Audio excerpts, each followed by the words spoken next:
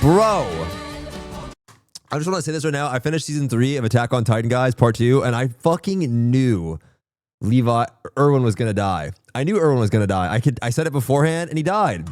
And he died, and that soy-ass Armin character now is taking over, and it just fucking sucks. It sucks. I'm gonna be honest, guys. It fucking sucks.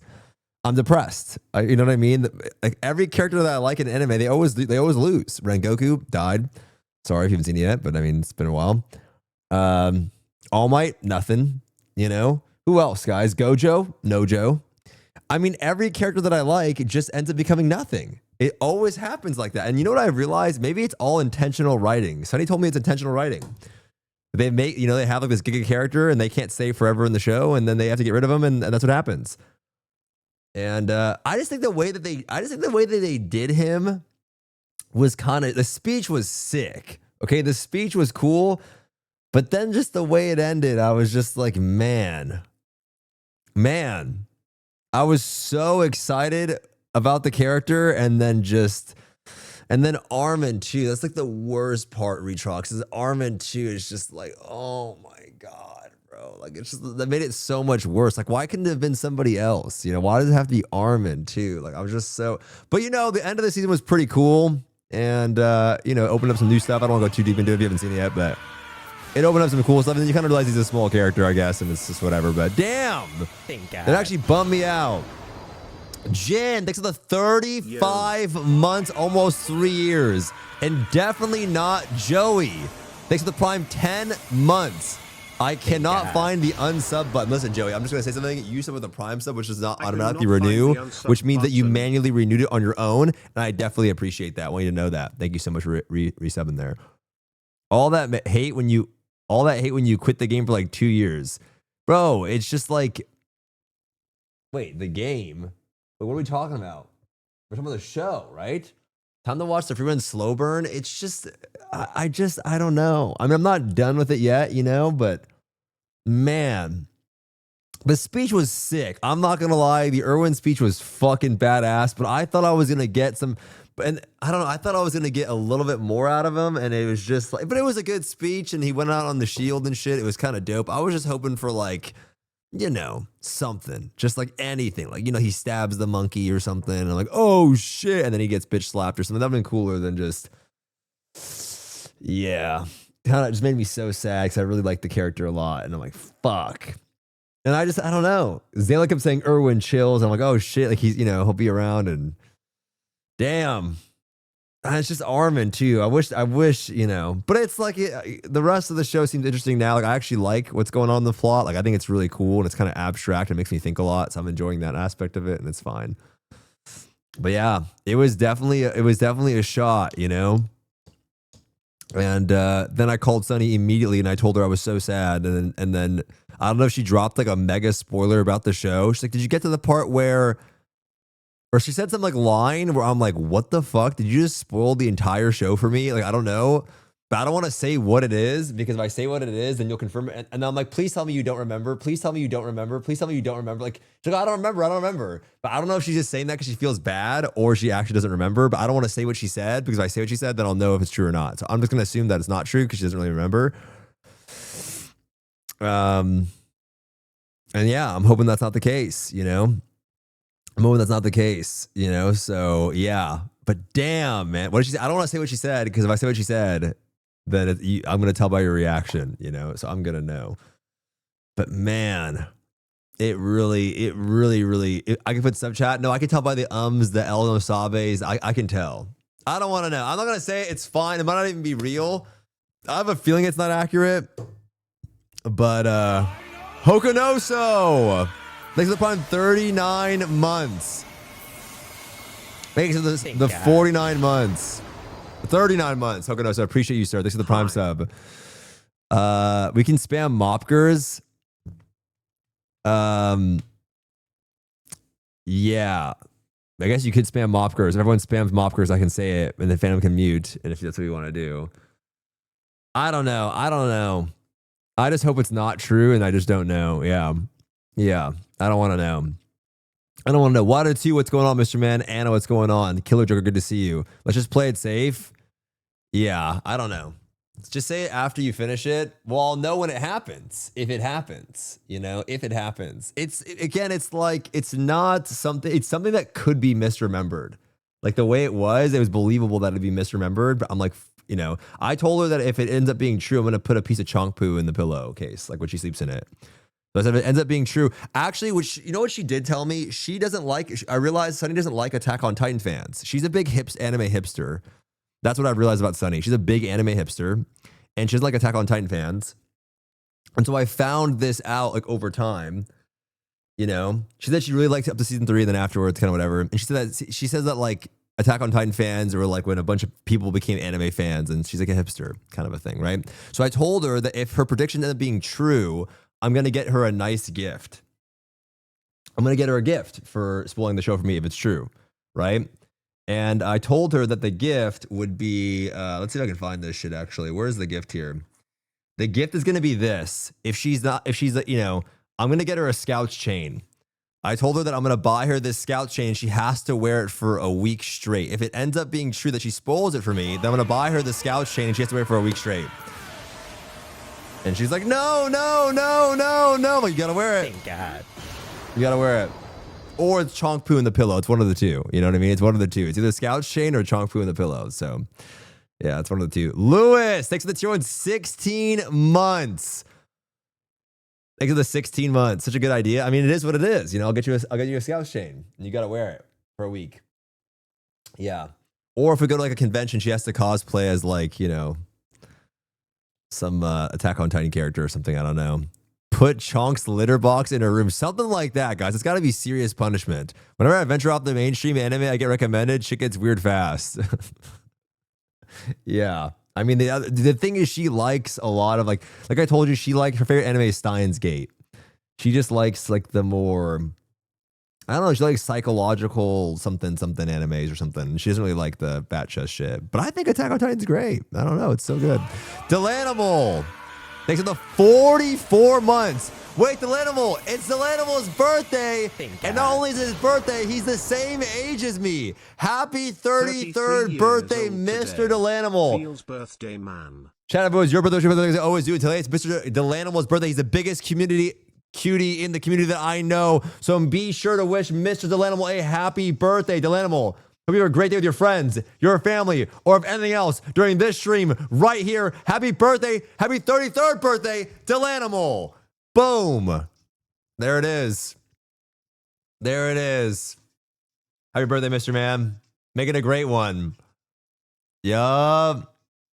And if you're not wishing happy birthday to Delanimal, guys, right now you will step on a pile of dog shit when you walk out the door. It'll be a stinky Rottweiler poo that will get crusted in between the crevices of your sole of your shoe. So if you're not telling me happy birthday right now, I wish bad juju upon you for the rest of time. Happy birthday, Animal. No capital D colon. No capital D colon. We got some of the Scout chain though. You know what's funny? By the way, I'm pretty sure this is Tin's Scout's chain. Tin in the Discord. He sent me, he's like, time to get your drip up. And he sent me a Scout chain. I ain't wearing that shit, guys. That shit crazy, man. I guess he's never going to watch Free Run. Well, we have to finish Attack on Titan first. And yeah, you know, we have to finish that first. So we're going to do season 4 sometime throughout the week. And then, yeah, then the movies. And yeah, then we'll be done. We're kind of on the final stretch. So I'm excited to wrap it up. 2 more weeks until Trigun and Fate Fake finishes so I can binge some shit veggie. Now we know we watched Full Metal Alchemist Brotherhood instead. I don't actually know, man. I don't know what's going to be the next anime that I want to watch. I have no idea. I want something that's got some fucking crazy fights in it, I think, because like Attack on Titan has like some cool stuff in it, but it's more of like the aura of the show. I want some sick ass fights. That's what I'm kind of looking for. And I know Fruin's probably not that. Gina. Thanks for the Prime 46 months. 46. Thanks for the 46 months. Be an adult and watch Monster. I've never heard of it. Sentence to be Hero. Any of the Fates. We tried one of them. I don't know. Fate Zero. Wait, what did we watch? Fate Stay Night. That shit was bad, bro. I need some. I don't know, man. Fate kind of scarred me. It might be JJK. It might be JJK. When are we watching Rooster fighting? Are you open to any Chinese animes? Yeah, I watch whatever, man. New Fit is mostly action. Yeah, a lot of people were gassing that up in the Discord saying it was pretty good. My brother was an AOT fan, but Monster is now his favorite. Monster? Really, I haven't heard of Monster. Just watch DBZ, little bro. I actually watched like the final Flash versus Jiren on Twitter yesterday. And one of the things that I've realized about Dragon Ball Z that I just now didn't really understand until now, like, why do they just stand there sometimes? Like, the guy charges a 30-second blast and the guy just stands right there. Like, he doesn't even move. I just realized this now. Like, why do they stand there? Like, Jiren just, I guess Jiren's trying to like display aura, but Jiren just stands there while Vegeta is charging up this final Flash for a solid like 5 minutes. It's literally a 3-minute scene of him standing there and he just tanks it. And he does tank it. Yeah, he does tank it. You wouldn't get it. I mean, I don't. Yeah, I don't actually get it. I don't. What do we have here? You know what I do want to watch is Jujutsu Kaisen. Announcing DLSS 5. So is this upscaling or am I getting frame rate from this? Or what are we getting from DLSS 5, guys? What is DLSS 5? Resident Evil Requiem. Is this the new Resident Evil?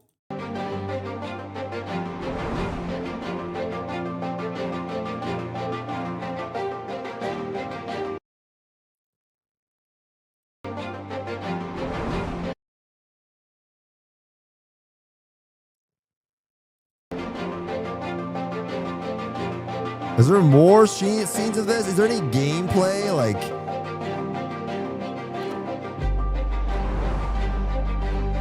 this is not real, man.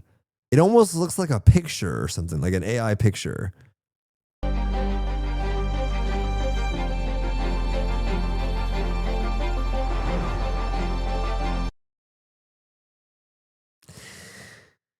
Yeah, I don't know. I'm not an AI hater like a lot of people are. I'm not an AI hater, but this just kind of looks like, to me, that you ported the game into like one of those fucking things that you guys send me all the time, like a chat GPT, you know, Sora thing, right? Like it kind of just looks like, you know what I mean? Like the game was, it's a little bit, it looks like the game is being, it looks like it's ported into, I'm not a big AI hater, you know what I mean? Like I'm not. But this particularly, it feels like it looks. But I want. Is there any of the gameplay with it on? Because it just looks like it goes from like actual in-game graphics to like an AI picture. You know what I mean? The other one was okay. Well, even this has it too. Like, I mean, she looks flat. I mean, it's whatever. It's just she looks a little flat, but it makes it look like an AI picture. Right? This literally looks like the same thing as when you take your character and you like port it into like ChatGPT to produce an image. It just looks like an AI picture. Is there any gameplay? The thing is, the thing that's a real problem here is future game development and how games will look and how will games look without DLS 5. Yeah, I don't know. I actually don't know if I like. I mean, maybe the technology just gets better. But yeah, I think on.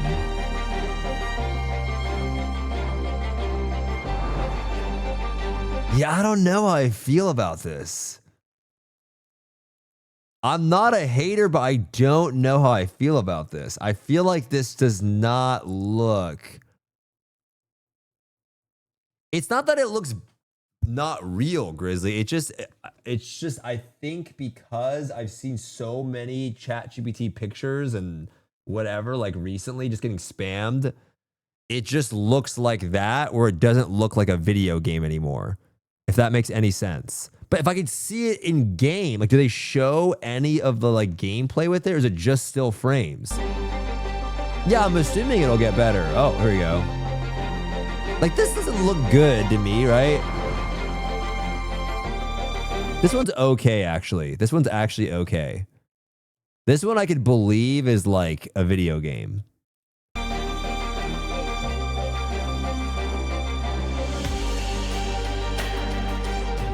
This one's okay-ish too. A little, this one's okay-ish. Oh shit. Man, I'm just gonna say it though. Like Grizzly is right on the point that like regardless of how bad some of this looks, dude, video games are gonna look fucking crazy in a couple of years. Regardless of how like whatever, video games will look fucking insane in a few years. That's gonna be crazy, man. Like some games are gonna look crazy. Cause like some of these, like the actual like look okay. I would say this one's the best one. Cause like she looks really flat here. Like the hair and everything. And then like here it looks a little bit more just like real. And it looks like believable. Like, you know, this jacket's a little weird. This one I think was like the worst. I think which one it was. This one is just like a still image. This one I think was like the worst where it felt the most AI looking. But yeah, this one would be pretty crazy, man.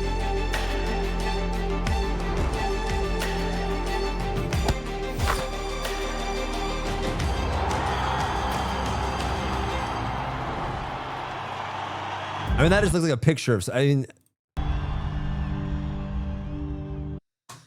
wow. The sport game looks just real. Yeah, like this looks like a real like sports game. Looks a little goofy when he slides in, like his teammates and shit. Looks a little goofy, but like, yeah, Jesus. You have a visitor. Digital Foundry got a video. Look behind you. Oh my God, you scared the shit out of me, man. That scared the shit out of me. He has this like camera at me. I'm like, that scared me. What does this POV look like? What does this POV look like? I don't know. Open my stream. Do I look like a goblin right now or like?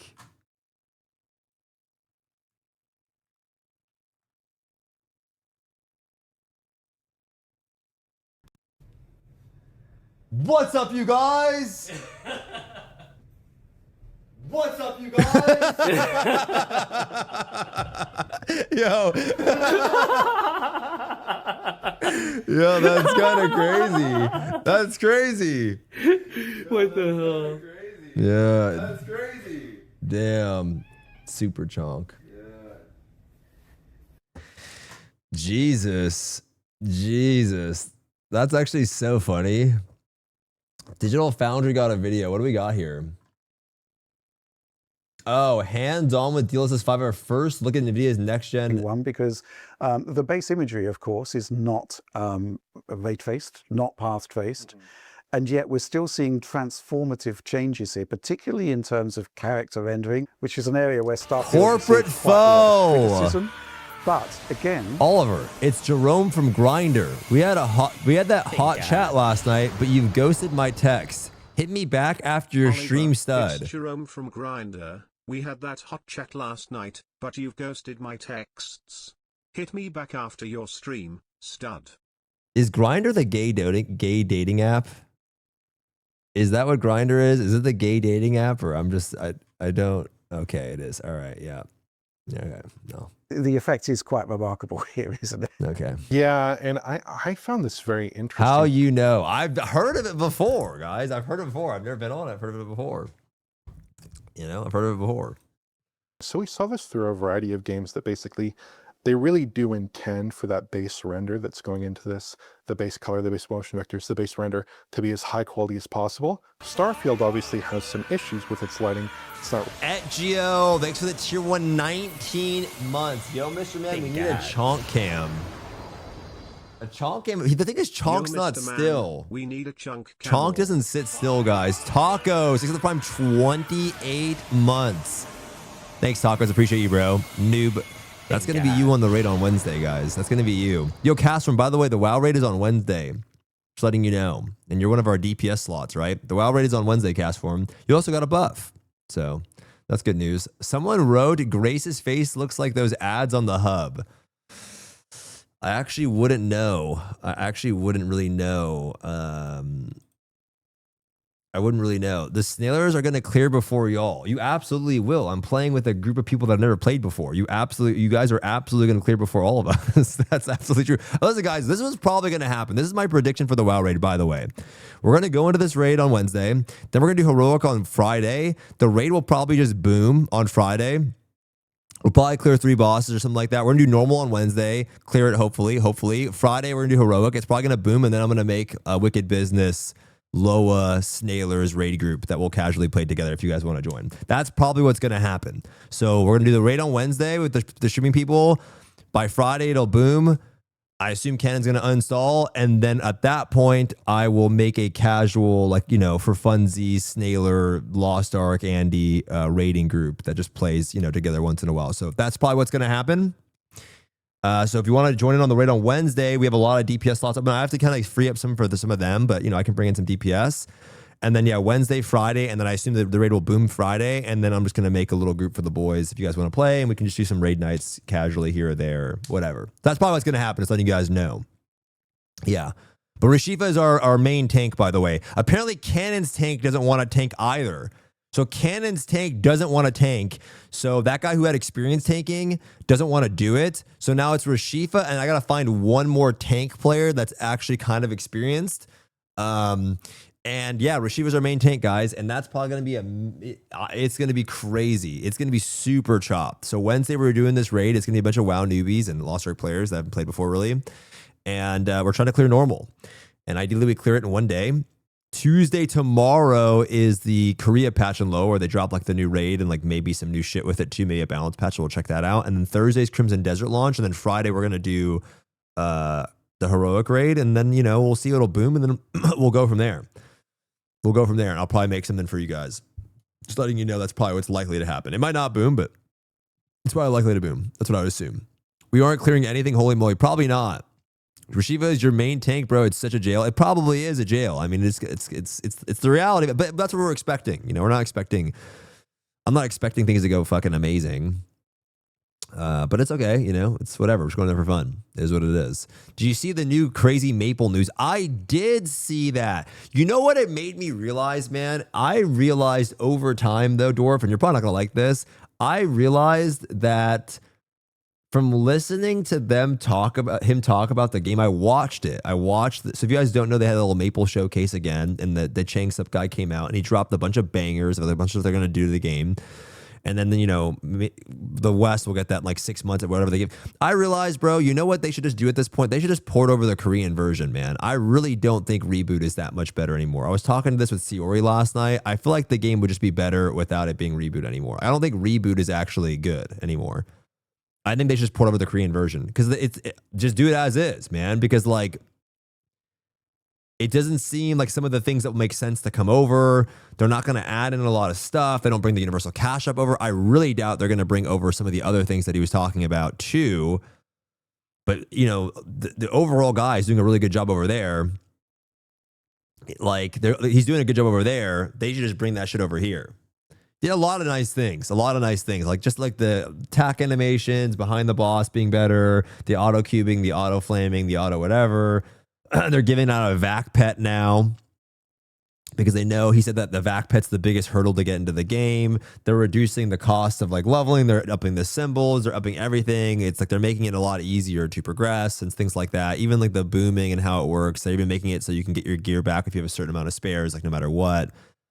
Just like a lot of things, like, oh, it makes the game way better. They should just make the game the Korean version, man. They should just stop trying to change it up over here because it doesn't work. It's actually worse. And they can't bring over certain things, so they have to monetize the game in certain ways. And so, yeah, I think they should just port that shit over exactly as is, and that's it, you know? That's what stinks, man. I was talking to Siri about this yesterday. It's like, man, it's sometimes, I was talking to Sunny too. It's so weird how, like, you know, I went on this rant, not a rant, but I was chatting with her. It's so unfortunate with a lot of MMOs nowadays because, like, dude, if you're an MMO fan, there's no more Western MMOs really except WoW and RuneScape, right? And if you're wanting a new game or a new experience, you're not going to get anything for a long time, right? Probably by the next WoW expansion. You know what's kind of interesting to think about, though? If you think about by the next WoW expansion, we'll probably have had to been able to try or test the right MMO. It's kind of interesting to think about. 2 years from now, you know, this is probably WoW's like last big next expansion with it before they have to compete with Riot, which is interesting to think about. Because in 2 years, it'll be 2028, and then you'll be pretty close to like Riot. They want to launch it before 2030, but they'll have a test at some point, and you'll be able to try it. Anyway, what's weird to think about, but for sure you'll get to at least see it. For sure, in 2 years, you'll be able to at least see something. But you know what's weird is like, if you're a person that likes MMOs, you're in the space where, well, you just like, you're waiting for Western MMOs that don't really exist. So what you're really getting is the only other region that produces MMOs is actually just Korea, and then you have China a little bit. They have a game coming out next month or something, like it's the Honor of Kings game, kind of an MMO or whatever. But so like you have Korea, but in Korea, I was telling this to Sunny, it's like in Korea they view, in the West, right? We have the issue where you look at WoW today, and WoW is paced so slow nowadays. Like compared to before, the content, we have a normal and heroic raid 1 month after the expansion. Then the next week, another raid opens, but then Mythic opens, and that's when the season starts. But it would have been like almost 6 weeks or like 5 weeks before this content even opened. And it's so slow in pacing, and then the gear resets. And so what they've done is that they've realized 100% that their audience that they were marketing to has just gotten older. Like as you get older, you have less and less time to play games. And so what like Western devs do is they alter the gameplay day to day. They make the gameplay easier to manage, more relaxed, less FOMO, less pressure, easier to upkeep, and they often have resets, right? To maintain something. Versus the traditional old school Western MMOs, if you look at like EverQuest or these older ones where it was a lot of grinding, and I watched that podcast with Jeff Kaplan. If you guys didn't watch it, it was super good. He did a live stream the other day for 10 hours. There's actually a lot of funny clips that I wanted to show you guys that I kind of favorited. But anyway, so, Western MMOs have changed, right? Because they realize that, well, you have less time. But if you look at the Korean side of MMOs, what they have done really, and a lot of other companies too in games, they realize, well, you have less time, right? So instead of changing the way that the game works, we're going to keep the games the exact same as they've always been, long-term progression and long-term grinds. But because you're older now and you have a job, we'll just monetize the skip, because you probably have more money now, right? So, hey, like the game's the same, but we know that you're older now. So if you want to spend some money to skip some of the work and just skip ahead or catch up really quickly, you can spend money to do that, right? And they sell the lack of time that you have to upkeep the game. Well, I have a job, I got kids, I don't have time to play these characters, right? So they sell it. And then in Korea, when I was talking to Sunny about it, she's very Korean. And she said the same thing that Captain Jack said to me. And I asked Captain Jack, if you guys remember, I told him, I was like, hey, I don't really understand why you guys are so upset about Arc Grid cores, but you're not upset about the gems and the jewels, the Astro gems, because why are you upset that someone can get lucky and get an item from a raid, but you're not upset that somebody can infinitely buy Astro gems and spend millions and millions of gold to get a huge advantage over you that you could never get, whereas you can get lucky or eventually get an item through just playing the game, right? Obviously, I'm not saying Arc Grid is good overall, but one you earn through the game, the other one you can straight up buy. And he told me, well, it's a status thing. That's what he said, that's what Benji's translation was. It's a status thing in Korea. It's like having a nice car. When I told this to Sunny, she said it's the same thing. To her, she said that, well, in Korea, the culture is like, if you can't afford something, don't complain about it. Like tough shit. Like you can't afford it. Like this person can afford it. Like get a better job. Like that's a cultural thing that like, if you can't afford something, then just, it is what it is. And so for them, they don't see it like that. You know what I mean? Well, it's more of like, not more assets. It's more of like, if you're a broke boy, just say so kind of mentality, right? They see it more like that, where it's like, hey, if you can't afford this thing, it's just how the game is. And like, that's just how life is. You can't afford it, it's whatever. But in the West, people play games to escape the reality, right? You might be, fucking broke, poor, divorced, overweight, whatever. I don't know, bald. I don't know, guys, right? You might have all, but when you play the game and you're really good at League, you're faker. None of those things actually matter in the game. So when you're playing a game, you're really escaping a lot of like the real life world, right? You're using it as a way to like pass time and just kind of forget about like your day to day, right? But when you play games like this, when you're playing the game, you're reminded that you're poor. Right? When you're playing these types of games, you're reminded, hey, I can't afford this, right? I can't pay for this. I don't have the money to go do this. I don't have the money to, you know what I mean? So you're not escaping anything, right? It's a reminder. So in the West, you play games to not be reminded. In Korea, it's like, hey, that's just part of life. And so it's so interesting that like the cultural difference is so massive between these cultures, but because of the region that makes MMOs, because the cost of labor is way cheaper. You know, over there was like a video I think that Lazy Peon put out where, you know, the average MMO developer job was like 60K maybe, right? But over here, an average developer is what, like over 100K or maybe more. So it's like, for them to make these games, it's way more expensive. They don't want to invest into it and create it. It's much cheaper, and they can monetize the shit out of it as well, right? It's accepted that it's okay to have certain levels of monetization, where in the West it's not. So it's less profitable and it's more expensive over here. And so when we get ported over games where they don't put any effort in adjusting how the game is, well, then you have the situation that we're in right now, where you're just getting over, you know, in your guys' words, Korean MMO slop. Right? Or like gotcha slop or like whatever, right? They can get away with these monetization practices because it's different. And until the day that they, I think, adjust it, like until some company, it will take any of them, because I think on paper, any of these Korean MMOs are actually like very good. I think a lot of them I think Mabel's Story at its core, if you just play it for a little bit, despite some of the issues, is actually a really good game. Like it has so many things in the game. Right? That could be a great free-to-play game that people could enjoy. Like, I really do think so. But, or you can look at like Lost Ark, you look at Black Desert Online. Even though BDO overall is a lot better, it has a reputation of being a pay-to-win shitty game. You know what I mean? So it's like, until one of them, either NCSoft, I think Pearl Abyss, Nexon, Smilegate, any of them, until one of them just changes it up, then that's just what it's going to be. And I think we're always going to have this dilemma. And it's because of a cultural difference, I think, of just how they see games versus we see games, right? You want to earn things in game. The reason why I brought this up actually is I favorited this, and it was it was so funny. If you guys don't know who Jeff Kaplan is, he's like the creator of Overwatch. He did a really big podcast with Lex Friedman. It was like 5 hours. And I listened to a lot of it. It's super good. If you haven't listened to it and you're just going to the gym or you want something to listen to, I highly recommend it. It was really, really good. And one of the things that I found on there, he's making a game called I Told You The Legend of California. And I saw the game, and he's been working on it for a while. And I saw the game, and it's a open world.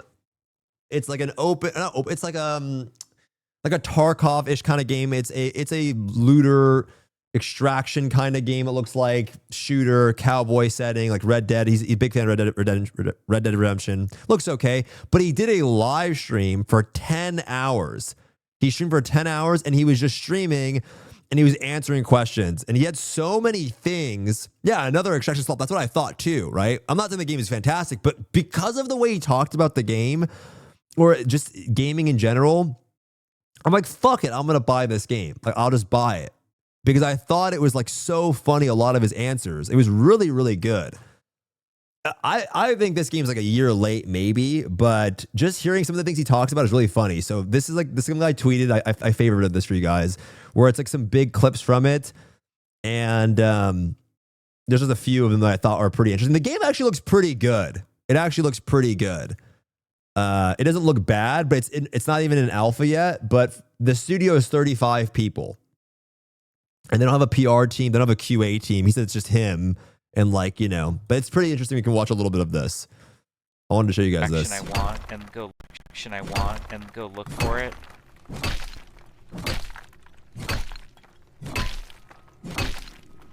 Okay, that was actually amazing that I found a room by blasting through. I'm gonna get all the salts. Hey, good morning, everyone. It's awesome to see everyone. I don't stream. I have no idea what I mean, that's like a lie right there, because I am streaming right now, but I've never done it before. I installed OBS last night. Like, I have no idea what I'm doing on Twitch, but it's fun. We more just wanted to show everybody, like, where's the game at? And then also, like, later we can mess around in the editor and look at how things are made and stuff, and meet members of the team. Mostly we just like we're pre-alpha, and we want to show people like what's going on with the game and where it's at right now. A lot, like, I'm used to the place that I used to work at. We would have a massive conference, and we would show things off, and like, you know, there'd be like 10,000 people live, and we'd show a cinematic that was like the most amazing cinematic ever, and like we just don't have the budget for that here. So this is the ultimate keeping it real version of like how games are actually made. But we're having a ton of fun, and we appreciate like everybody being very supportive. Okay, that was like one of this. This is a good. This one's funny. And the stuff, and then we have these color options. You know, we're gonna do. I can't wait. But this is the coat. Whenever I unlock, I dress all my characters in this coat. I just love it so much. Somebody's asking about in-game cash. I have no idea. I don't know what the business model is. Like, I don't think we're going to be free to play. We're too small of a team. Like, to be free to play, you need like 8 billion players and, you know, 2,000 devs cranking out fucking keychains for, you know, like a sweatshop, and that's not us. We're not going to be able to support the game on free to play. I don't think. I'd be happy to be proven wrong on that. So I want to do something simple, and like right now, you're just unlocking this stuff by doing gameplay. It's like this crazy idea that hasn't been seen in the past 10 years of like maybe I could play the game to get shit. So I don't know. Like we got to make money somehow. We'll figure it out. I think there's like that line of like what's fair, like what feels fair to the developers. You know, I want the devs on this game to be rewarded for their efforts. You know, this is a big deal for them. They sacrificed to do this. They came from amazing studios where they were getting big bonuses every 6 months, and you know, they haven't gotten shit for 4 years working on this. They gave it all up So because they believe. It was just so funny to me. It's just like the way he talks just makes me laugh. I don't know. It's just like his just humor to me was, I don't know. I just laughed. I just loved it. It was just like. It was like if Steven Sharif just actually wasn't like, you know, like, oh, like we're gonna be this huge thing and da da da da. Like if I don't know. It's just so like he has a bunch of these, and the game looks okay. This one's really funny too. This one's hella funny too. To blow people's mind. Is there QA before So QA, you're talking to QA right now.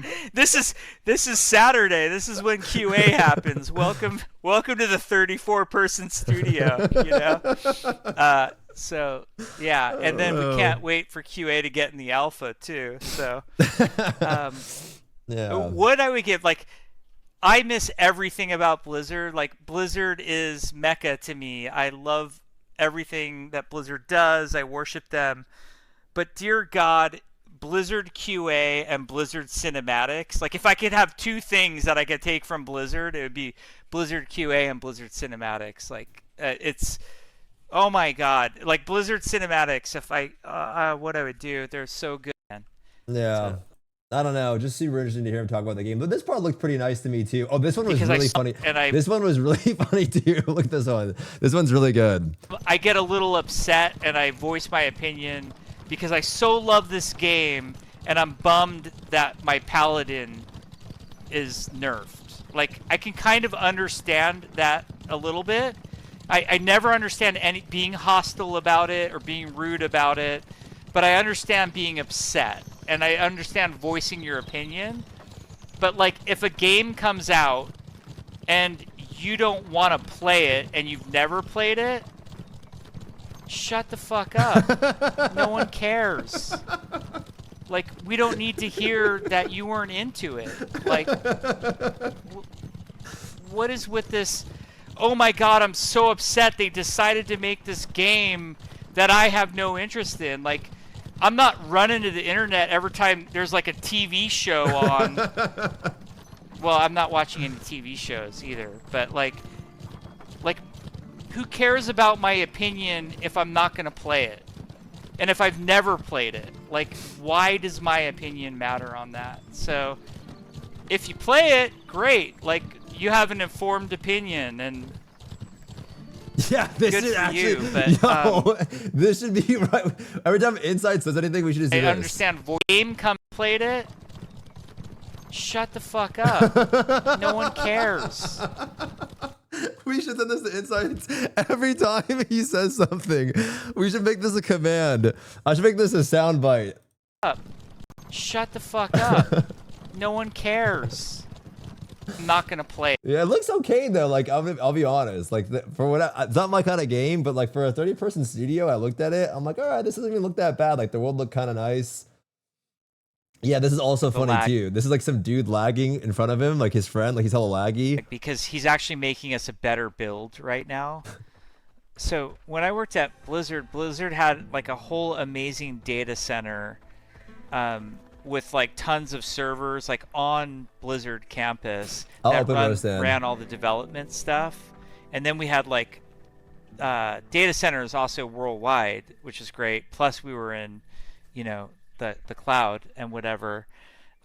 Here at Kensugiyama we're 34 people, and like the development servers like in Bill's closet. So I don't know. It was just so good. I love this. I just love that it was just so real. It was just like everything was so real. It was just no bullshit, no fluff, and the game looked pretty good. You know what I mean? Looks pretty interesting. Different strokes for different folks. Like a little horseback and shit. I guess the world he was saying is 80 kilometers wide, the same size as GTA and double of Skyrim. And there was like this one guy that's just sweating balls. Like, this looks pretty nice. About double Sky. This looks pretty nice. And we really do want to make sure the world. It was good. Like the graphics, the floor, everything looks okay, right? We have one like, let's just say hard surface level designer and one overworld level designer, and that's Will and Steve, and those guys built all of this. Like, it's just insane. And then of course the art team is in there with them, you know, Joey and Tom and Sergio. It's just insane. Penny on the technical art side, and you know, like, just so impressed. Yeah, so it's better than AOC in 10 years. So it's a cowboy extraction shooter, kind of. Like, yeah, you go into the world. Apparently the whole plot of the game is that, from when I was watching the live stream, because I watched it, the world is like fucking super big. So it's just like a huge ass world that's like really big. Like, I think the biggest scale that he thinks of any of these types of games. And then you just have players running around. There's like little quests, objectives, and things to go do. And you gather shit, steal from people, take their shit, like whatever. It's just like a Wild Wild West scenario. And the scale is just supposed to be super big. I don't know. Looks cool, like whatever. Like, honestly, I don't even like these types of games, but I just liked his pot stream so much that it's right here if you guys want to watch it. I liked his stream so much that, you know, fuck it. You know what I mean? Yeah, I'll try it out. I kind of wanted to stream the game a bunch because I feel like when we... Oh, that's so cool. That looks awesome. I feel like when we pitch it to people, they think we're like lying or something. Like, yeah, it's this massive world and it takes 30 minutes to get from one end to the other, but there's like cool stuff to do all over. And so I just want to show people, like, it's real. It's not fake. Like, and I know alpha's going to be soon. And also, like, all of our announced stuff that we had, like even the screenshot. Yeah. Stoopzz, I want a prediction. Crimson Desert, flop, mid, or GTA with swords. I have no idea what to expect from Crimson Desert. I actually have no idea. I've played it on a couple occasions. It's really fucking cool. I've seen some of the boss fights. The bosses are really cool, but there's a lot of things in the game that like are a bunch of mysteries in the game. Like, just that's like the way they would showcase a lot of the stuff, like a lot of little mysteries and like just weird puzzles and things like that. So if it's something that you know, I have no idea though. I have no idea. But it's just supposed to be this big ass world with a bunch of things to do and explore and like a lot of bosses and fights and things like that. So it might be really big for them. I have no idea. I saw a lot of people were really upset that they were doing an anti-download, anti-pirating software a few days before. Like some people were like a little bit mad about that. I don't really understand like that big of appeal. Like some people are super sensitive to that stuff, but yeah, other than that, I actually don't really know. I have no idea what to expect. Yeah.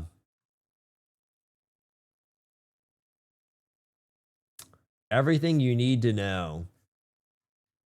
Echoes. Oh, this game. I'm not going to lie. Like I was contemplating trying this game out. I'd rather play the new. If I'm going to play a Japanese kind of style of game, I don't know if it is Japanese, but I'd rather play. I kind of want to play that. Fuck, what is it called?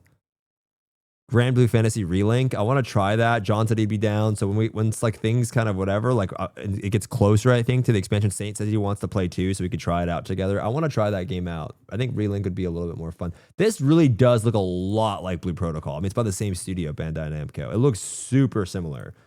The character and the art styles look really similar to Blue Protocol. Make it a command insights. Yeah, I guess I could make a command. Maybe we should do that. Exclamation point insights.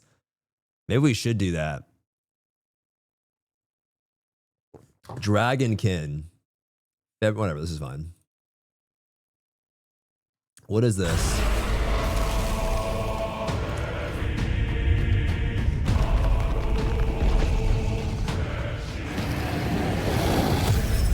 I haven't done it easy, kid. I gotta do it. I'll do the VOD after this, dude. Oh, is this an ARPG? Slay dragons and 2 to 4 player co-op.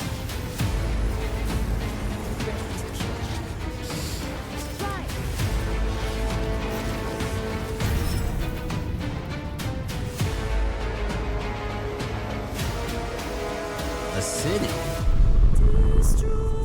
Is this supposed to be like a Path of Exile thing or?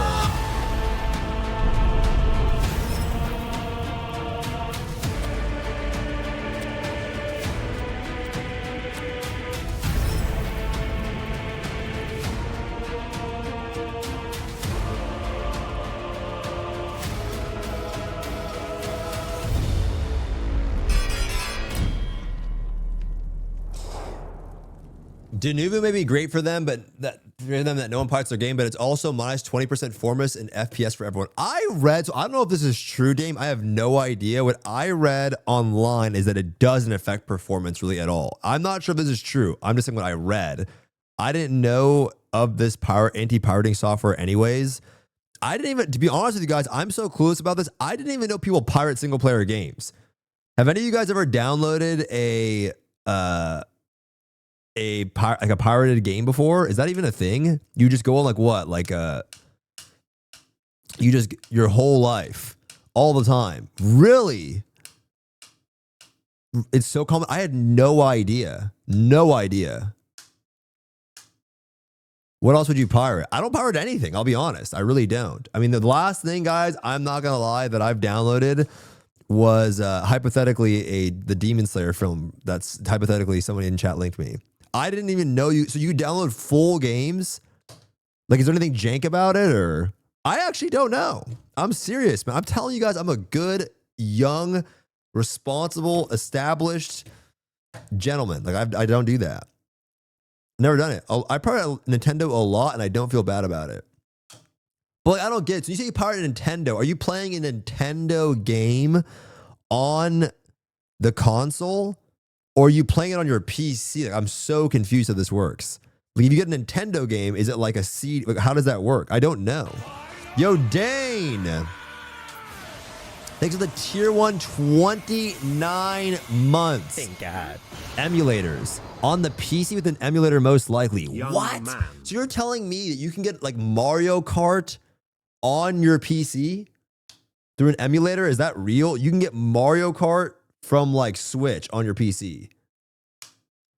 What? There's gotta be some drawbacks. There's gotta be some drawbacks. There's none. Bro, let's play some Mario Kart. What? Tears of Kingdom goes crazy on PC. Shannon and I used to play Smash on an emulator. What? And it looks even better. No, you even get frame skip. People team Pokemon on Twitch right now in emulators. What? Unironically, emulators run better than Switch games on the console itself. The drawbacks are Nintendo filed lawsuits against some of the emulators. So is this like, you know, when you like people pirate like UFC fights, kind of the same vibe where it's like the companies get in trouble for doing this and then like the people that just do it, just it's whatever. Sometimes performance can be jank for certain games, but most are pretty solid. Really? Wow. Wow. But I mean like so I mean like, so it's a big deal or something then, right? It's a big deal, I guess then. That's why they're worried about this. I didn't even know that games had anti-piracy like things like that. I had no idea that it was even like a major. I mean, I've heard about it, but I never really thought about it too much. It depends on the compatibility as well. You can play every game that exists, but majority like Pokemon, you can play smoothly sometimes day before actual release. Yeah, but most normie Andes don't do it except you. Oh, example you. Yeah, I mean, I've just never really, I'm going to be honest, I've never really like looked into, I mean, I was from like the LimeWire days, you know what I mean? And then one time I was on LimeWire when I was a kid and I had downloaded a Blink-182 song and it ended up being a Trojan horse virus or some shit. And my computer fucking locked down. My mom freaked the fuck out and I was scared. I never want to download a virus ever again. So like, that's kind of what happened to me back in the day. And so I don't really like touching the sketchy shit. I don't like going on sketchy websites. Like I'm not really someone that likes to do that, you know? And I don't know what I'm going to get. You know, I have no idea. It's like, yeah. And it kind of catches my mind, any win that a streamer is playing an emulated Nintendo game, they're blacklisted for any content sponsor, which is pretty rare anyway. So, I mean, I had no idea, you know. Can you stream them? Bro, I'm not going to stream myself playing a pirated game. Are you crazy? Yo, guys, we're playing Mario Kart on my PC. I'm not going to do that. Absolutely not. Wow. That's wild, though. Yeah, I had a hard reset my laptop as a kid because I downloaded something and there was a naked video of a stripper perm on my desktop. That's what I'm saying. So I just don't want to like fuck with like, I just don't want. I don't know, man. I don't know, you know? I don't know. Just open up my notepad and some crazy stuff pops out. You know what I mean? I don't want that. I don't want to. It's like, oh, I don't know how this got on my computer. I have no idea how it's got here. I don't want that, bro. I don't want that. I don't want that. You know? What's on my computer is like World of Warcraft, MMO stuff, some like random documents of just receipts and stuff. That's about it. Can you already play? You can already play Resident Evil 9, but you got to disable antivirus Windows feature. She was customizable though. It was kind of sick. Random documents. No, I'm doing my tax stuff this week too. Oh, tax week is the worst, man. I was working on that yesterday. I got a tax appointment this week, so I was working on my tax stuff last night and yesterday, just getting all the documents together, gathering everything, and going through expenses and stuff. Taxes this late? No, man. I'm following an extension. You know, I'm following an extension, so. I always do it to like towards the end, and then this time I'm following an extension. Not for myself, but my tax guy's following an extension. So yeah, I just gotta submit everything anyways. But yeah. The best part was the 3-day download over dial-up just to brick your PC. No, I mean, we used to use LimeWire. You guys remember what was the other website, guys? It was LimeWire and what was the other one? Not LimeWire. It was Napster. Napster with the cat. Yeah. See, those are the real boomers. Napster and LimeWire. That was what it was back in the day. That's how you got music. That's how you got music. It was fire. You could download a whole album, burn it to a CD, and then you could put it in your CD player, and you got free bangers. Everyone was doing that back in the day, man. Headphones. You guys remember like the trend of headphones, guys? The trend of headphones is like this little, you know, like they'd go around your ear, back of the ear. Yeah. I'm not 35, sorry. I don't know what that is. Shut the fuck up, Zayla. Okay, you grew up with Danny the fucking dinosaur. I don't want to hear no shit from you, bro. You know what I mean? You're playing World of Warcraft at fucking 24 years old. It's not like you're some youngster or some shit, bro. Like you're playing some fucking boomer games. Bro, I'm thinking like you get one of those things where you wrap like the thing around, the little headphones that go around the ear, and then the earpods came in. And then the real shit though, this was the real trend. When we first got an MP3 player, There was the Zune, and then the original iPod, and then I couldn't get the Zune or the iPod. Flaw, thanks for the 230 months. Appreciate Mr. Man. Thank you so much, homie. Thanks for the 30 months. There was the Zune, the iPod, but I couldn't get that, so my dad got me a 100, or it was a 56 megabyte or 120 megabyte MP3 device. I don't know what it was called. And we got one at CompUSA back in the day when it was still open. By the way, this song is a certified banger, and this is the song that I listened to like 5 times in the car. Bro, was still using my CD Walkman. Those are fire. CD Walkmans were great, man. You could store like 50 songs in there. Yup, it was like 50 songs. That's what it was. I had like 2 albums, Mooney June, and I would cycle them out. And Take Off Your Pants and Jacket was the album that I had on there. Take Off Your Pants and Jacket. That was the album that I had on there. That's what it was. And if you know, you know. Yep. Take Off Your Pants and Jacket, guys, by Blink 182. That was the album. This one right here. Certified banger. Yeah, certified banger. This is what I grew up to right here. So good. 39 minutes, 13 songs. The worst song on the entire album is where is it? Oh, maybe it's out with the extras. Some like hot dog song was really bad. Man, this was a certified banger right here. So good. Yep. Great album. Yeah, it was really good. There was a song about hot dogs or something. It was really bad. I don't know what it was called, but it was, yeah, not good. It was bad. Is this classic rock? No, this would be called punk rock. Studded belts, ear piercings. What were the shoes that we wear back in the day, guys? What were the shoes? You wore tall white socks, Dickie shorts, and the shoes were what? Not Converse, though. We were putting the skater shoes. DCs. Yup. The DC shoes. Yeah, dude.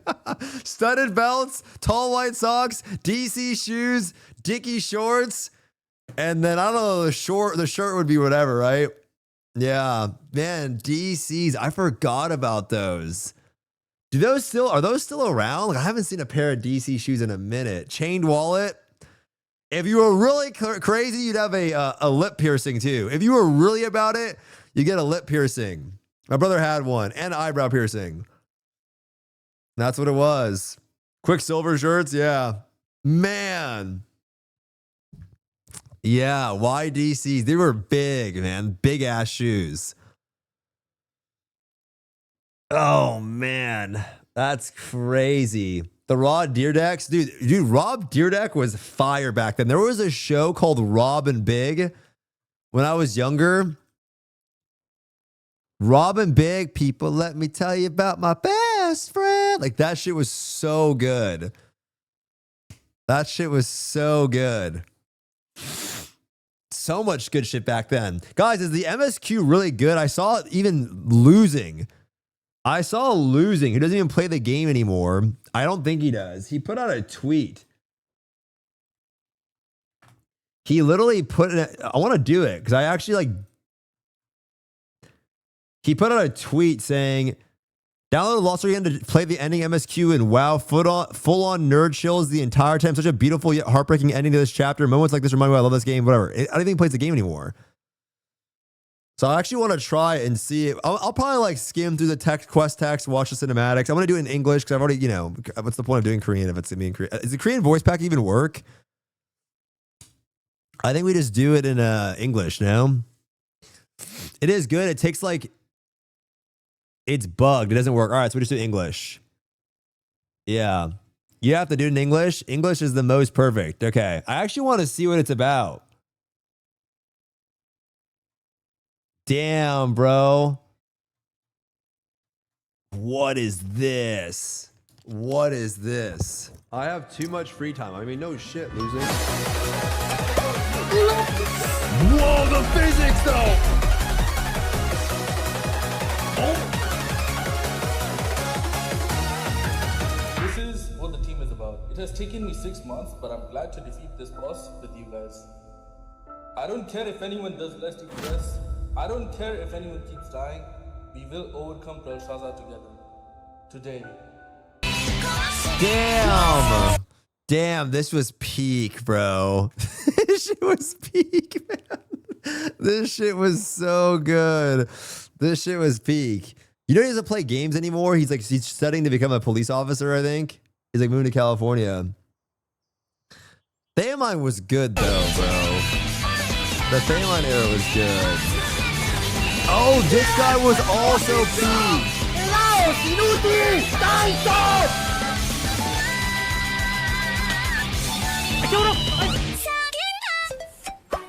Dude, oh my god, I forgot about that. Oh my god, I forgot about that. Dude, that was crazy. I forgot about this. This was so crazy, man. Oh my god, I forgot how much drama this guy was in.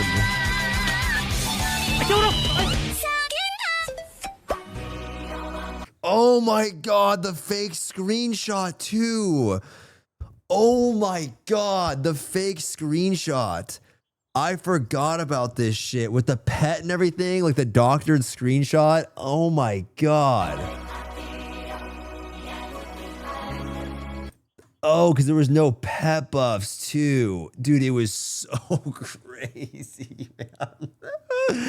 Wow. I'll never forget that shit because I remember I went on somebody's stream and like, oh, I talked to him and I remember like, hey, like I got in a call with him. I'm like, yo, bro, you can just tell me the truth. Like, I'm not going to say anything. Like he's asking me for advice. I'm like, just tell me the truth, bro. Like, I'm not going to say anything. Like everyone fucks up. Like, and he dead ass was just like full. I'm at the front of the gym for an hour talking to him. He's like, nah, bro, I didn't do it. It's not what you. It's not it. And I was like, all right. And I believed him. Sometimes I'm a little too gullible, you know, a little too gullible. And then the screenshot came out, and I'm like, yeah.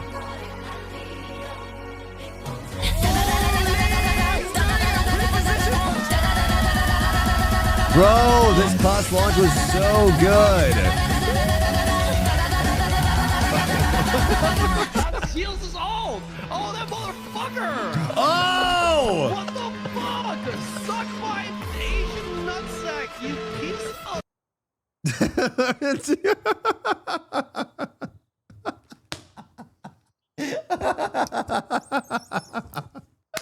Bro, 2024 was the best year. It was one of the best years, dude. 2024 was good. Like, Lost Ark launch was good, and then 2024 was probably the second best year. It was good, man. For just like pure entertainment, there was so much juice that year. This was primo content. Agreed, save yourself the trouble and watch Canon, who just repeats what others say. Yeah, no thanks. Bro, that was so wild. What was the, bro? If you actually think about this, what was the point of that? Like, what was, like, that was next level weird, no? Like, what was the point of even doing that? Like, no one was gonna, barely anyone was gonna read the comment anyway. You know what I mean? Barely anyone was gonna read the comment anyway. You know what I mean? Like, it was just such a weird thing. Wow.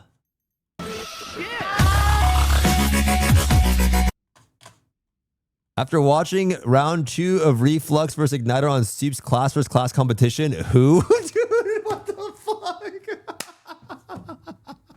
Yo, it's crazy. That's crazy.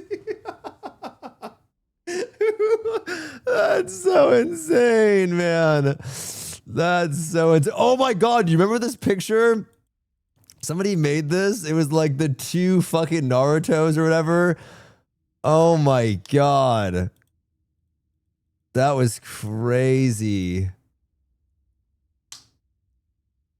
Wow.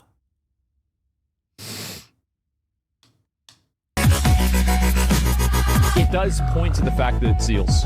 It definitely does. Yep. What happened to ATK's Twitch? I tried to visit my finisher, but it didn't work. Oh, he was still here at that time. Clips, receipt, chat log. Oh, wait. I remember this. Receipt, clips, chat log. Where are the posts like these with him with concrete proof? Damn, so yep. The word Stoopzz being banned in his chat? Yeah, it was.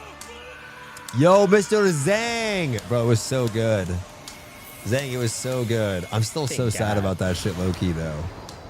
Yep. Would you rather have a Valorant daughter or a Lost Ark son? Or LA son? Ooh.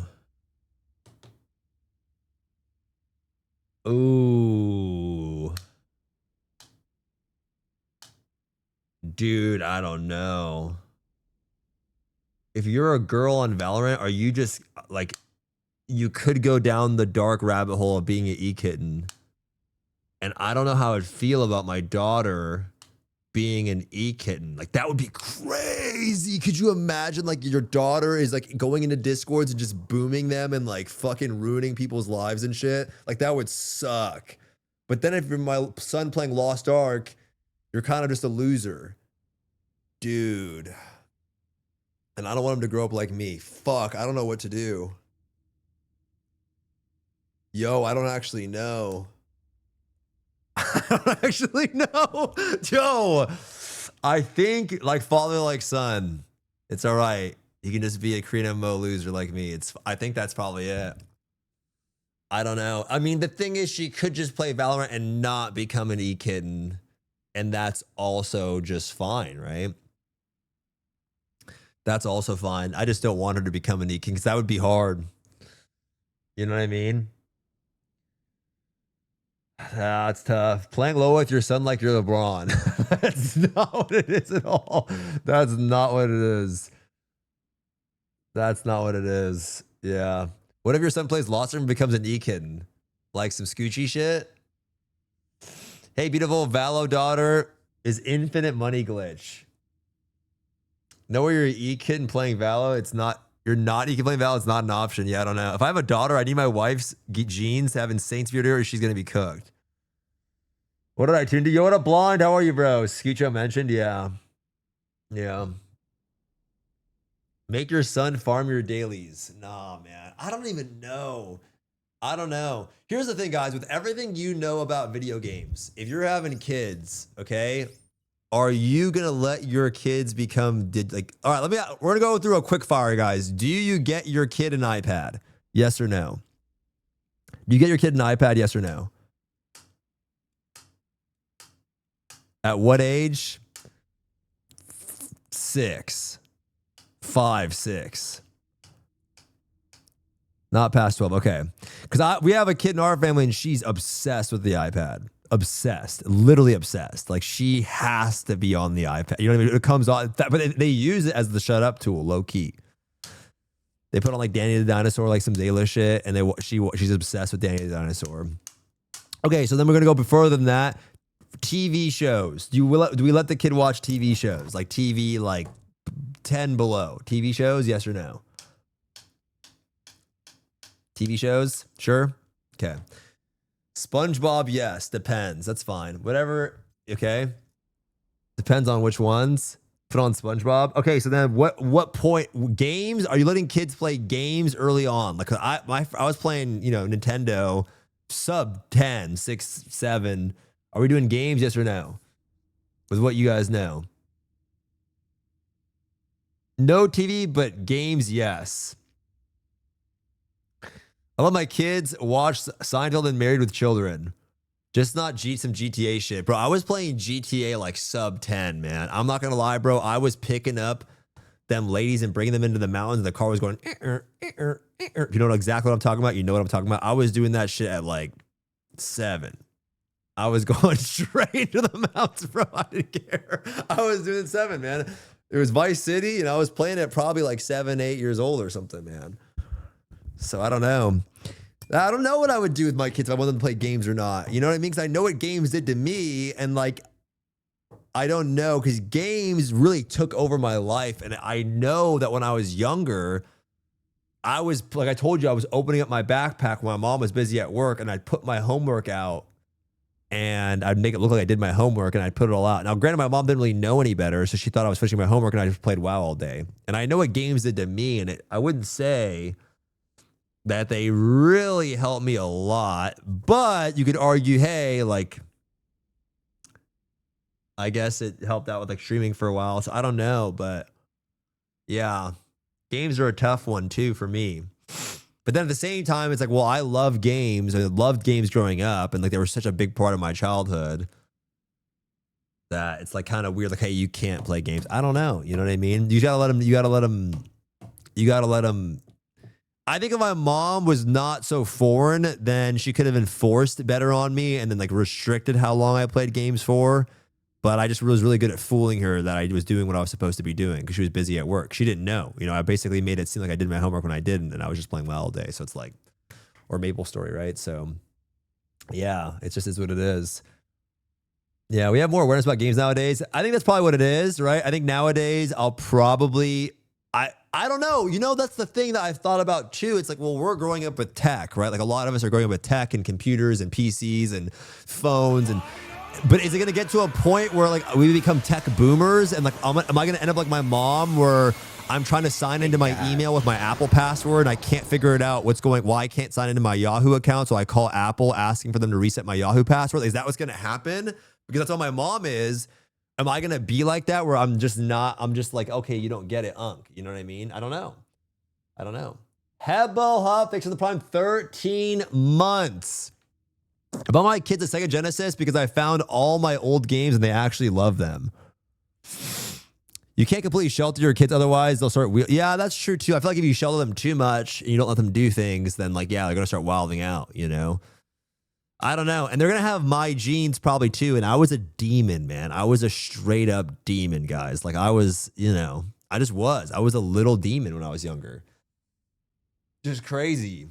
So they're going to have my genes. And yeah, to answer your question though, probably if I had to choose between Valorant Girl or Lost Ark Son, I'd probably pick Lost Ark Son just because I don't know. I'm like someone that I just can't, I'm like scared to have a daughter. I've told you guys this before. I just can't imagine having a daughter because at some point in her life, I'm going to be at home and then she's going to invite like some, you know, high school boyfriend over with a bunch of acne and some shit. And I know what he's trying to do. You know what I mean? Like, I know what's going on. Like, oh, we're going to go upstairs and watch Netflix. And it's like, no, you're not. You know what I mean? Like, you're not going over to my fucking house. I'm not doing that shit. So he's trying to goon or something. I'm not letting that happen. So I don't know. I don't really want to have a daughter. And I'd rather be like, oh, like, my son goes out to some girl's house. I'm like, yo, like, nice. You know, that's what I have. So, yeah, I can't really imagine having a daughter. I can't do that.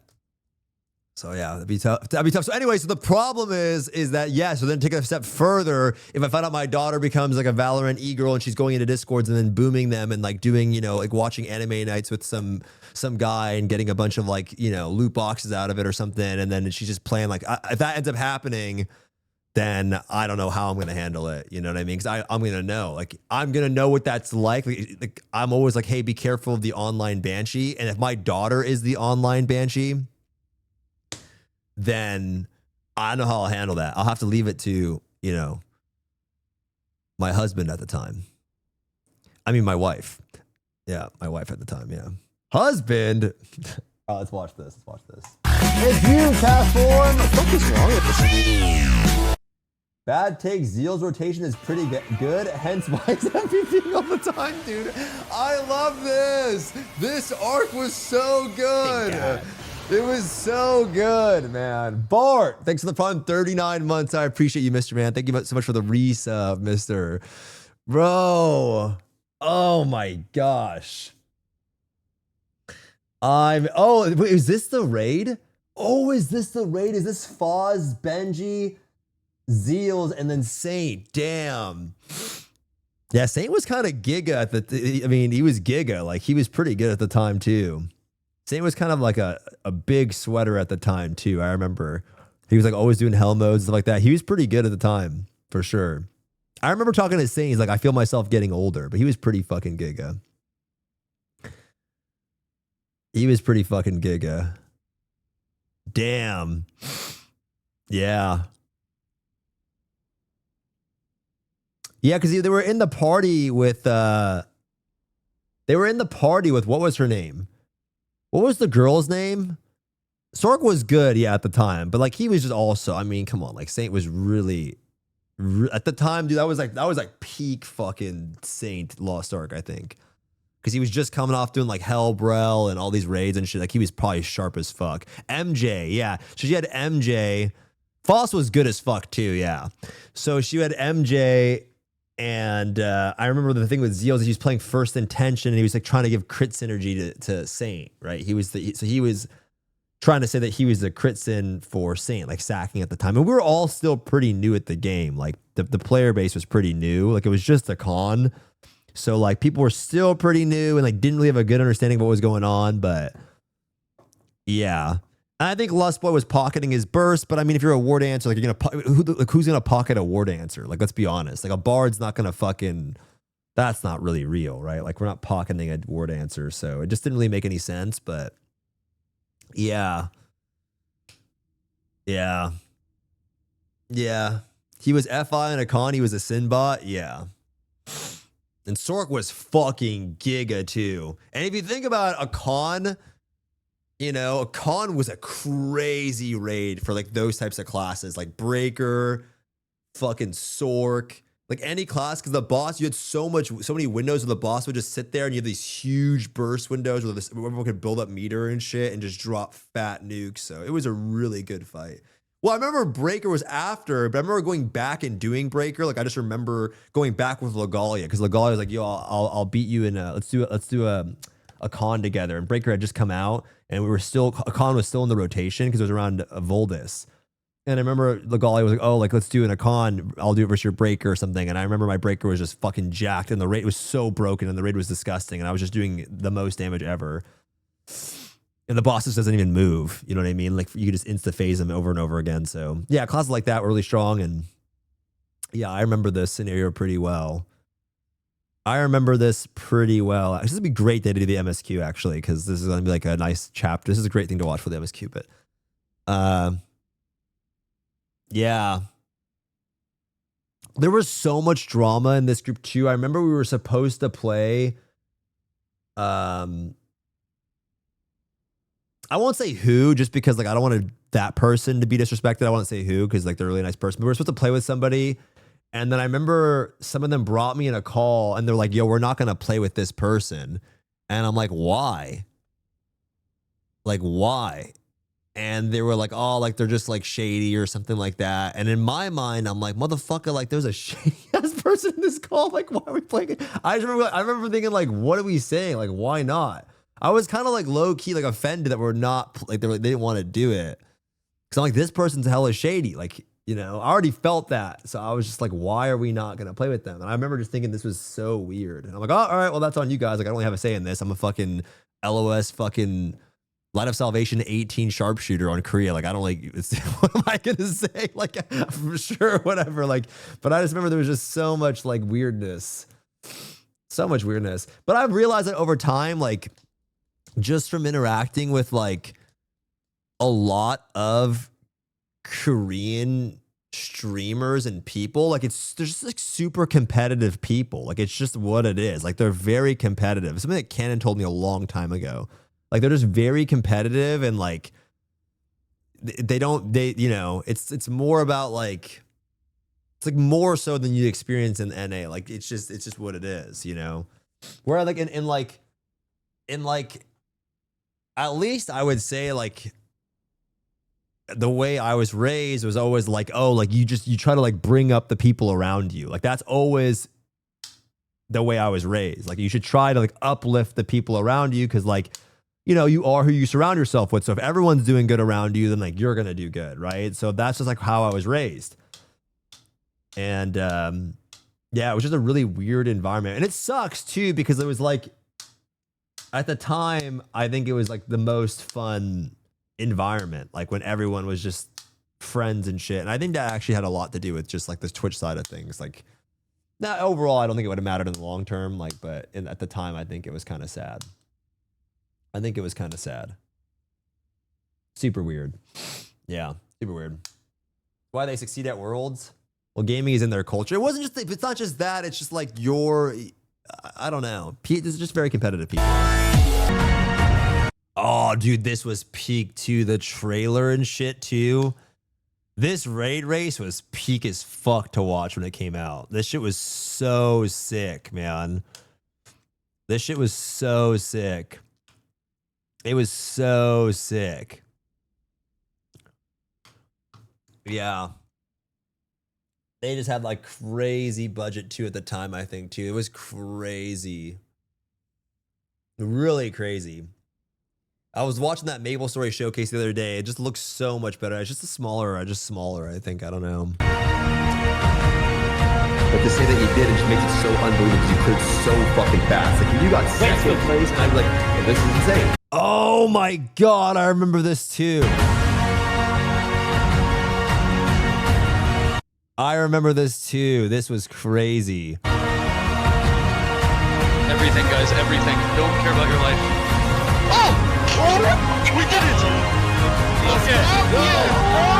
Oh my God! Yes!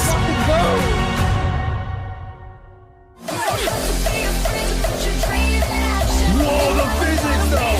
Oh my God! This is a good raid too. Polo is the fucking goat. No way! I made it in there. No way! That was insane. That was legendary. That was so good. Let's fucking go!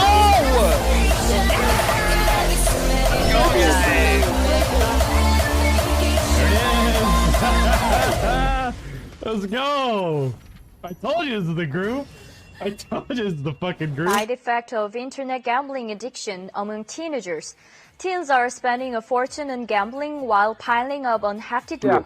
Take a look at the teens in peril due to gambling. Oh my God! Ah! Oh my God! Dude, level 10 gen gambling was crazy back then. Oh my God. Oh my God, dude. This shit was so bad, bro. I still think it's crazy and people in chat say it's worse. Arcard's worse elixirs. I'm not defending Arcard by saying that. I'm literally saying that, like, dude, this screen was crazy, bro. Like, I think you just don't remember. Dude, you had to get the right elixir in the first place. Remember that shit? You had, back before you could pick an option, remember you couldn't even pick an option, right? So you had to find the right elixir, and then when you finally got it, bro, it was so dick. Like, I think the people remember most was like the new one where you like, and you had to go get them. You could buy them off the auction house too. This was so fucking shit. This was so shit. Wow, this was so shit, bro. They changed the system like 4 times, man. And like, you know what's just crazy? Like, retrospectively looking back, man, right? Looking back retrospectively, the craziest part is there was literally a fucking guy in the city that says, oh no, that's not the right elixir. Like, there was literally an NPC that said exactly what you felt because they knew when they made it how bad it was. You know what I'm saying? Like, they literally designed an NPC right next to the vendor that said exactly what you said. So it's not like, that's what I'm trying to get you to understand. It's, they literally knew it was dog shit, right? If you make somebody say it, like, you know exactly what you think, they know. And it was crazy, man. This system was so bad.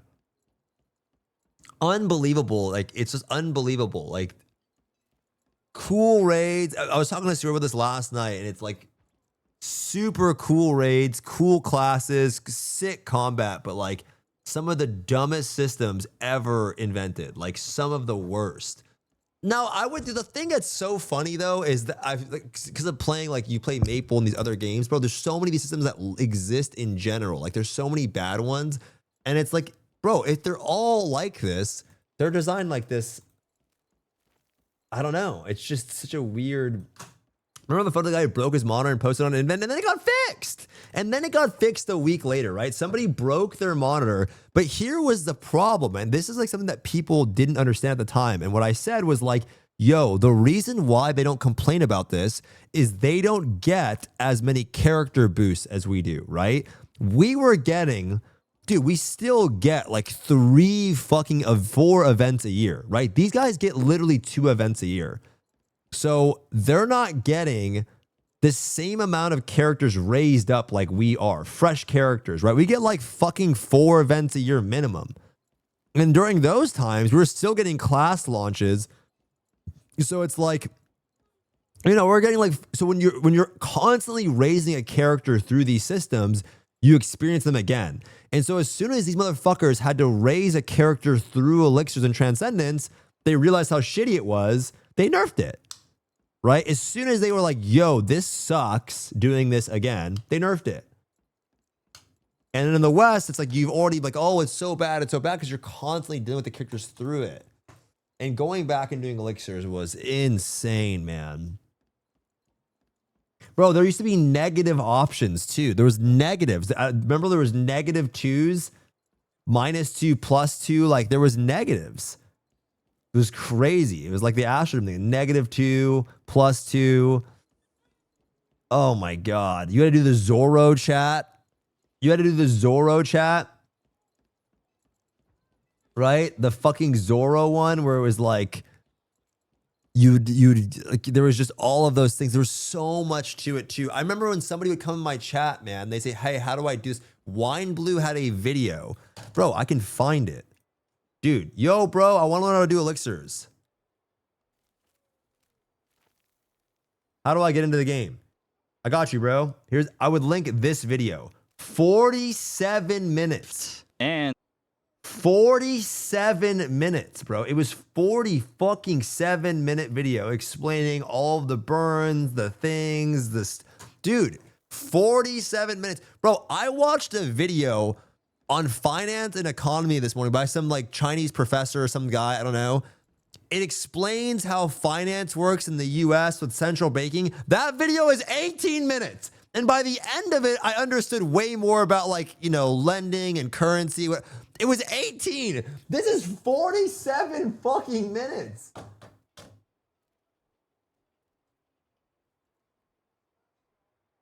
You know what I mean? It's just like, what are we saying, bro? It was 47 minutes.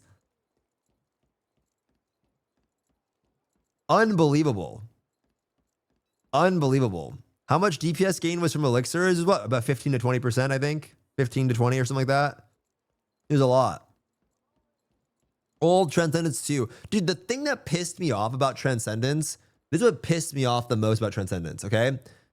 Was that people would be like, oh, it's not that big of a deal, just use the calculator. Brother, the fact that we're using, like, you couldn't do it normally. If I did it normally, I was getting attacked. I remember I would get attacked and I would say, bro, I don't want to fucking use the calculator, right? Because it was way worse than the fucking arc grid one, right? It was way worse.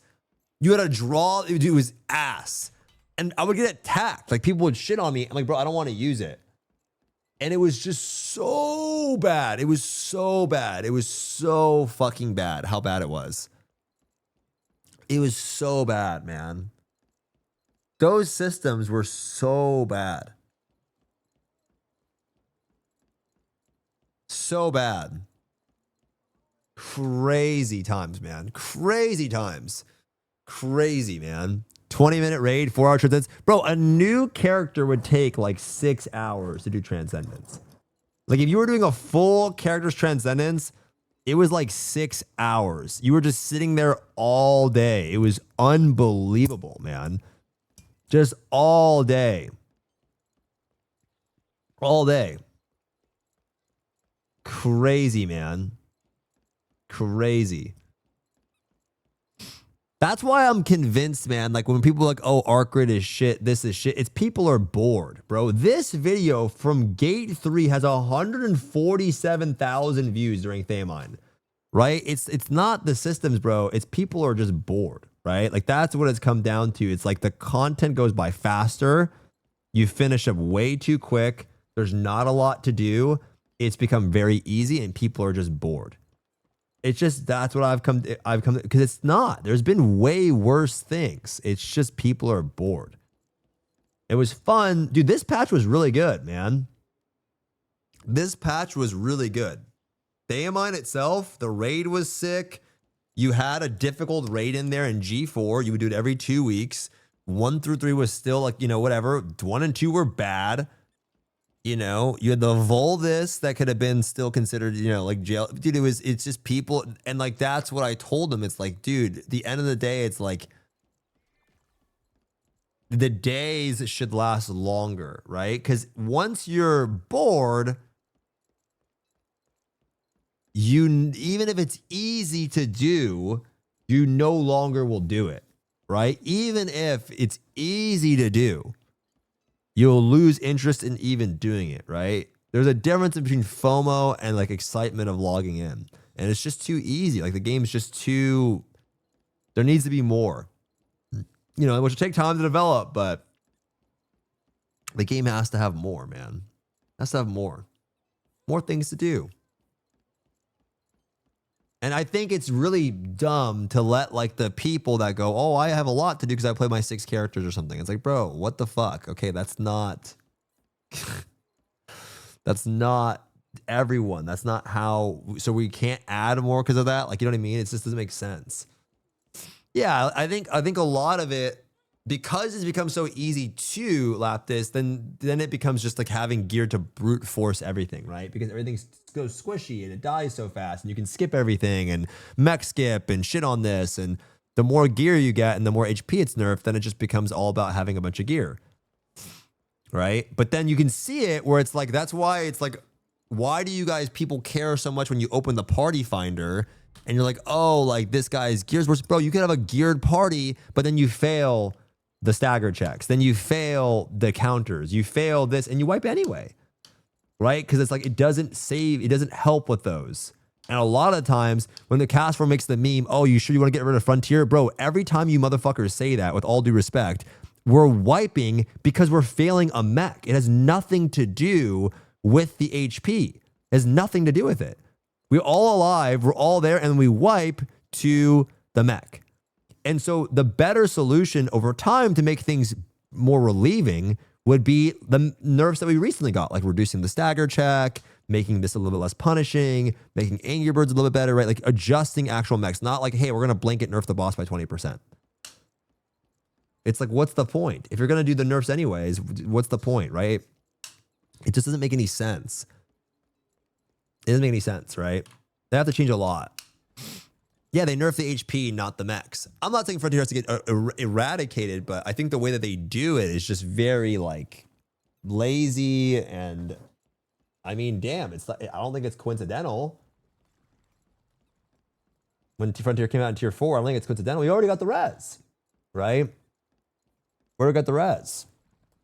Stagger with 100% damage people don't hold. Yeah, I mean, that helps too. Remember, those were really good changes. Or like the shielded damage counting, right? People weren't, remember people would hold on the shields and then they would, you know, wait for the shield to end. But when it started counting, people didn't care anymore.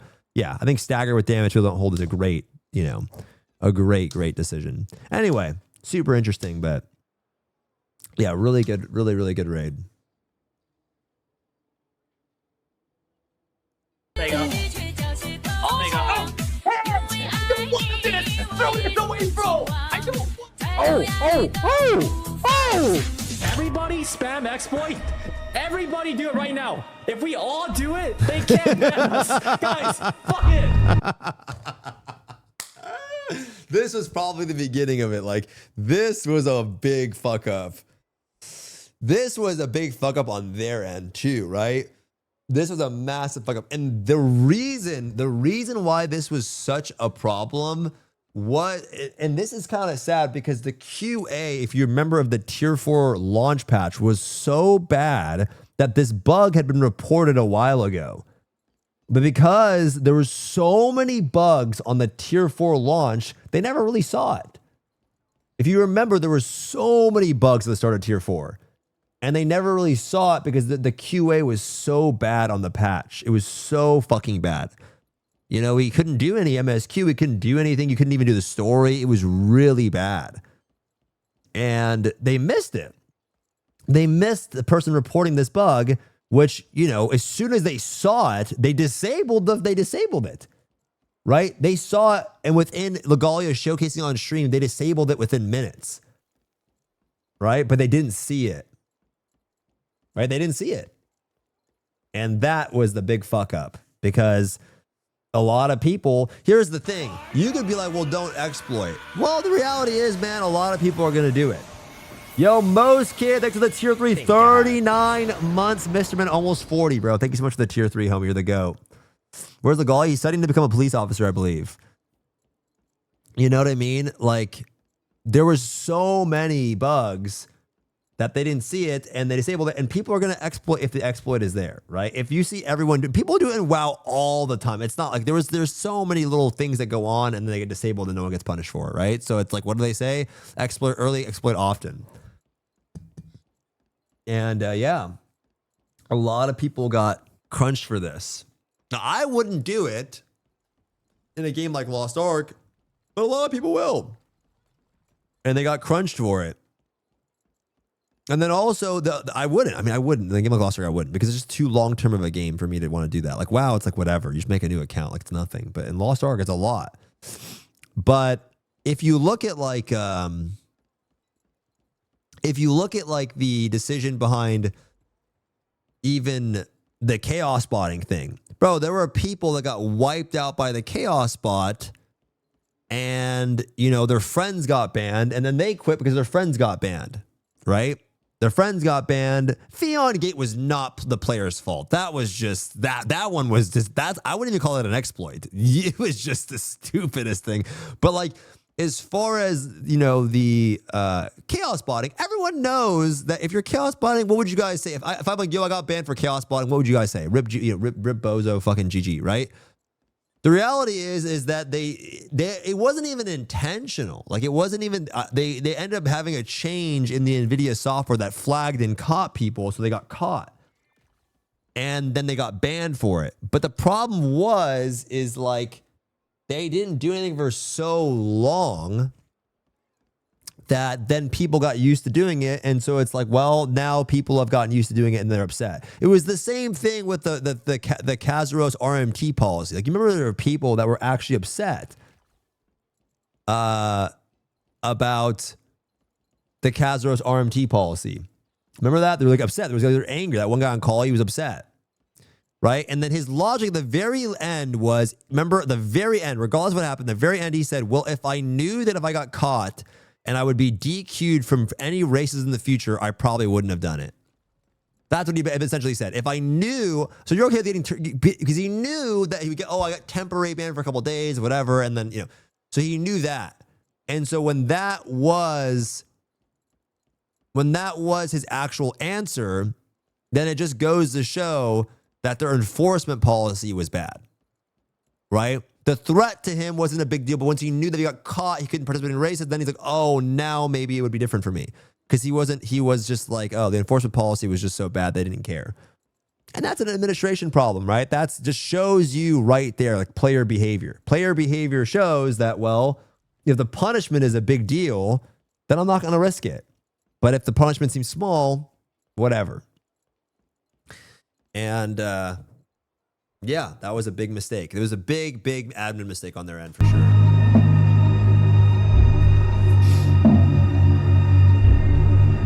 Yeah, this is crazy.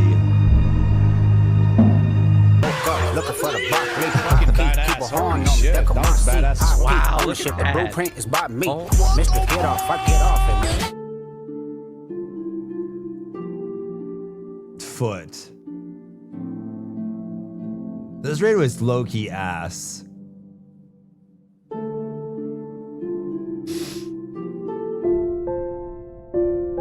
Damn. 2024 was pretty good, man. 2024 was pretty fucking good. There was so much juice in 2024. It was actually really good. Wow. I can't even believe the Kazaros stuff was in 2024. Was it? Was this even in 2024? The Do Work drama was, huh? Not Kazaros, the Thamine stuff. Why was the thumbnail a picture of the ban messages? What do you mean? Game was goated. I think that was the mistake, was tier 4 for sure. I think tier 4 was just the mistake for sure, man. What is this? Random question. How was after marinating Unk? How was what? AOT, what are you asking me? How was AOT afterwards? TLDR chat. ATK said the F word and got a 7-day ban. from Twitch. We know it's bad, and Zeals has a burner Reddit account. This is from One Paul. Zeals has a burner account where he sucks himself off for 5 years. No way. Go to the bottom. I forgot about this. Keep it up, man. You're my GOAT source. And you aren't one of those who just downloaded the game yesterday and hit Adventure Rank 11 and make guides. Damn, back from then. Good luck canceling him. 0 clips or any evidence. Besides, he loves that shit. Wow. Fake persona? Yeah, you don't know what you're talking about. He's the only one calling out the BS and the awful packs and so much more. If you want just boring, mediocre streamer, there are plenty of them that can fit your fit. His videos are outdated, and he won't be the biggest for long. Just because someone did it for years doesn't mean he's the most passionate. There are big boys waiting for this game who are prepping as well.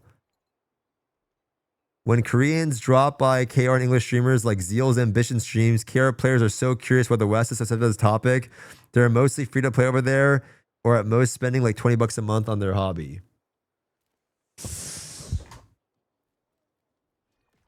Man, these comments were crazy. These comments were crazy. These comments are crazy. This is a complete bad take. Zeal sacrificed his enjoyment as he wasn't getting mana synergy from the Bard to get the group to even kill it. He invited Saint. He made sure the boss died and played extremely well. He didn't want any recognition for his weapon, and he already got plenty for that. It was Zeal's idea to even bring Saint over and get him MVP. But Saint didn't even for a second recognize this. What? Dude, this is crazy. This comment is crazy. You know what's funny about this comment, though, is this is what he thinks, like, right? Like to himself. So he thinks that. Like, that's how he thinks about it. He apologized to Zeals in hindsight, made a bad call about Foz being MVP.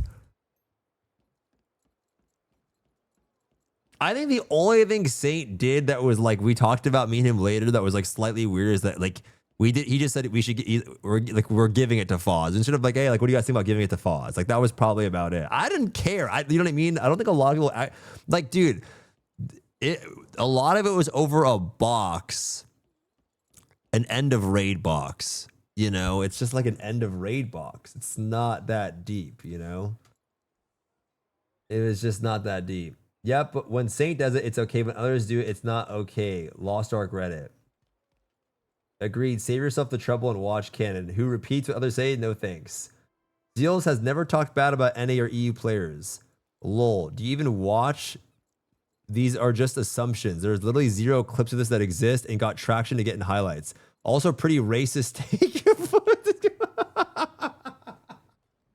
I forgot about these. They're so crazy. Man, they're just hating the wrong person without any reason and not even watching his content recently. Zeals is doing what any of us is doing what any of us that love the game would do, and one of the only ones trying to put up any fight. This was the best one, my favorite one. Zeal's typical jealous Reddit sheep behavior. Yet no matter what Reddit says, Zeals be winning, son. This one was my favorite one. This one was my... Bro, why are these comments about me? Man. Man.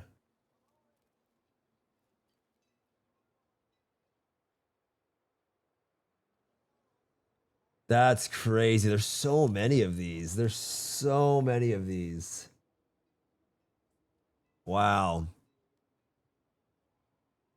There's so many of these. Holy shit. Bro, there's 29 pages? Bro, there's 29 fucking pages. I just realized there's 29.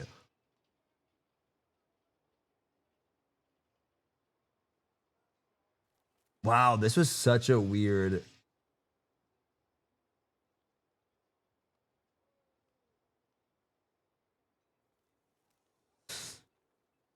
Man.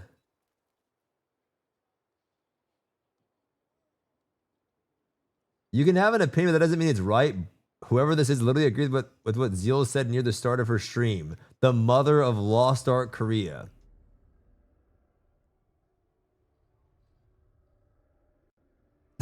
Yo, this shit's crazy. This shit was crazy, man.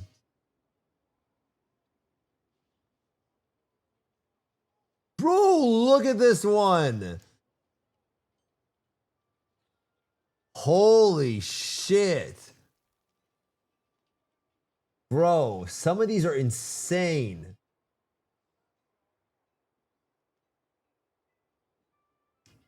It's whatever though. It's like old news anyway, but it's old news anyway, but what is this?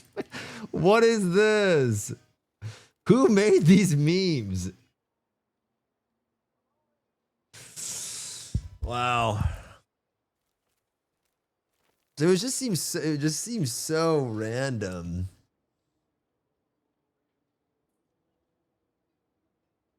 Wow.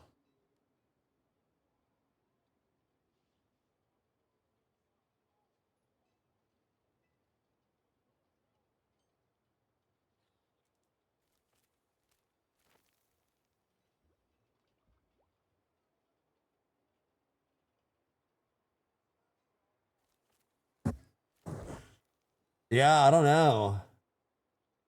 I think it just comes down to like when I read these things, I feel like I think the thing is everyone has like some level of insecurity. You know what I mean? I have levels of insecurity. I feel like everyone has levels of insecurity, right? But it's like,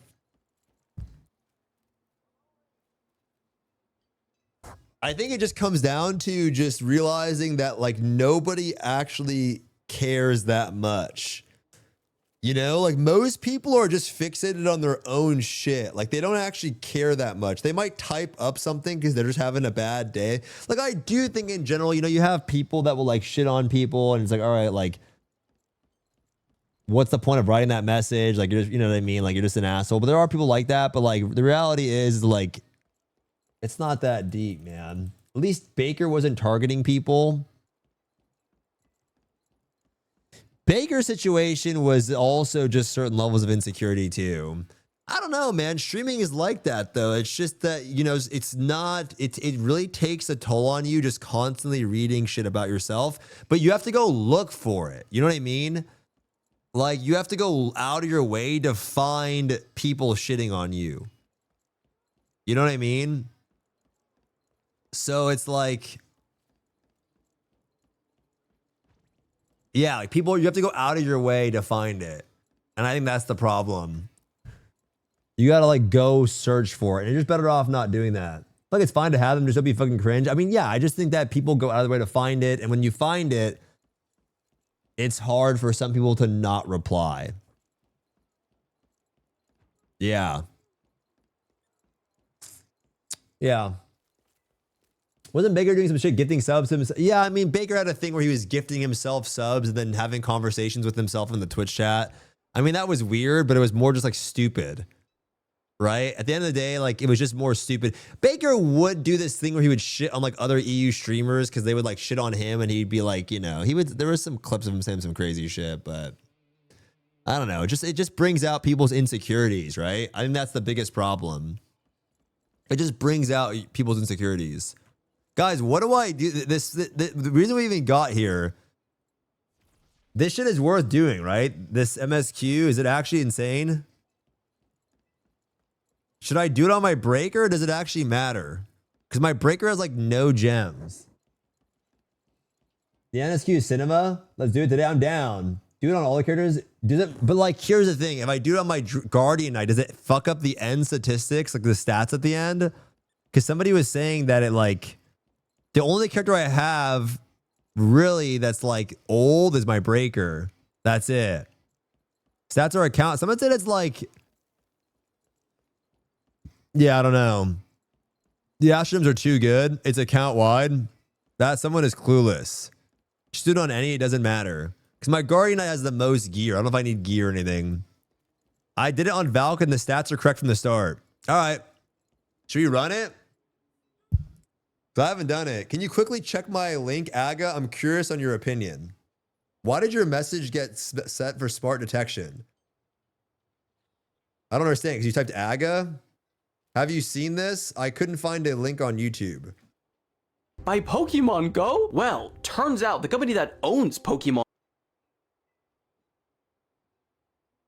Go, Niantic, are now using all of those images that people took while playing the game to create a whole different product. A hyper-detailed map of the world. You see, over the past 10 years, approximately 30 billion images were taken of public spaces, buildings, streets by the hundreds of millions of people who played this game around the world. And that's a lot of valuable data. I mean, Google had to spend billions to create Street View on maps, but we did that shit for free, and we didn't even know we were working. Now, Niantic have taken all of those images and teamed up with another company called Coco Robotics, and they are aiming to create a delivery service where their robots will use all of these pictures to create a really accurate picture of the cities across the United States and Europe, and then deliver shit to you. So the question is, were we used, or is this just fair game?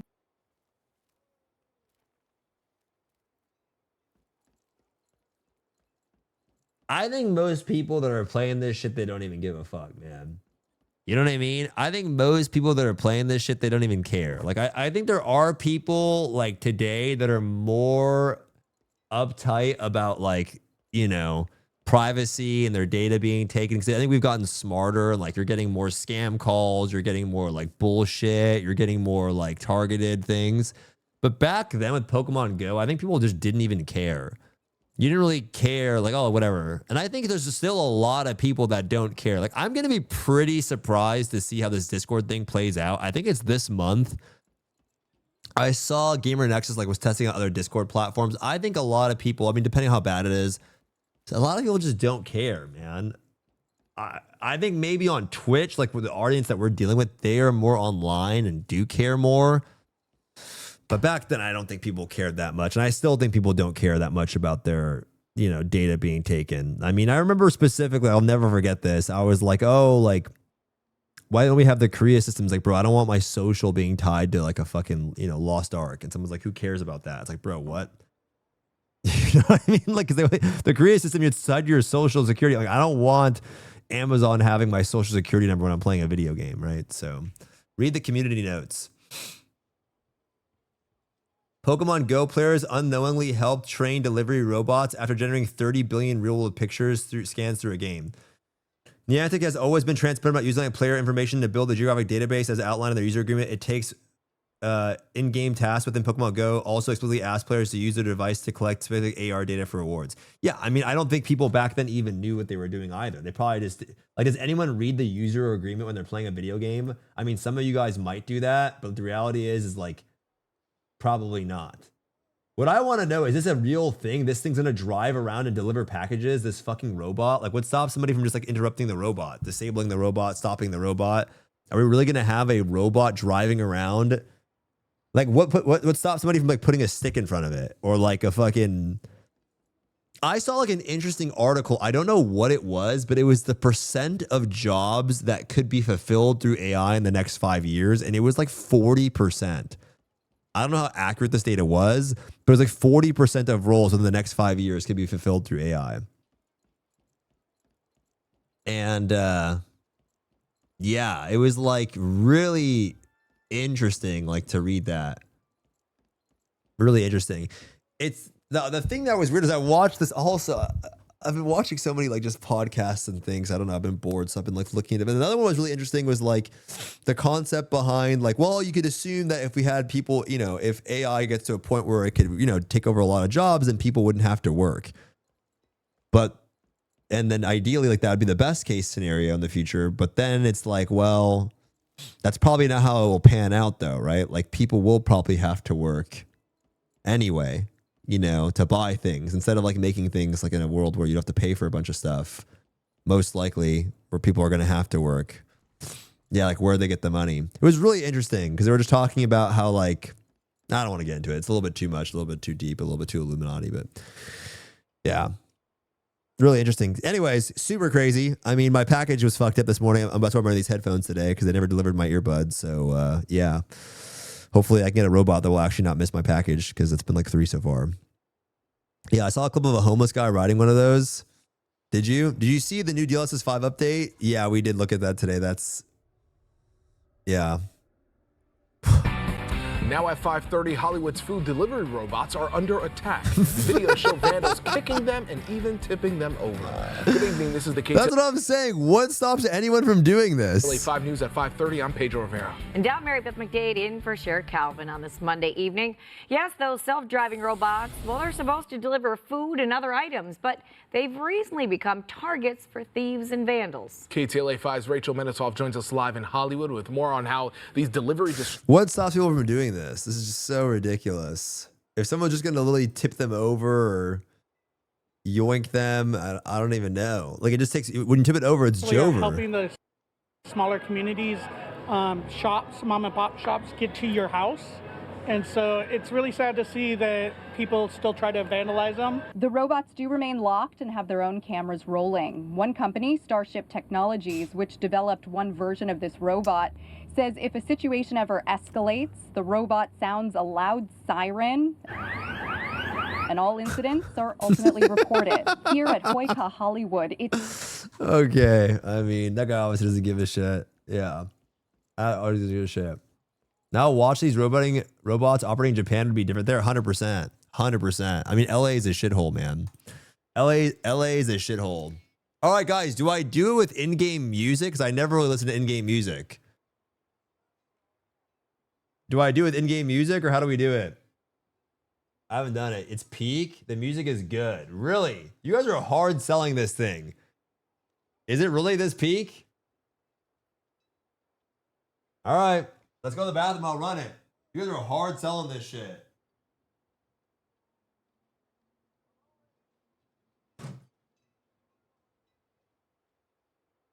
I can't really imagine it being that good, but yeah.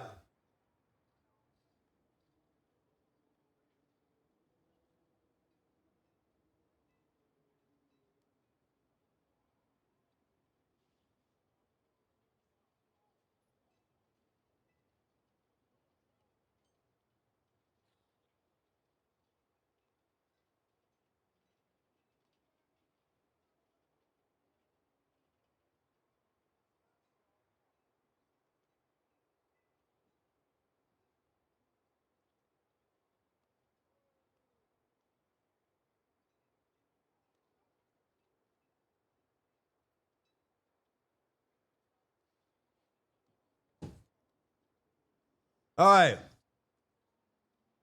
I'll make the VOD available. Ends up better. All right, here we go. Actually, let's do a cast number real quick before it's too late. Never around.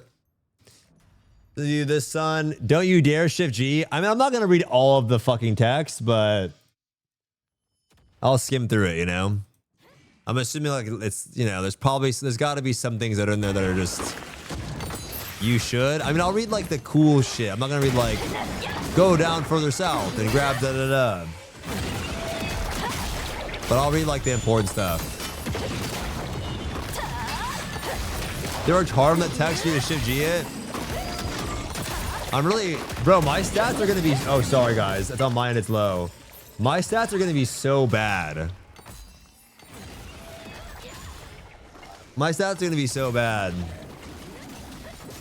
You have checkpoints in case you fear DC or crashes. I haven't DC'd in a long time. At all. Oh.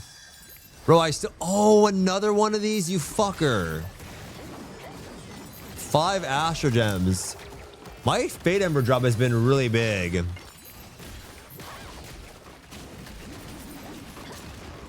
Recently, I've been clearing out Fate Embers. I've been getting a lot more. I have to do a Kazros on this guy. I need to before reset. Well, because I don't really need it, but yeah. Ever since I fixed my PC, my game looks so good. Wait, a new PC?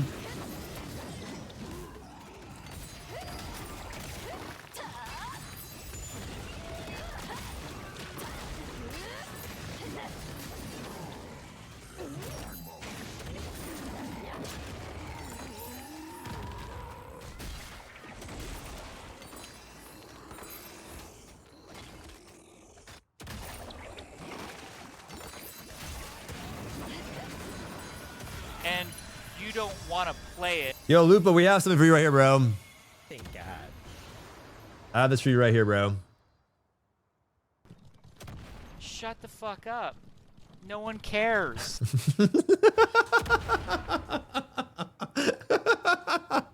All right. Here we go. What do we? Oh, another Fate Ember. Oh? Oh my.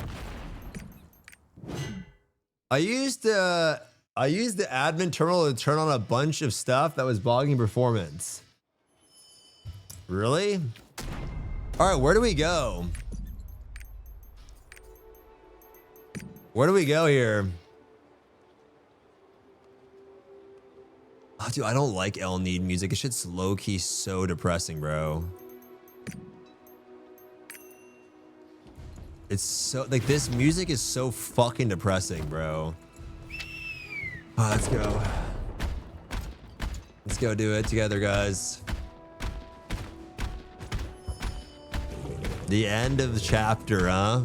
The final MSQ.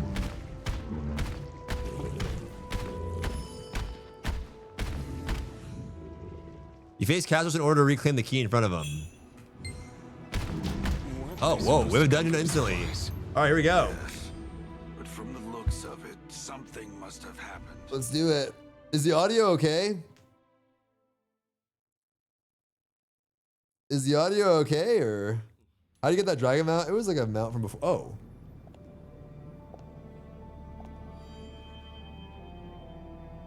Wait, is it over already?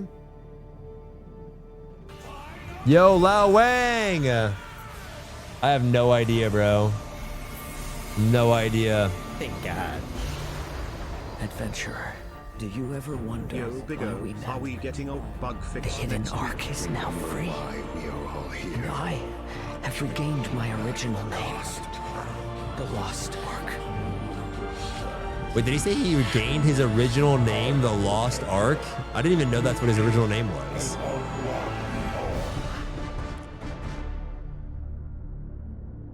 Oh, what shit. happens next is the problem.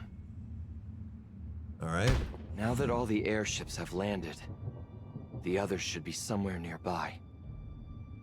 However, we may have succeeded to bring down Kazros. It's too early to relax. After all, we haven't even confirmed Kazros' demise. Thank God. If Vagaries hadn't helped us in that final moment, Kazros surely would have targeted you and the Ark and the Key's power. To be honest, I'm still bewildered by it all. That Kazros we faced at the end wasn't... He was completely different than the figure I had imagined all of this time. Radiant light, indeed. Although it was a realm separated by my reality, the place was ultimately being reached, but while battling him was filled with the divine power of light and order. I can't help but thinking of Armin's story. The one about sensing Regulus's power from Kazros. I must meet with Armin, you're right. Before Vagaries disappeared in the pursuit of Kazros, he clearly said the Ark must be activated. We must meet Armin and discuss the activity. Okay, let's go. All right, bitch. Let's head to the destroyed fortress first. Big Tubby plays. It's your 20 months. Oh, our hero. My legs still feel shaky. Okay, this guy's an NPC. I'm skipping this guy. In a moment of blurred vision, Vagaries' grace was gone. Why? But this is kind of sick so far. So is this where we fought Kazros? Is this where this is taking place? Like this is like like we're on the ship still, right? I'm assuming this is like literally right after we beat him. I can't. Looks like everyone's gathered up ahead. All right, going ahead.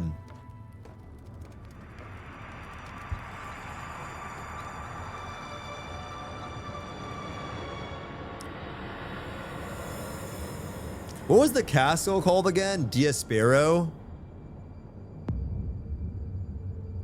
Is that what it was called? Diaspero or some shit?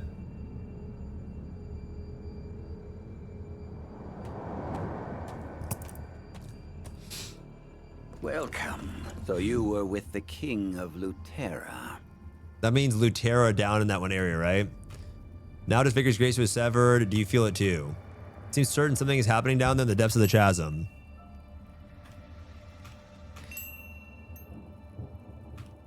But I can't say anything can be heard, as if something is blocking their senses. Okay, one thing is certain, Kazros is still alive. The vile energy being excluded the whole time hasn't vanished. On top of that, the Abyss Fortress Diaspero still remains. Besides, it's hard to believe that someone who revealed this true form to us would fall so easily.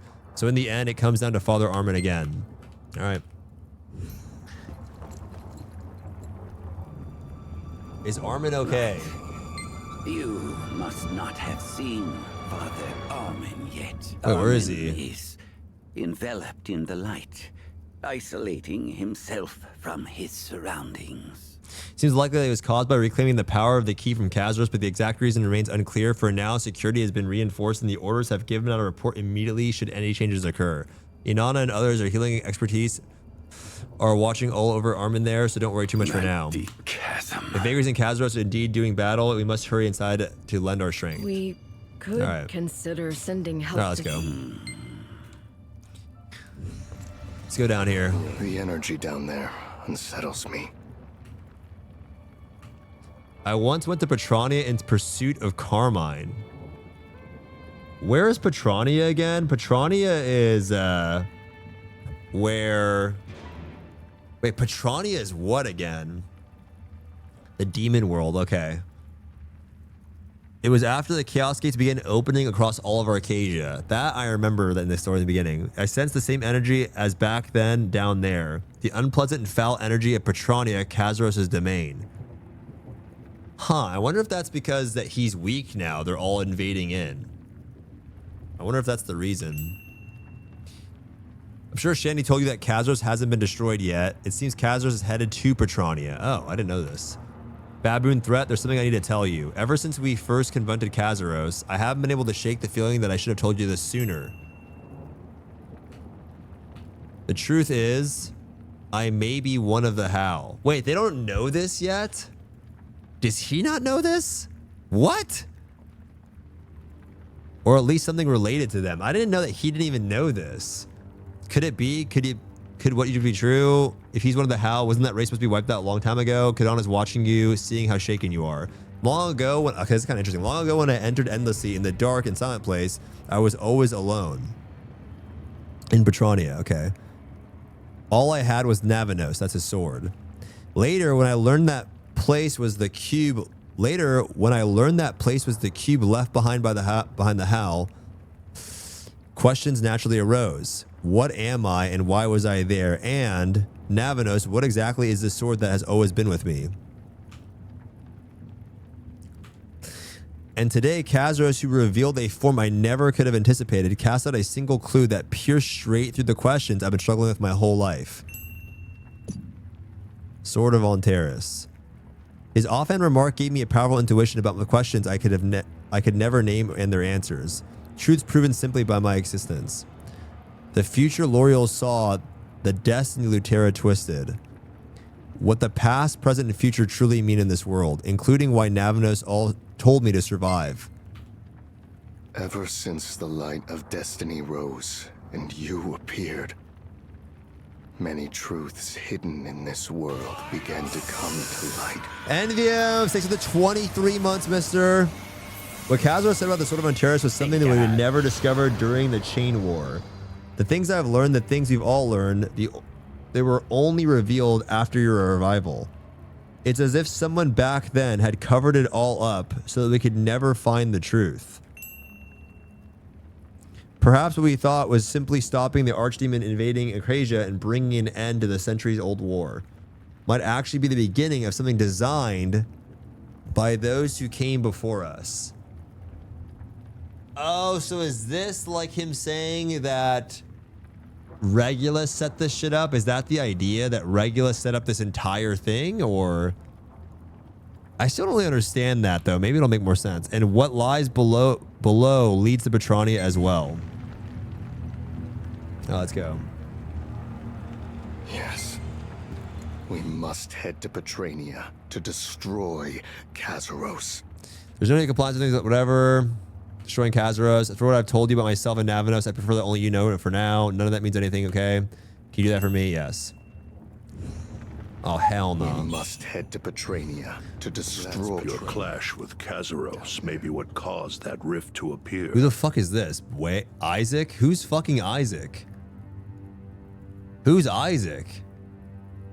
The clash between the chaos and order have always caused dimensional rifts. Isaac looks serious, perhaps Kazaros opened himself. The Voldis guy? Either way. Okay. Alright, let's go. That also explains why Fairgris's grace was severed. Jenny goes to the Ponder. Babin threat in the meantime, go visit Armin. Okay. Armin is on the airship that just landed. Alright, let's go. Things have turned out to be more complicated than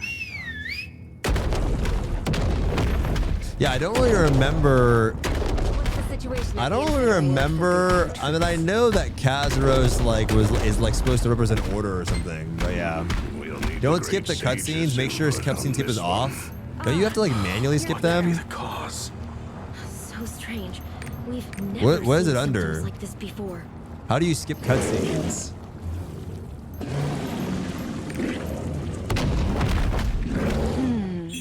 Eyes. Option is nose, irrelevant. mouth. Okay.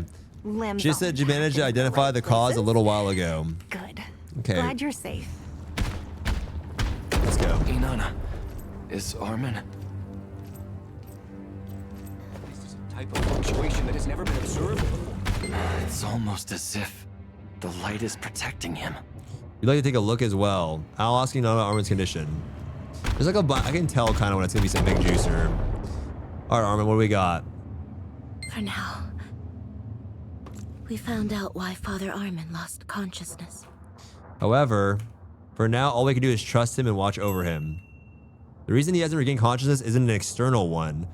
The ailment comes from within him, his inner self. Energies within Armin are being unraveled and reconstructed around the Chaos Shard. They're being newly fused together. You're saying his inner energies are merging? What does that mean for wait? Is Armin in Under danger? normal circumstances, your concern would be valid, Thyrane. The inner workings of life are incredibly complex after all. Moreover, Armin is a Delane who bears the energy of the Red Moon created by beings of chaos, but at the same time, he carries the key imbued with Regulus's divine power. All of that is now being dismantled, fused together, and settling into a new form. A normal human body would surely collapse, unable to withstand it. It's a process that requires immense energy and brings with it tremendous amount of pain. However, in Armin's case, it's different. The lights are preventing Armin's collapse and protecting him. Ultimately, Armin's loss of consciousness should be viewed as his body's way of protecting himself. Okay. So he lost consciousness in order to protect All right, himself. Beach. We've learned it isn't related to Kazaros, but it's still too early to relax. Okay, I think this is all a bunch of nothing burger. Philia, Lostwind, Cliff, Petrania, and even now that he's returned to us, I just hope that he no longer suffers the shackles of destiny. As for human Armin and our friend Armin, I wish only for his happiness. Okay. Let's go talk to Nineveh now. It seems Nineveh has come looking for you. Glad we didn't miss each other. I heard from Shani that you were headed there. Do you remember the time when we felt Regulus's divine power emanating from Kazaros? I remember. As I thought it just wasn't my imagination, Armin, Azena too, they said that they felt the divine power when they saw Kazaros, the power of none other than Regulus.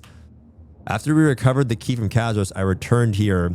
I then told Azakel, Tienis, I think that's, isn't Tienis from, isn't this guy from fucking, wait, this guy's a good guy? I thought this guy was the villain from fucking Triangle, no? I thought he was a bad guy. And all of that is about what I expected in Kazaros, and he was just a boss that was confused. Oh, he was just defending. He was just like defending. I see. He was like just helping. Yeah, I see. He got like L'Oreal lied to him. I recalled having to face the abyssal beings here in Curzon, and we learned that the characters carved by their bodies were Elgic. Elgic is like Regulus' language. It's Elgic is like the angel language, right? These revelations were resulted in us assigning a team to scour the documents to verify the use of Elgic. Elgic is descriptive of Regulus himself for his creations and the 7 gods. We desperately hope to find a single clue, but plausibly explanation, no matter how far-fetched, for why these beings were in abyss would bear Elgic carvings, for a tiny clue that might overturn the worst possible we can imagine. We found nothing. Not even the slightest reason why the minions of Archdemon who invaded Arcadia should bear Elgic on their bodies. The Lazath who believed in and followed Regulus for a very, very long time, even when we first heard that Regulus had abandoned us, many Lazanith, including myself, still did not forsake our faith in light and order. For Regulus is the creator of this world and the father of us all. But the story I had heard from Nineveh... I'm trying my best to keep my resolve. That ominous thought. Okay, so I see the plot here. Miss Hammer! The plot is all these people believe in, like, Regulus. But what they're kind of finding out is that maybe Regulus... They either think that, like, Regulus' energy is coming from Kazaros, but they still think Kazaros is probably evil. So now they're kind of, like, panicking, I guess, yeah? Is Kazaros Regulus? Okay, I'm right. Or a part of him. Some manifestation of his that will be left behind. I don't know. Kazaros wielding the power of light and order. I know nothing of certain yet, but if all this is really true, what exactly have I been aiming Percunas? What the fuck that even means? Nineveh. Perhaps the true nature of Kazaros is not what matters most.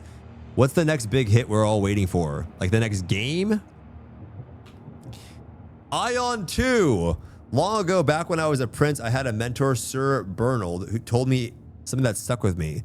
He told me that people do not follow the destination their king has reached, but the road that is paved on the way there.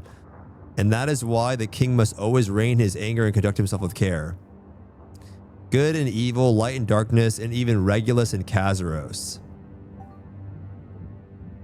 I see it. So they see Kazaros as like this ultimate evil, huh? All the values we once knew had already crumbled, but it's precisely at times like this we must establish our values and do not waver. Kazaros committed countless atrocities on Arcadia for his own sake and has taken the lives of many of our allies.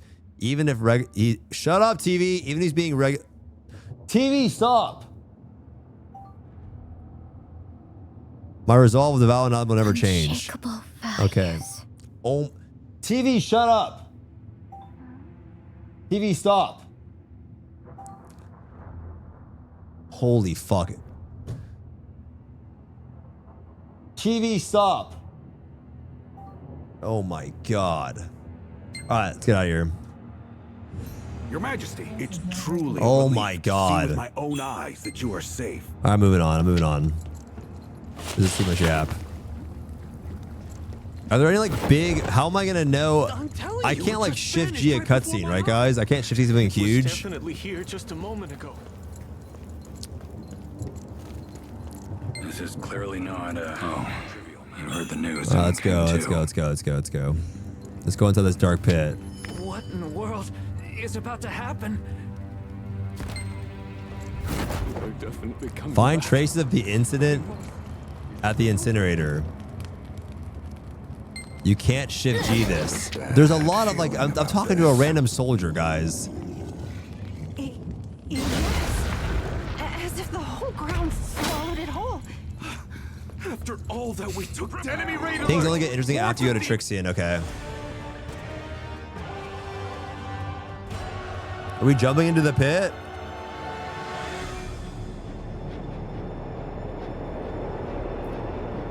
Are we jumping into this pit?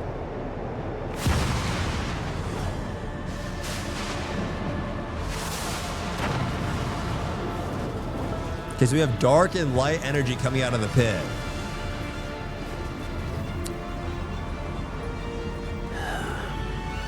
What terrible energy.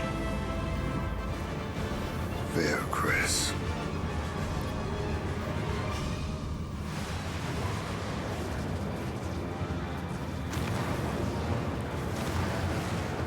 Where is Vagaries? He's just down in the pit? He like flew away, didn't he? I thought he just left. I guess he went to go chase after Kazaros, huh? Look, over there. demons from the ground.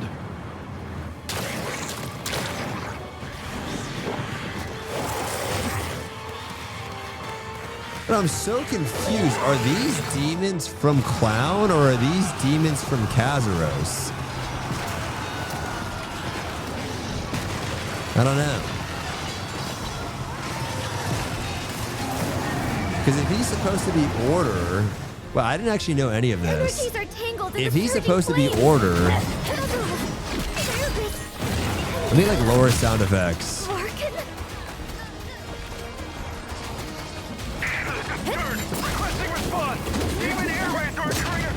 Let me lower this. Audio.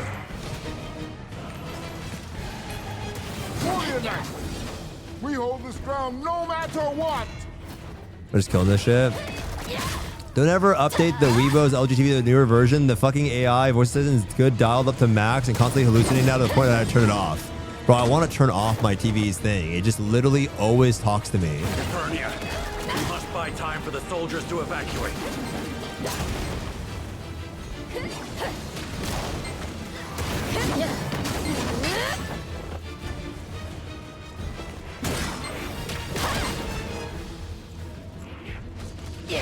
Come on now. Come on now. Bro, I feel like my Legion raid stats are going to show, guys, and it's literally going to be like 100 Legion bosses killed. I actually am really curious. How many bosses did you guys... What did you guys' stats show? Do you guys know the number of how many Legion bosses were slain? I feel like mine is going to be like... I feel like mine is going to be... It's going to be something pretty low. I recorded the whole MSQ. My win rate was terrible. Well, I feel like you're not going to have a positive win rate. You had 260 kill and 2,000 deaths. Mine showed 0. Wait, what if mine shows 0?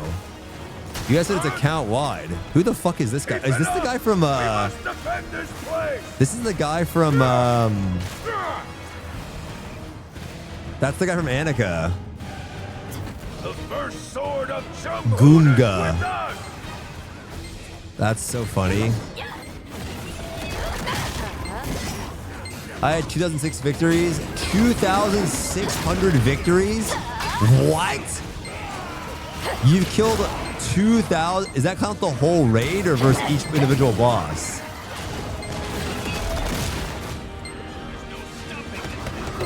The demons keep pouring in without end. You go on. We will hold them here. It's bricked if you use custom font. Custom font? Raised so serious. Hold. Wait, you changed the font in the game? To the files? Wait, you're a dirty cheater. Held by the Annika martial artists has fallen. We saw like one guy during the Wembley thing that had that. Not the Wembley, the John Rat Olympics. I've never even seen that before.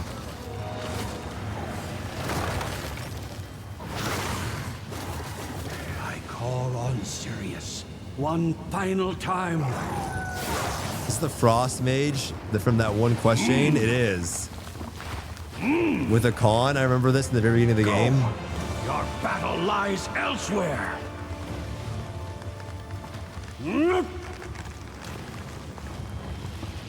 Okay. Go! No, we can't leave him.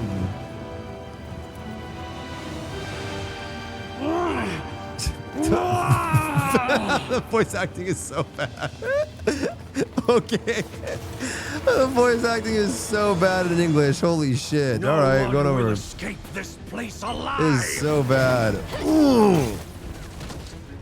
Lieutenant, this is where we make our stand. Oh, sure, protecting Armin.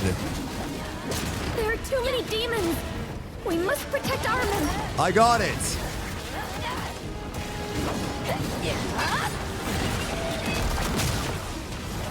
Can Armin even die?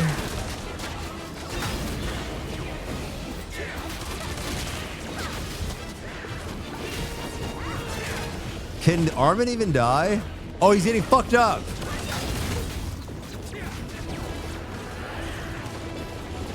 Armin, no!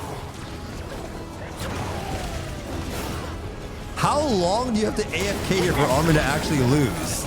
You would have to be there for an hour. It's coming Oh, from near true, my Armin. hyper. I don't have it. The demons. They're being annihilated by the light. I got you, Armin. Armin.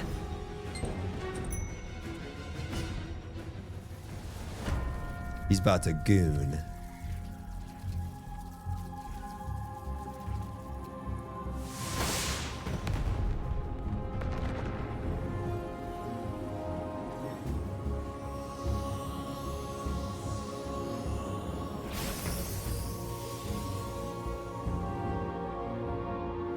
The hidden ark is now free, and I have regained my original name. There's no way you did this.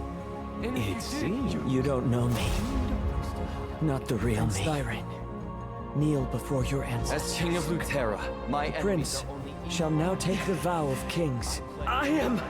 Oh, that's at the beginning of the game. From you. You're leaving the life of a wanderer. If we just find the ark, people will never have to be afraid of Kazaros and the darkness. Quite so. You're right.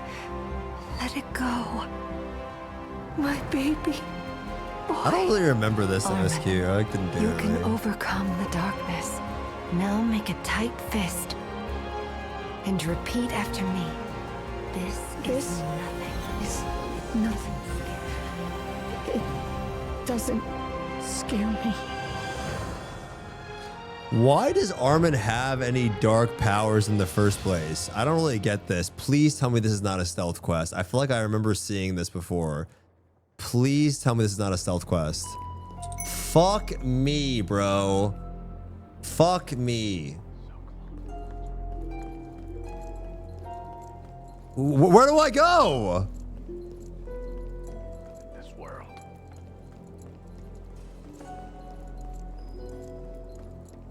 Wait, what am I doing?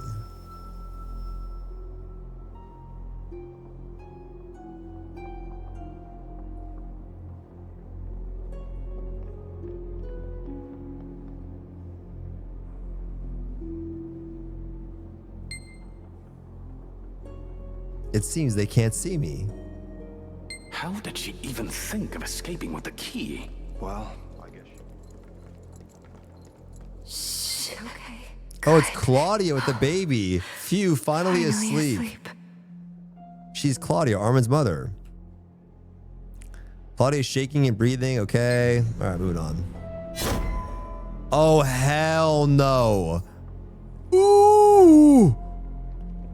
We must get out of here. Gotten far. Find them. Oh, hell no. We can exit. You know, we should get a priest class in this game, huh? We have no priest. Like, we have paladin, but Armin was a priest, right? Like, where's the priest? Can we bet on how many times you're gonna fail? What do you mean I'm not gonna fail one fucking time? Sealing magic work has been completed. Oh, fuck this. We can't be spotted. Let's move slowly behind the pillars. Even if she breaks it, they won't be able to. What? I mean, you're behind a pillar, you fucking... What do you mean? I was behind a pillar. I hear the sealing magic work. I was literally behind it. Nah, fuck this. I'm out. But is it strong enough to Peace out, bitch. Don't worry. Even if she breaks it, they won't be able to escape. We only need to watch our assignment. What? That was the point of the cone. Oh my god, no. That's 2. No big deal. I hear the sealing magic. We're not going over 3. We're not going over 3. We're not going over 3. We're not going over 3. Strong enough to stop her. Don't worry. Even if she breaks it, they won't be able to escape. We only need to watch our assignment. I don't really understand the point of this cone, though. Like, I don't...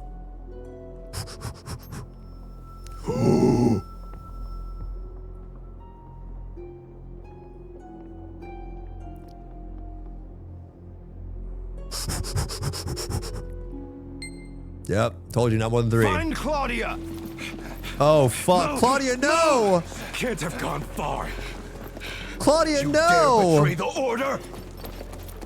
So the order, or something is like Regulus's people, right? The peeps. Oh shit.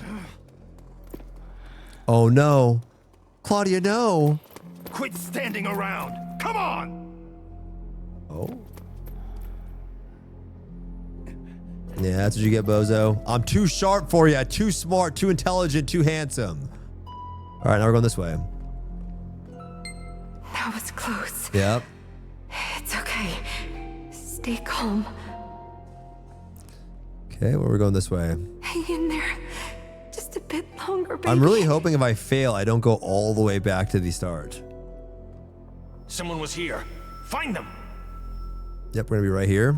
We're gonna wait to see what The happens. security is too tight. We should take a moment and catch our breath somewhere safe first. Oh! Yep. Yep, I'm way too good at this game, bro. I'm out of this shit. Yep. I'm out of this piece. Run, Claudia! Oh no! Hide!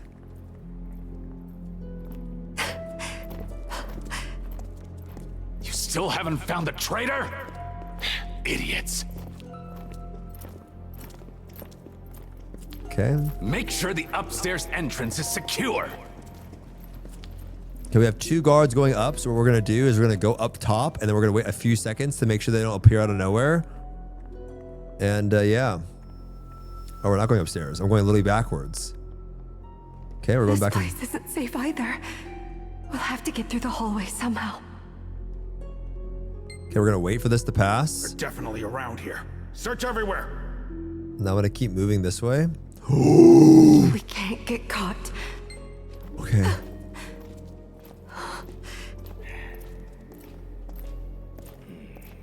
Look at this NPC walk. She's here somewhere. Find her.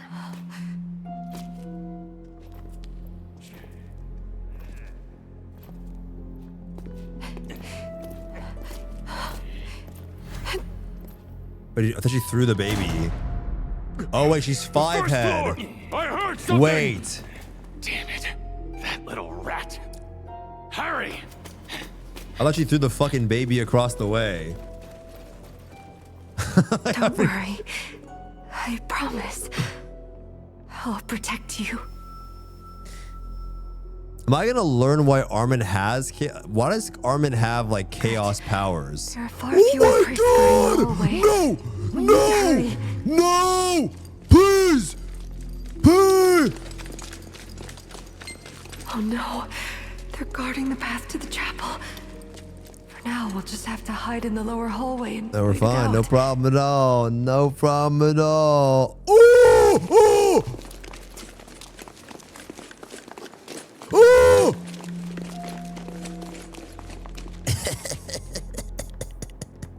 Let's get on this one real quick. All right, what we got here? Oh, painting. Oh, damn, it's the login screen.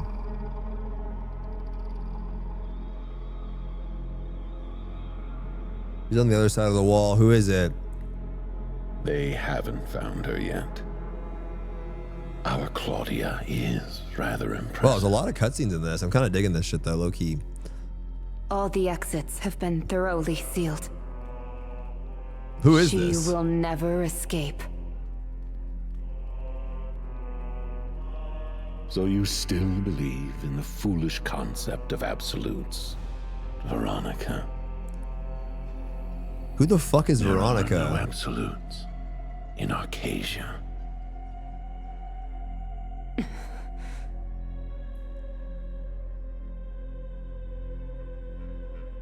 The world we live in is one A where con creator banshee. They and live created 46 months. coexist.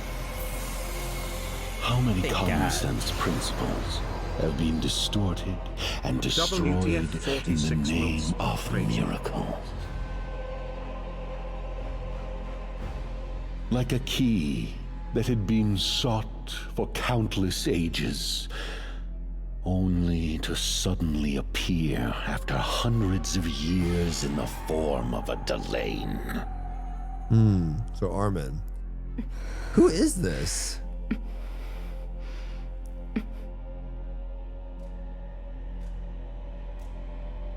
Why are you trembling? It's not as if I'm scolding you for something, am I? You've already taken care of it, haven't you? We branded one of the Delane villages as heretical and wiped it out. Then we fabricated false evidence of a baby's birth and hid it away. No one will ever know the truth. Those who witness miracles inevitably. This guy's voice is pretty good, right? For them. This guy's VO, this character. They'll say the power of God was in a half-demon, half-human child. What an absurd and grandiose tale. Yet this lie will satisfy all who hear it. Both the foolish and those who wish to believe. But we must not grow complacent. History is only written by the victor. See to it that we reclaim the key. We are order. Never doubt that. I actually don't know who that is, though. I'm so confused. Am I going to learn this, or? Oh, no.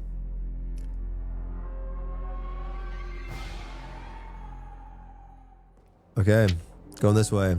Low-key, a priest class with a staff can be pretty fire. We can't waste any more time. Oh! Avoid the priests and head to the door. Going this way. If we open that door, we can reach the But I'm chapel. cooked. Am I cooked? Oh?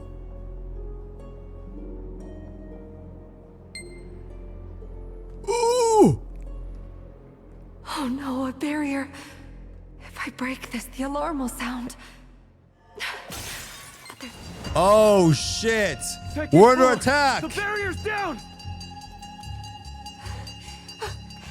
We're under attack! Hurry! They must not get away! Filthy traitor! I'm coming for you! Run! The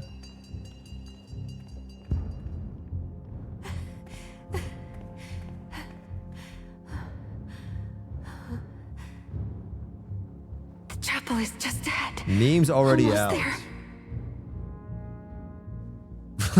What is this, bro? Dude, what is this? Okay.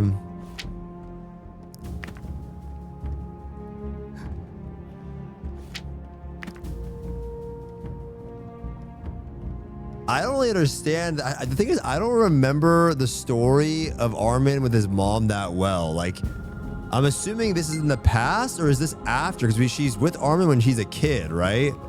So obviously we know that Armin's gonna get away in this scene. There's a statue of somebody, right? Oh shit! Oh shit! What do I do? Wait, justice! We've been spotted, so there's no turning back now. Oh! Oh! Hand over the key and surrender quietly. Yeah, but like, what? She dies, right? Oh, I'm fucking dead. She dies, no? Well, I'm done for.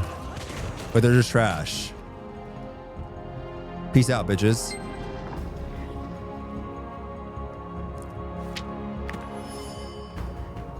Oh, shit. I knew you'd come here. Catch them! Oh, no! No!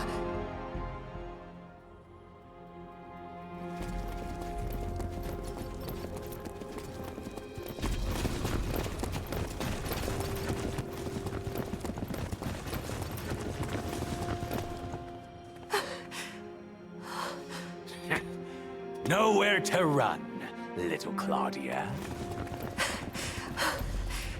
Oh no! She's done for. Defying the solemn teachings She's done of for. Twilight. and trying to flee with the Order's relic. Did you truly believe that you would succeed? Return the relic to its proper place and kill this traitor.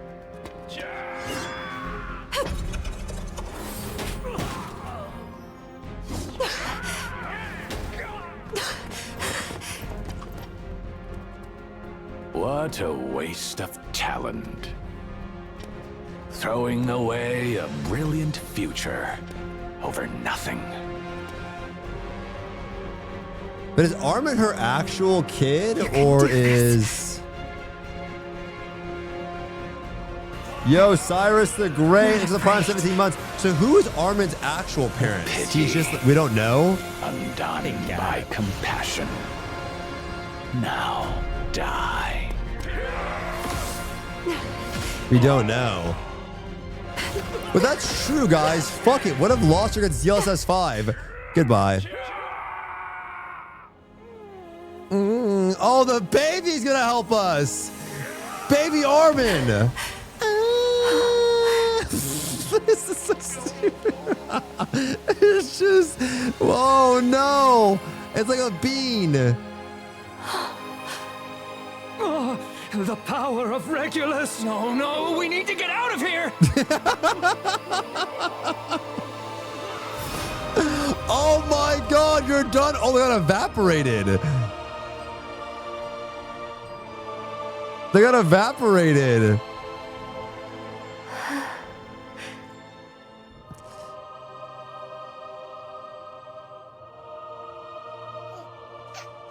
May only light fill your path ahead. I wonder, so who made Armin? Was it Regulus, or like, I'm so confused. Mother will always protect you. Oh. My cam died? Oh, hell no.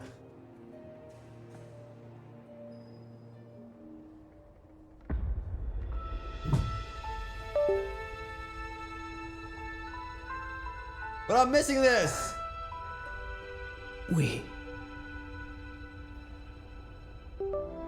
No. You remember. Carter, thank you, bro. From the beginning. Thank God. We were one. The Arc Key. Bro, it's not a coincidence that this guy looks like Armin from Attack on Titan, right? It's literally the exact same shit. And in the form the Protector needs it to be in.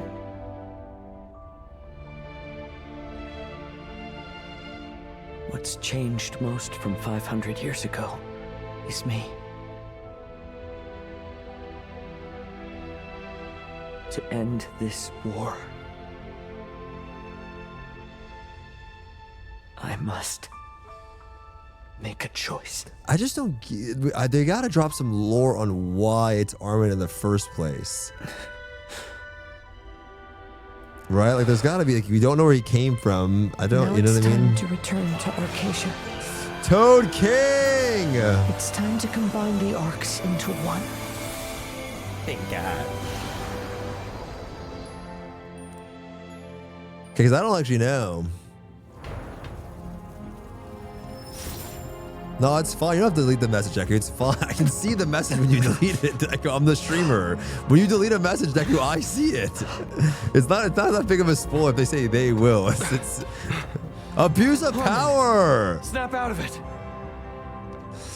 It's fine. It's fine. He didn't say anything crazy. My hips? Adventurer.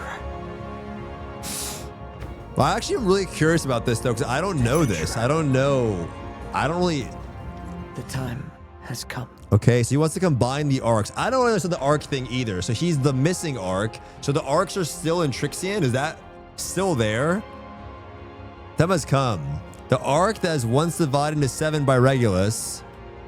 Now it's time to unite all of the arcs as one more and ignite the light of creation. Okay.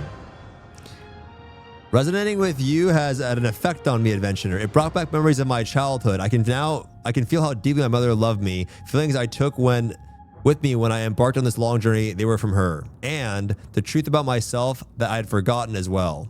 Armin tells you they were her Claudia the infant, okay? A miracle. Armin nods. The world we live in is the one by Regulus, and the 7 gods truly exist. And the powers they wove are known under the name of miracles. Unlike the light of creation, the ark, the key... Unlike the light of creation, the ark, the key is another ark, created by Regulus, the god of light and order, imbued with its divine power. I'm assuming that's him.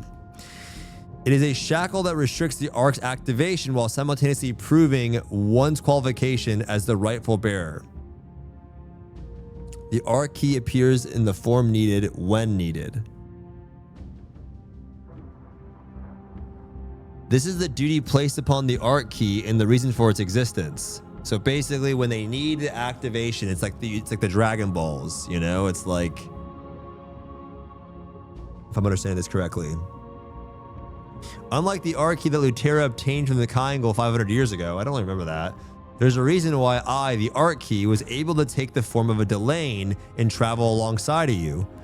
It is likely because both the power of order created by Regulus and the power of chaos born of the Red Moon are needed. The life I've lived, my will, and my choices, all of those things mixed together are absolutely necessary for the destruction of Kazaros. Baboon threat.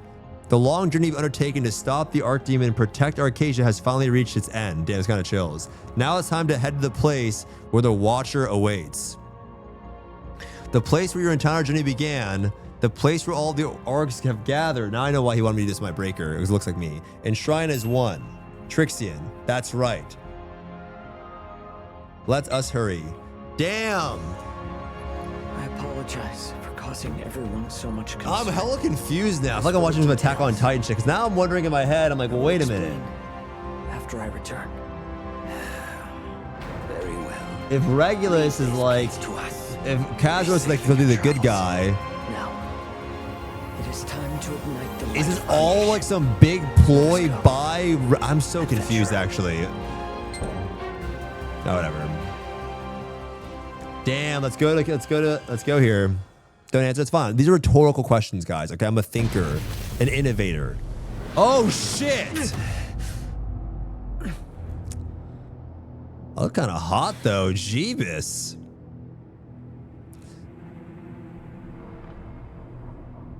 Damn.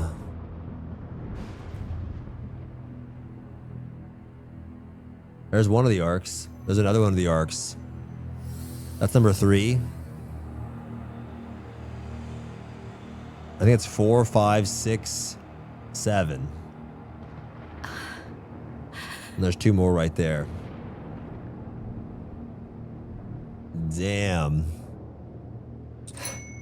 The Star of Life has been reduced to this terrible state. Okay. To prevent such a tragedy from ever happening again, we must destroy Kazaros and restore the star to its original form. Despite saying this, Armin's expression is somewhat dark. But, something bothering you? Baboon threat. The first lesson I learned from becoming the priest of the Sacrian Order, Regulus created Omnium using the light of creation, the Ark. He divided it into 7 pieces and bestowed them upon Arcasia. Regulus did. That's what he's saying, correct? One in the chat for yes. He's saying Regulus made these 7 arcs, correct, guys? It's Regulus. Yeah? All right. All right. So what I'm wondering, though, okay, Regulus, who created the world using the light of creation, the Ark, and I, a being created by Regulus, am a restriction put in place to prevent the indiscriminate use of the Ark. Baboon threat. Tell me, have you not said something odd about that? The grave contradiction emitted between the two. No, I'm a little bit lost. I mean, maybe I know something that. The Ark and the power of the Ark existed long before Omnium's creation. Okay, so the Ark and the Ark before the Omnium's creation. But what is Omnium? What is Omnium? I don't understand what Omnium actually is. I know what Omnium stars are, but what is Omnium? A star. What does the star do, though? It's the universe. So before the universe was here. Okay, so it's the universe where Arcadia lies. So Arcadia lies within Omnium, and the Ark and the power of the Ark, which could be used to... Did it say destroy? I want to go back. Can I rewind this motherfucker? Is there a shift B to go backwards? To use to do what here? Existed before, but what do we need it for? So why do we regard... Wait, I can just leave and do it again? Hold on. The star of life has been reduced to this terrible state. Baboon threat, whatever. The development of the visa of Asia. The Ark. Use of the Ark. Wait, he's not telling me what's the point of it, though. He's not saying what we need it for. So why do they regard of the power of the Ark, which is neither light nor dark, neither order or chaos? So why do we regard the power of the Ark, which is neither light or dark, neither order or chaos? As Regulus' authority, why associates activation with him? Come to think of it, that's true. Escape Reset Combat already did. There's something else strange besides this. The fact that Sidereal Lutera spent his entire life lying and covering up what happened after the Ark was unsealed is no small matter.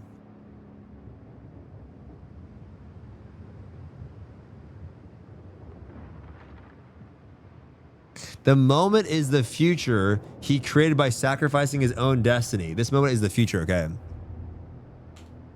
If Lutera chose to hide the truth of what followed the Ark's unsealing, it means he believed with every ounce of his being that his truth was too terrible for the world to face. Lutera sat inside the abyss, right, guys? To help us defeat Kazaros, right? He waited for us to get there with the power of whatever, us to defeat, to like, right? To like, you know. Okay. See what I'm saying? He's going to break it down. I mean, I don't know where he might be streaming or something. Armin continues, his face, maybe afterwards, his face of full concern. Here in Trixion, I will bind the Ark's 7 shattered pieces into one. I will guide you, adventurer, so that you can obtain the light of creation, the power of the Ark. But what happens after you obtain the Ark's power is a moment that I nor anyone else can know. It's an experience only you can face. I must confess, I fear what may await you then. What you encounter after the Ark is unsealed. It may be a shock that defies all reason, or it may be a hollow, fleeting emptiness. Have some good news? Yo, did it work out for you in at the court case, bro? Has he come to realize something new? Now, please, my friend, do one thing for me. When you find the truth that comes with unsealing the Ark, I hope you won't try to bear it alone. Behind you, Baboon Threat, stand countless others who have followed in your footsteps. And know that no matter what, I will be the very first to follow you. Will you promise me that? The Watcher is waiting for us. Let's go. We have court on the 2nd. I got my kids leaving out. Yo, W's in the chat for Mr. Agent Tony, guys. If you guys don't know Agent Tony, he's been battling something where he hasn't had his kids, and he's going through a dispute with his lady, and you know, he had his kids taken from him. He got his kids back, and that's a huge thing, guys. I mean, kids being restored to their father. I'm happy for you, bro. Happy for you, bro. Hope everything works out. All right, here we go, guys. So I don't really understand why the Ark was created exactly. It's there when we need it, but we know that it was made before the universe was even here in the first place. Here we go. But I've never been able to go this far. I have been waiting, Protector. Just like that day 500 years ago. The arcs are resonating. Just like they are, that Lutera, just like the day when Lutera first arrived, here in Trixion, the 7 arcs and the 1 key have gathered again. I don't remember that 500 years ago happening. Did that happen 500 years ago with all of the Sidereals? Did that happen? Did they ever use the power of the Ark in the past? I didn't actually know that. 500 years ago when they put them away or some shit. I don't remember that really, but yeah, okay. Did they seal away? To seal Kazaros, that's right. To seal Kazaros, they used it, right? Why didn't they kill him back then?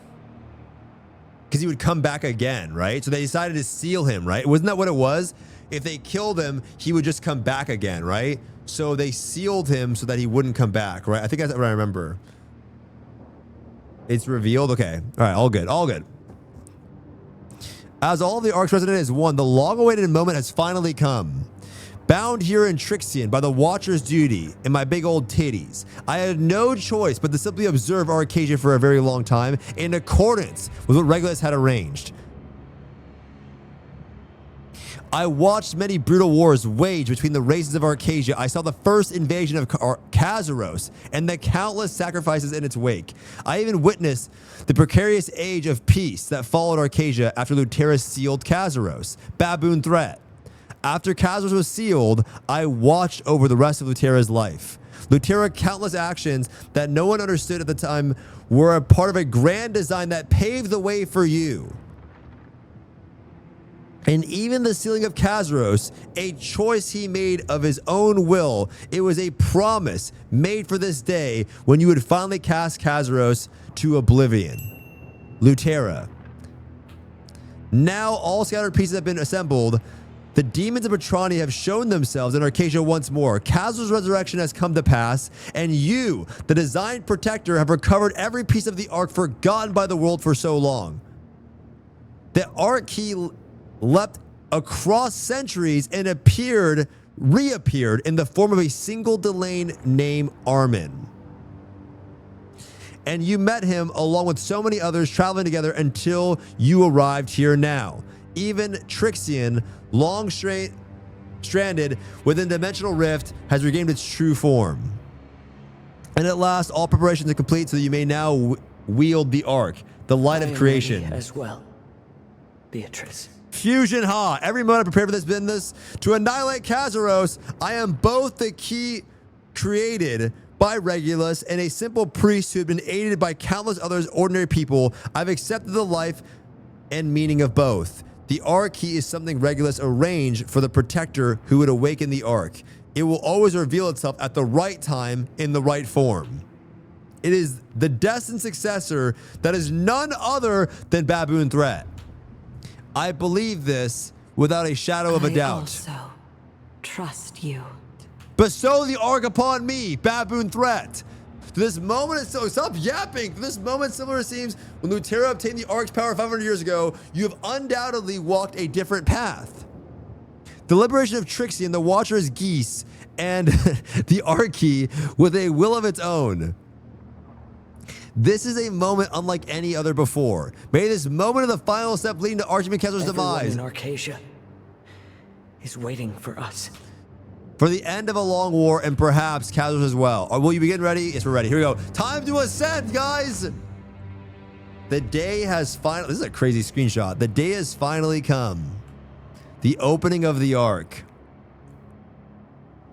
I'm going to snooze and add it for 40 seconds, guys, for you right here. Here we go.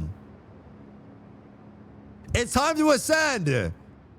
The destination end of your long and winding journey. End of service. Your journey began with the horrific memories and burning rage.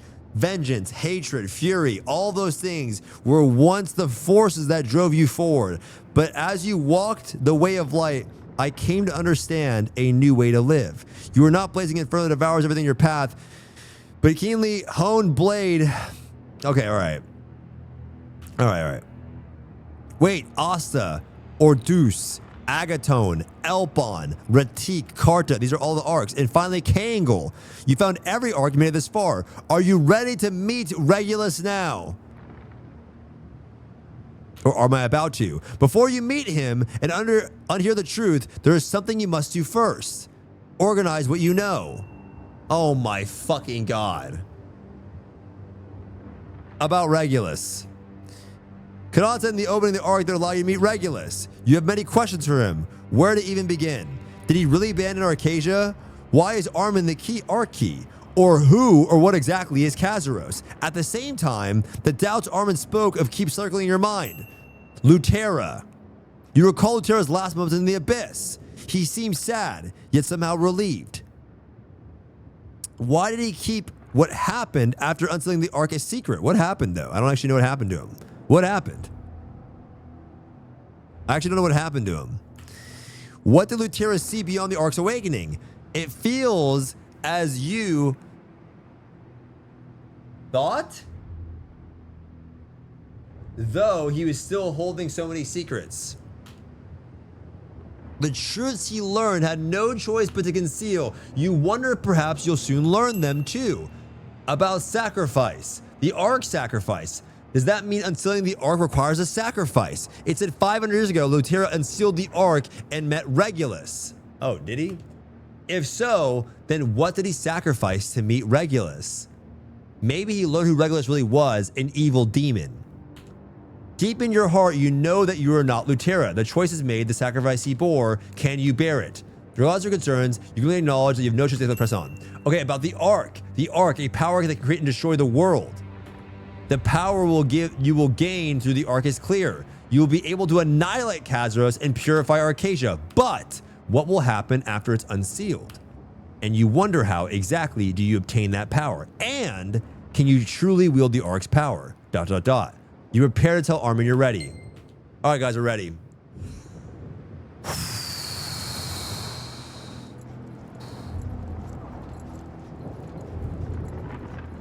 It seems you're ready. I'm ready. All right, I don't give a fuck. Let's do this shit.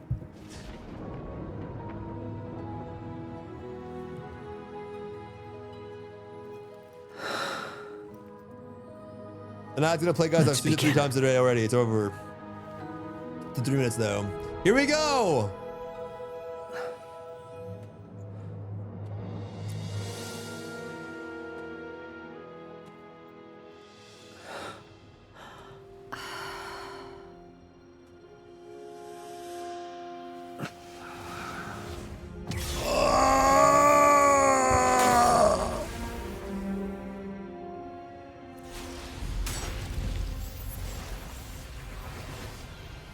Yeah, it's Armin Primal. He's fusing with the Ark. This is it. He's the key. He's the key. We collected the Arks, and it's time to wipe away Kazuros and cleanse Arcasia. Ugh.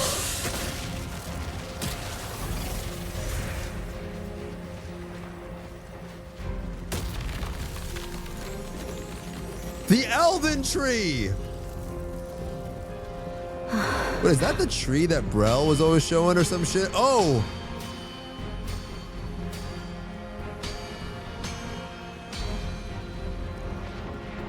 My ass.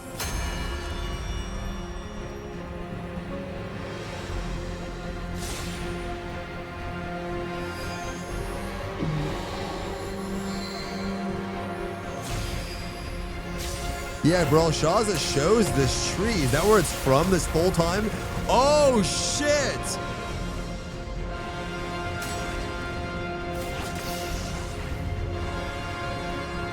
It's the color of my sidereal weapon. Way. The music's kind of sick.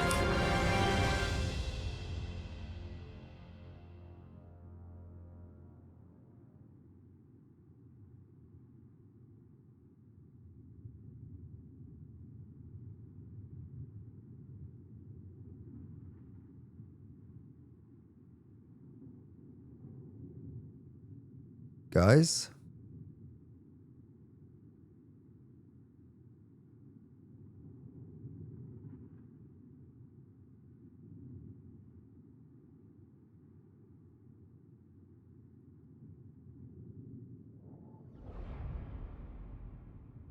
Oh? Yeah, it's the Worldo. Exactly. Mr. Asian Avatar. It's this comes come to a standstill. First, let's control the stairs, appear ahead. There you go, guys. Yo! Wait, this is sick. At the end, there's a small light flickering, as almost if it's been waiting for me. A dazzling light. Does it lead somewhere? Oh, this is sick. Holy shit. This is a crazy MSQ.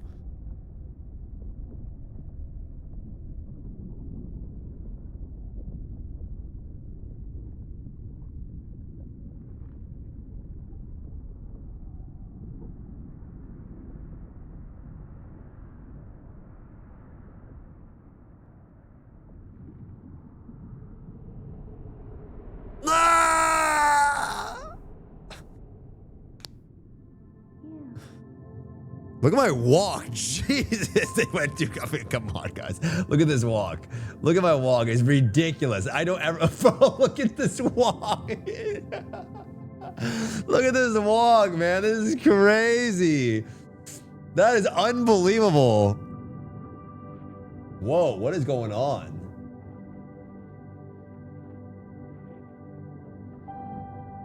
What is going on?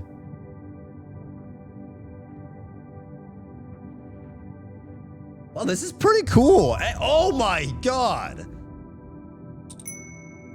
What is this place? Is where Regulus is?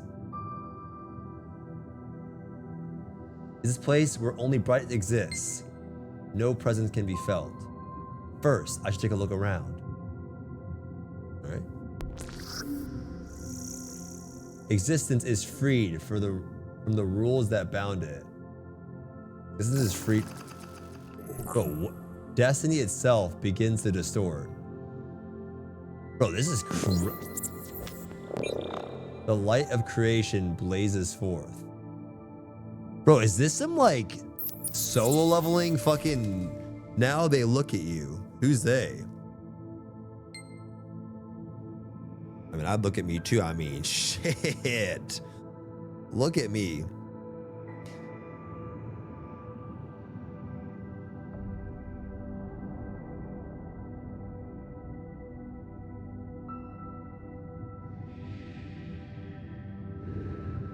Oof.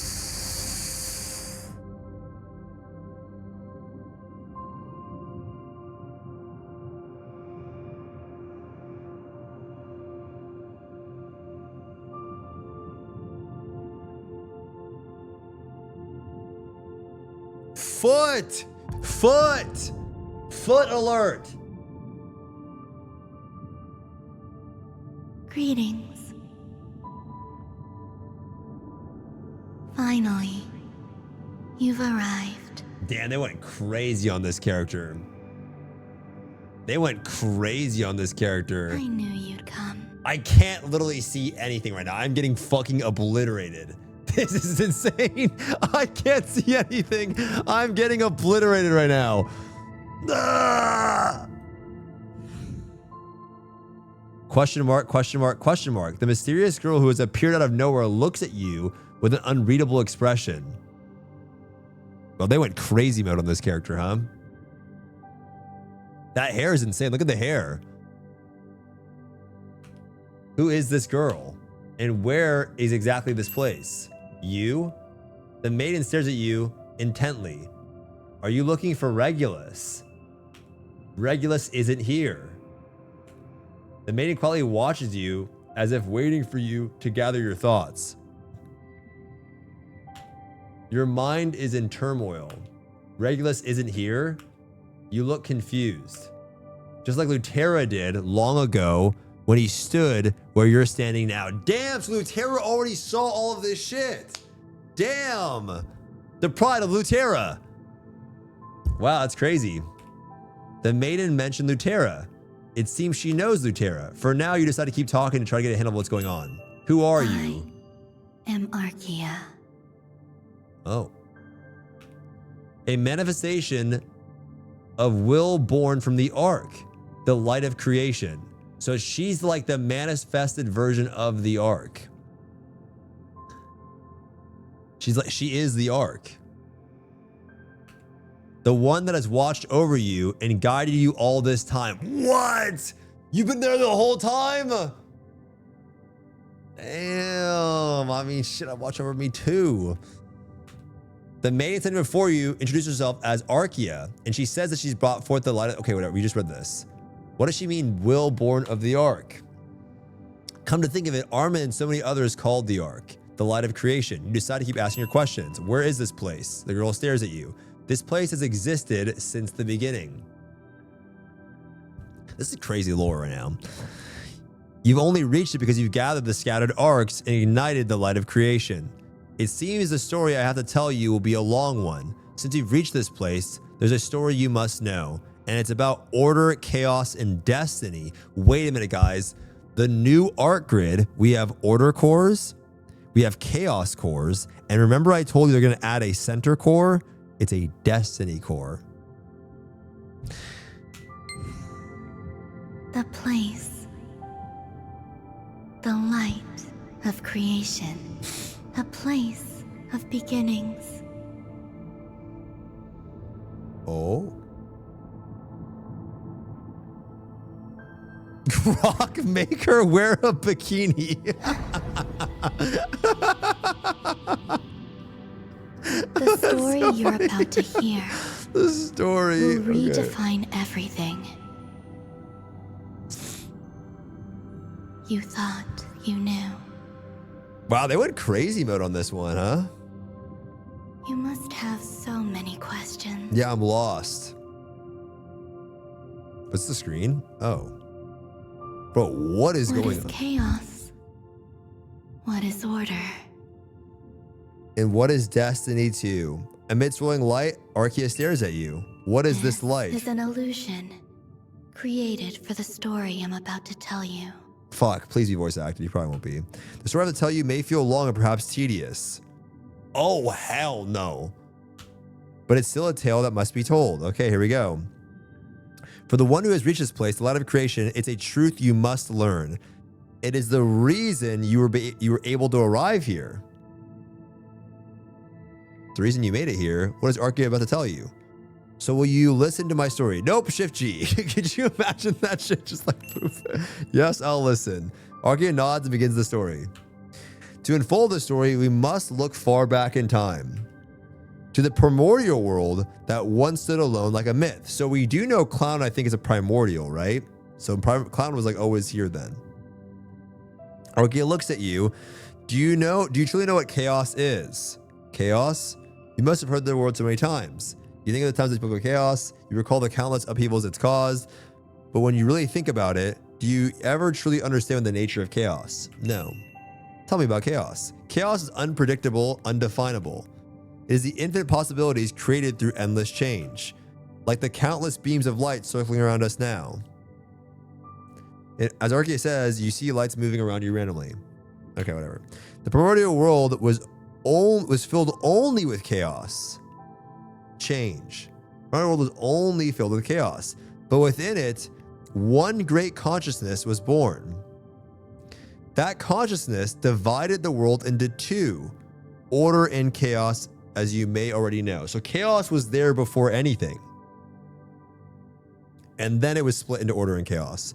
He is Regulus. Okay, so in the primordial world, Regulus was born, or like whatever, and he split it into order and chaos, but it was always just chaos. Okay. Regulus could not abide chaos. The lights around you begin to converge on Archaea all at once. Arc grid. Regulus used the light of creation, the arc, to create a new dimension of his own. He created Omnium and the eternal sun. Okay, I kind of get it. So he made the arc before because he used it to create Omnium, right?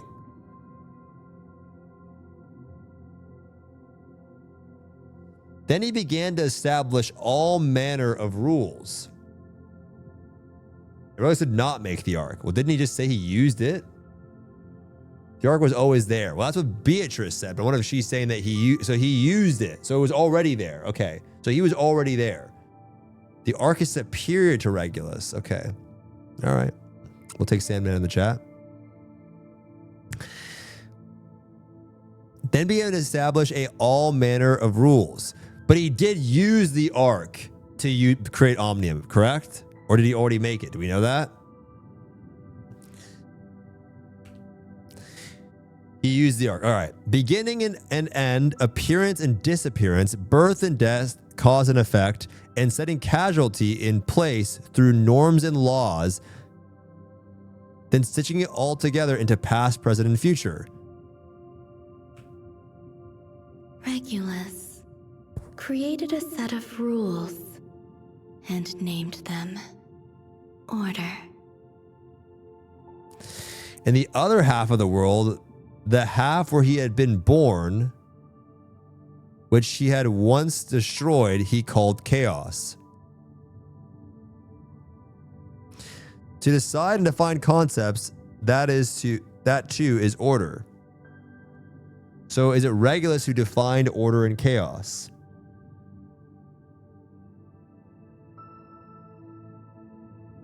So chaos existed, right? Chaos existed. Then he made his own thing, which was like boundless, nothing. Then he made his own shit in Omnium that had rules and order. And then he said the opposition to that is chaos, correct? Am I getting this right? The opposition to like the rules that he created would be chaos, right? Okay. Why is Archie telling you all of this? I've been watching your entire journey. Slowly curls her fingers and begins to list familiar places. Lutera, Tortoic, Arthentine, Shushar, Rohendel, Phaeton, Elgasia. That was like 3 years ago. I met you in all of those places and was with you every moment of choice. The Ark. Everything that is revealed begins with what was hidden. Everything that is known rests upon what is unknown. Baboon threat. The fact that I have met you now and that I'm telling you about your beginning of this world, about the beginning of this world, all of it is for what is to come, an inevitable choice. And the great responsibility for you will have to bear. The inevitable choice.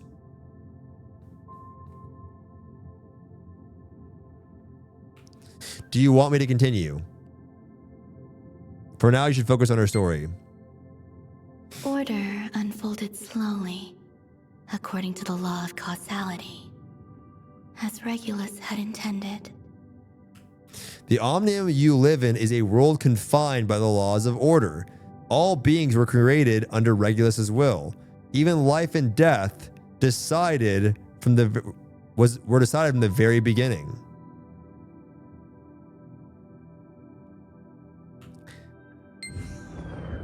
Just as we are doing now, Regulus looked upon what he had perfected. Holy shit. Flawlessly arranged positions and designated roles.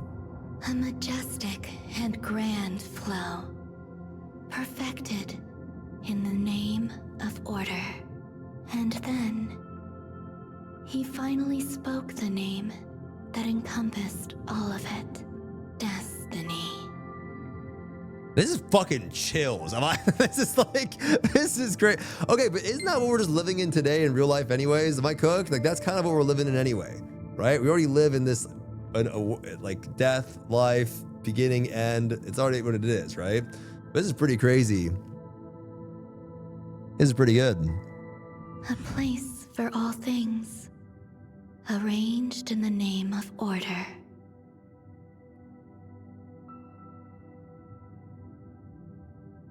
Destiny and the causes and effects they create. Countless events born as everything connects and influences one another under time and space, forming the past, the present, and the future. That is destiny. It feels like too much information taken all at once. So destiny is the massive flow itself created by Regulus through order, composed of a cause and effect, right? You look at the surrounding Empyreans. A set position, a set direction, you can, whatever. Destiny is, Archaeonods, that's right. Destiny is the sum of all cause and effect connected under the rules of order. Regulus thought that destiny created was perfect. But before long, he realized that the order and destiny that seemed perfect were only half complete. Oh, this is making a little more sense now because I kind of know why does he want to bring back chaos. Hold on. And they were born, and that they were bound to collapse because chaos still existed beyond order.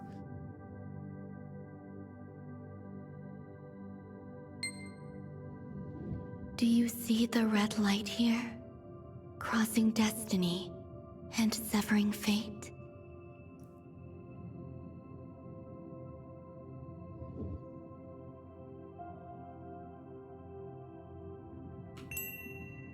An ominous red light. Mr. SFX, because a gifted only sub, half bro. of Appreciate the you, sir. primal world. Thank you, homie. This Omni was only age, half of the other primordial world. still remains Huts gifted a tier as a 1 sub to world Kelroy of GG. Okay, so we're only in half of the primordial world, I guess, right? The other half is chaos, the chaos world. Have we ever been? We've never been over there. So that's where the clown people are from, I'm assuming, right? That's where like all the fucking clown people are at, or I don't know. I'm assuming. I don't know, maybe I'm wrong. Chaos twisted the order and destiny that Regulus had created. The red light arcade controlled shaking destiny vanishes, but does not end there. Can you tell me about the changes? When a part of destiny changes, it doesn't stop there. It triggers a chain of new changes until destiny as a whole becomes something completely different than before. Causality woven from the cause and effect, that is the rule of order. Yeah, like cause and effect, okay. The first order was perfect, but twisted by chaos, it gradually began to grow incomplete. I see, so like chaos is throwing it out of balance. Regulus endlessly tried to purge chaos and restore the twisted destiny back to its original form. But that too created another problem. As faint deviations in causality continued, there arose those who realized the truth between the lines of destiny. Those who realized the truth? Okay, who is it? They are all. What?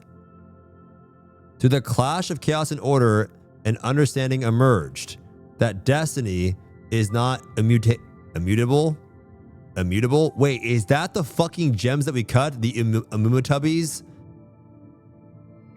I don't know what this word even means. Immutable? Immutable? Like not immune? Destiny is not immune? Like destiny is not... like what's the word? Like how do I... Unable to be changed. Yeah. It's not immune. Yeah. The desire of the power of the Ark in their arrogance tried to change the destiny as they pleased. They desired the power of the Ark, and in their arrogance, they tried to change destiny as they please. Who's they?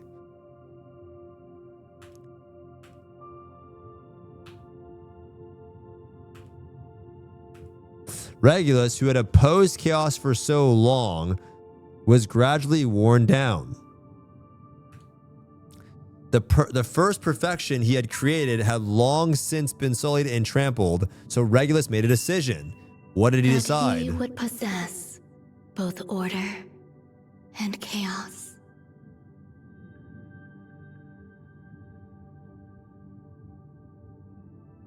Oh, wait a minute. It's making way more sense. Wait a minute. Regulus believed all of this was caused by his neglect of chaos. He realized that as long as chaos exists, unerring order would remain an unattainable ideal. Oh. Before you know it, okay, after that, Regulus moved swiftly. He bound the light of creation he possessed, the Ark, under the constraints of order. And to prevent anyone from confronting him, he divided the Ark into 7 pieces and scattered them. He then created the Ark key, imbuing it with the power of order to control all of the Arks. This was to ensure that no one could disrupt his order. Only after finishing all preparations did Regulus finally step back to contemplate order, chaos, and destiny. He strove to find a way to even control chaos itself. In the abyss, he discovered that the death he created was mingling with chaos and condensing into something dense and concentrated. At that moment, Regulus conceived a grand plan, an order that would destroy chaos.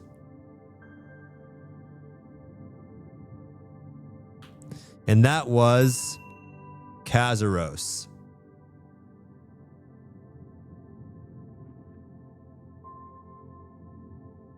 So Regulus made Kazaros to destroy chaos. But how does that give him control over it? If you get rid of it, doesn't he say he needs it? I'm kind of confused on that. Doesn't he say that he needs it? So what is the point of destroying it? Regulus divided a part of himself in the abyss where the death had accumulated and placed within it a powerful wish.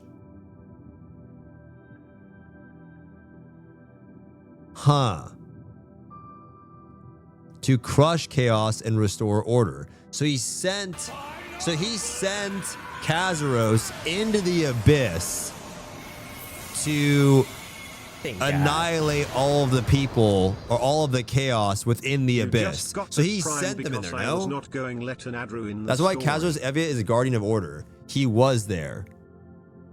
Yeah, but did I go back? Kazaros is born from the abyss. I know that's the old thing that we knew, that Kazaros came out of the abyss, was born from it, but she's just reading it. Am I just regarded? Didn't I literally just read that the people that died that were sent to the abyss, he found when he went there that there was a bunch of chaos within the abyss. So he created, I think I just read it. Should I rewind it back? Yeah, okay. And so Kazaros was born just as Regulus had wished. He used Zosma's greed to lure and destroy him. Kazaros then crossed over to Petronia, the Chaos Star, to begin establishing order.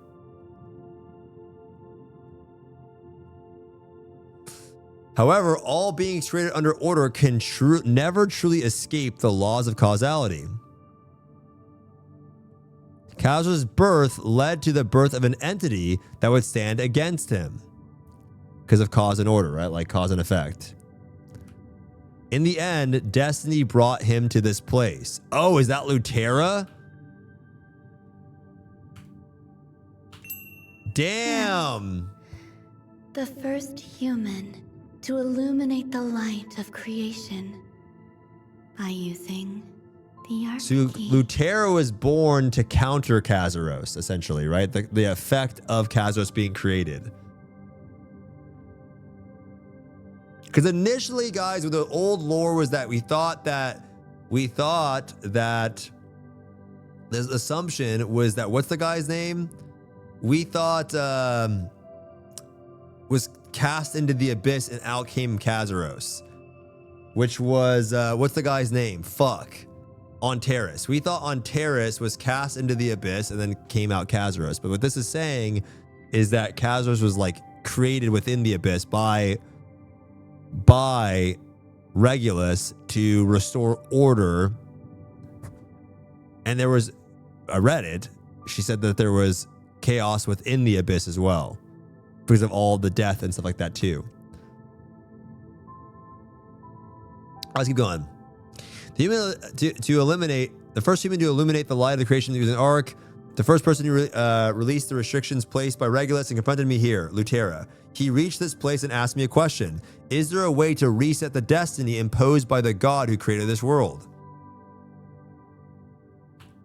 If you could destroy Kazaros and save Arcasia. Somehow you feel like you already know the answer. If it had been possible back then, Lutera would not have sacrificed himself, nor would he have waited all these lonely years for you in the abyss. Lutera learned that here that Kazaros too was part of the order created by Regulus. That Kazaros, whom they called the Archdemon, was also protecting order.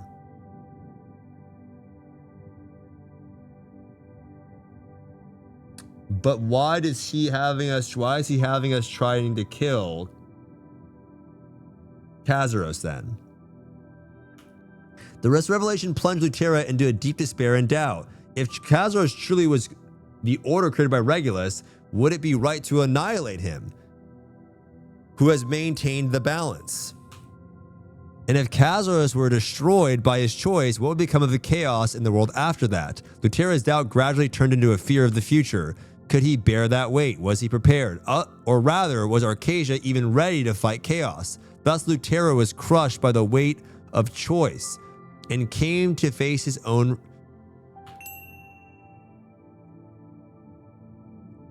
Do you remember the story I told you to explain. No, I forgot already.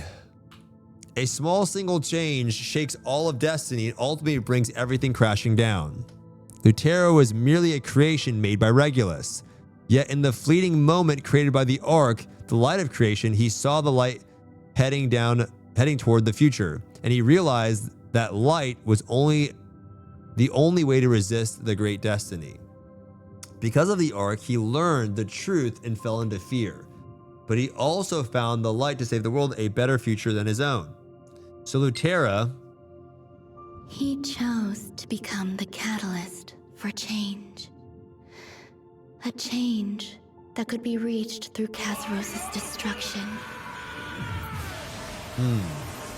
Iron Tide, thanks for the prime 8 months. Thank God. He could have easily fallen into despair after learning such a truth, but instead he chose to prepare for the future. He believed that you would be able to shoulder the burden of Kazuros' destruction and the age of chaos that would follow. But why do we want that to follow? I don't understand. The illusion, okay. And that's why Lutera sealed Kazuros with the Ark's power. So that 500 years later, you could stand here today. The fact that you've reached this place proves you succeeded. Because if you don't kill Kazuros, he will kill us all. Yeah, but I don't really get the whole like Legion Commander thing. Like, what is the point of the Legion Commanders then? Why is like... Also, I don't really understand, because the only reason we're even doing this, he brought order. Well, did he? Because the only reason we're even doing, I mean, right now we're just living our lives, then the gates open and demons start pouring out, and then we're fighting against them. And by doing that, we're now trying to kill Kazuros to stop pretty much this Legion invasion and all of these enemies. But if homie didn't do anything and just sat there, then life would go on as it is and nothing would change. You know what I mean? Like, the only reason we're even fighting against any of this is because he appeared and is causing, in other words, quote unquote chaos. You know what I mean? I don't really understand his order. Like, what order is he actually restoring? I mean, maybe this will make more sense later, but what order is Kazuros actually restoring? There's been plenty of wars between races in Arcadia, the Lazanet, turning their back on their faith, etc. The order of death. Yeah, but I just feel like, don't people naturally die anyways? Like, you live a life, you do your things, and then you eventually die, and that's just destiny. You know what I mean? I don't know. It's like the hole I see in this story. I don't really get what he was restoring. But by killing everyone, is he even restoring anything? I don't really know.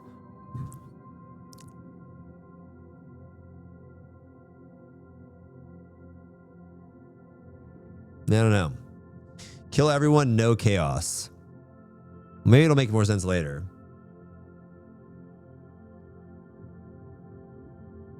Yeah. The fact is that you're here at this very moment. This is what Lutero desired. The radiant light of destiny that will save Arcadia at last. The light is you. The Ark he created by Regulus lived and breathed. The key illuminated the light of creation for who the journey alongside it. And now I am here meeting and conversing with you, the one who will confront Kazuros. You are the one who will inherit the destiny and yet create a new one, chosen by destiny to shatter destiny itself. You know what's funny though? A long time ago, there was this theory that Lost Ark was a loop. This is an old theory of Lost Ark lore that Saint told me a long time ago, that Lost Ark was a cycling loop, and that's why his name was Lupion. And that the goal was to disrupt the loop. And in some ways, it's kind of true, because now it's like Destiny, and we're trying to disrupt Destiny by changing it, by defeating Kazuros. But I still don't really understand the, you know, why we want. Maybe it'll make sense later. Your now is the result of his choice. Lutera hoped that one day, when you learned the truth, you would understand why he did what he did. Understand the choices he had to make so that Kazros could be destroyed and so that Arcadia could be saved.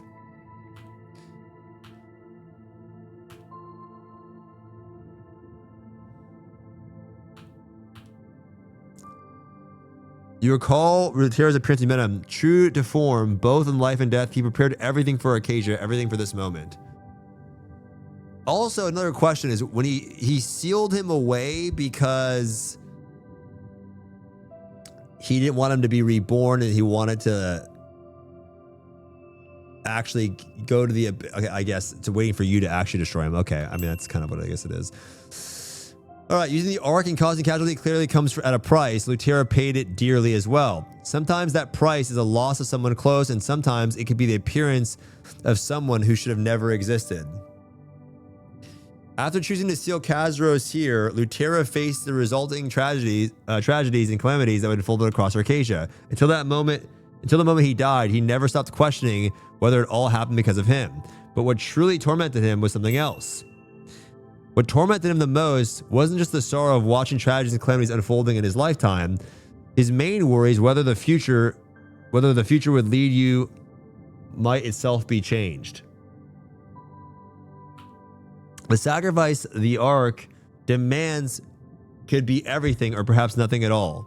Lutera was haunted by that fact that he would not live to see the future himself. He had set into motion. He was revered as a holy king, honored and respected by all, yet he had allowed countless sacrifices and deaths to occur. He knew all of this, or perhaps he did it intentionally. Under the crushing weight of being the only one who would know the truth, he gave up all semblance of a normal life, plagued by obsession, as he prepared for the future, an uncertain future that he could share with no one. Perhaps that was the sacrifice the Ark demanded of him, his price. The cost was his entire life. And the peace he would never experience. Damn, neither in life nor death, not even for a single moment. But right now, Lutera surely has no regrets, because the moment he longed for so long ago has come, the future he gained in exchange for giving up everything. Kazros' birth and Lutera's choice changed many things. And at this moment, what has changed the most is the Ark key. It was no accident that the key, the lost Ark, took the form of a Delane. He is the being that holds the power of chaos and order. Perhaps he's a new rule, a new law created by Regulus's order and the greed of chaos. Created to thwart the ancient Ark, the lost Ark was once merely an object containing Regulus's authority. Yet in this era, it had a life with a will of its own, journeying alongside you and influencing the destinies of countless others. The Ark key has already decided its own future. He chooses to break free from Regulus's will that once restrained him, while also suppressing the chaos that threatens to consume him from within. And what has guided him until now was you, who led him, a single human who warmly embraced him as a friend. Damn. Claudia.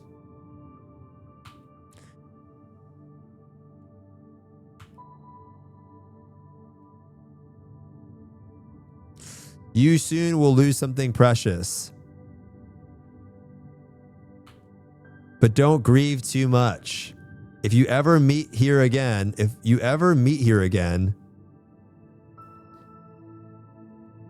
you'll be able to meet what you've lost again, according to causality. Damn. And now with the Ark key, you will face the end of the abyss according to your changed destiny. The ending you will face is now yours to choose. I believe I've explained everything to you. All right. Okay. What will I have to sacrifice? Archaea looks at you with the sad eyes for the first time. You too will have to pay the price for using the arcs. The wave of altered causality you create will spread wider the closer someone is to you. To protect you, those closest will sacrifice themselves. With each day passing, you will face new and powerful foes.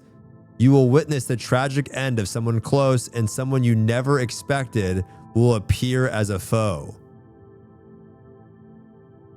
Wait, who's that? Your level 10 gems. Someone you never expected will appear as a foe. Beatrice?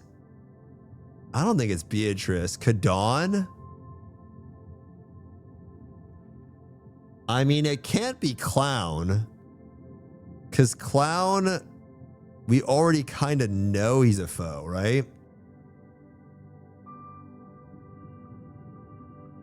Carmine and Theamine, it can't be them either.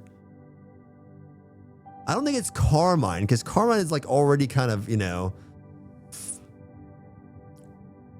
Who would appear as a foe? I feel like it's probably relates to Carmine.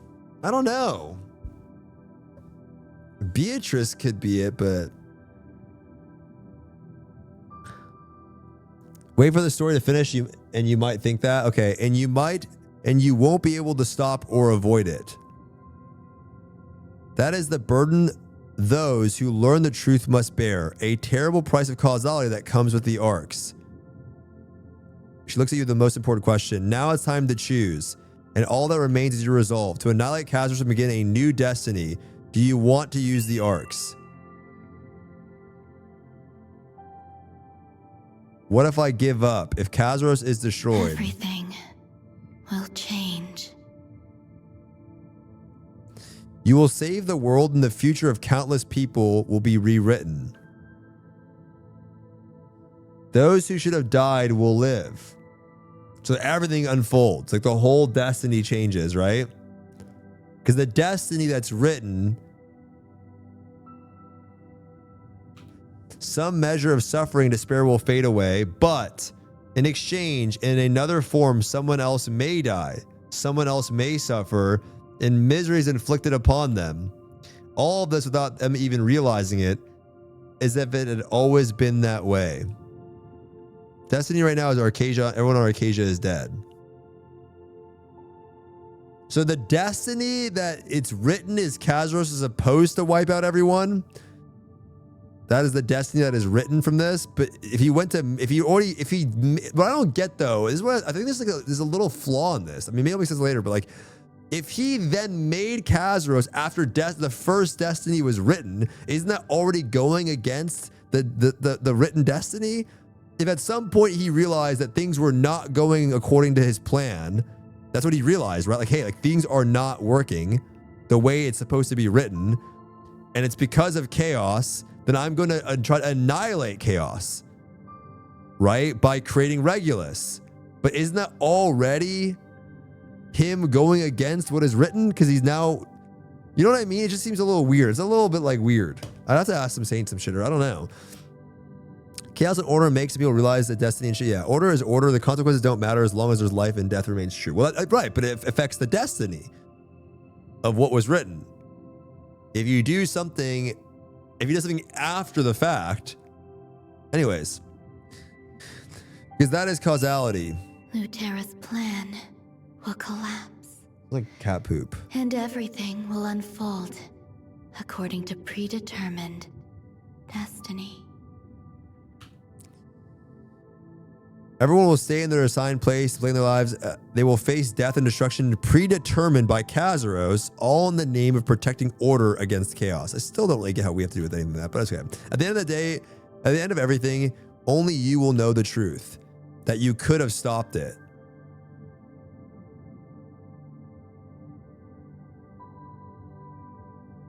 Well, the alternative is that everyone dies anyway. So, you know what I mean? It's not like if Kazros is destroyed and Destiny collapses, you won't be able to remain as you are now. All those who intervene in Destiny will try once more to reshape it in their will. Above all, Regulus too will become aware of what has happened. Oh, he'll be pissed. He will realize that a part of himself has been erased. So it's a part of him. Kazros is a part of Regulus then, right? In a loneliness no one will recognize, you will slowly prepare for the tragedies that await. If a great war breaks out and you're faced with the tragic sights, you'll wonder, is this misfortune because of me? And no matter what words of comfort you hear, deep within yourself, you will know the truth. You will never stop doubting what all this would ultimately lead to. Lutera carried a similar burden, and he knows what burden you were forced to carry. After beginning your journey guided by destiny, no matter how many foes you face in battle, he believed in you. He believed you would overcome the hardships, continue growing stronger, and not give up through that long ordeal. He believed that you would overcome all adversity and reach this point to destroy Kazuros, and that once you did, you would continue to move forward for Acacia. Even if you could never forgive the one who forced that choice upon you. Okay. I need a moment to think. No, I don't. Let's do this shit. Using the arc is not such a simple matter. What happens will surely differ from your expectations. Lutera sacrificed himself to go this far. At the same time, he's forcing you to accept the destiny in the name of choice to protect the world, to destroy Kazuros. He believed in you. Believed that you would break Regulus's destiny and open a new one. Okay, so basically, Lutera realized that by destroying Kazuros, it would change destiny and it would inflict, chaos could come and it would cause problems again, right? That's basically the summary of this. By defeating Kazuros, it's going to cause new issues, new people are going to die, chaos can go crazy, and you have to bear that. But if you don't do anything, then you're still going to get wiped out because Kazuros is going to kill.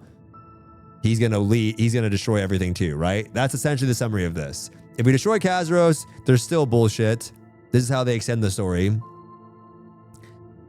But if we don't destroy Kazuros, then, it's a burden that you have to bear.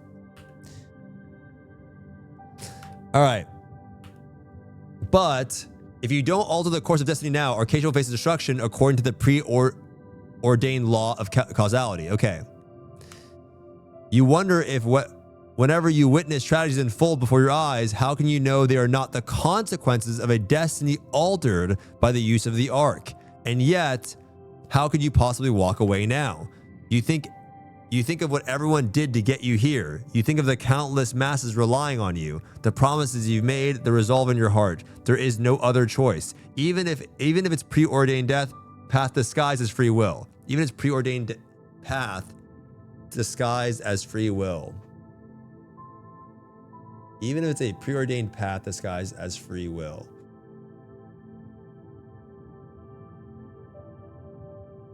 Okay, so it's not free. I guess by letting in chaos, you are also letting in free will, right? That's the whole point of chaos, correct? Chaos is free will. So by letting in chaos into the world, you're also letting in free will into the world, correct? You know what I mean? So in order to have free will, you have to have chaos there as well. Otherwise, it's just a preset destiny. It's just, this is how it's going to go. This is going to happen, and this is going to happen, and this is going to happen, then everyone's going to die, right?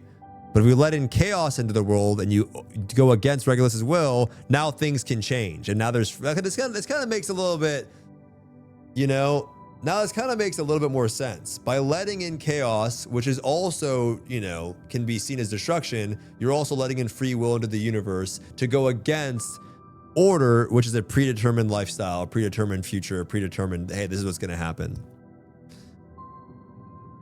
So that's you know what I mean? That's the choice that you make.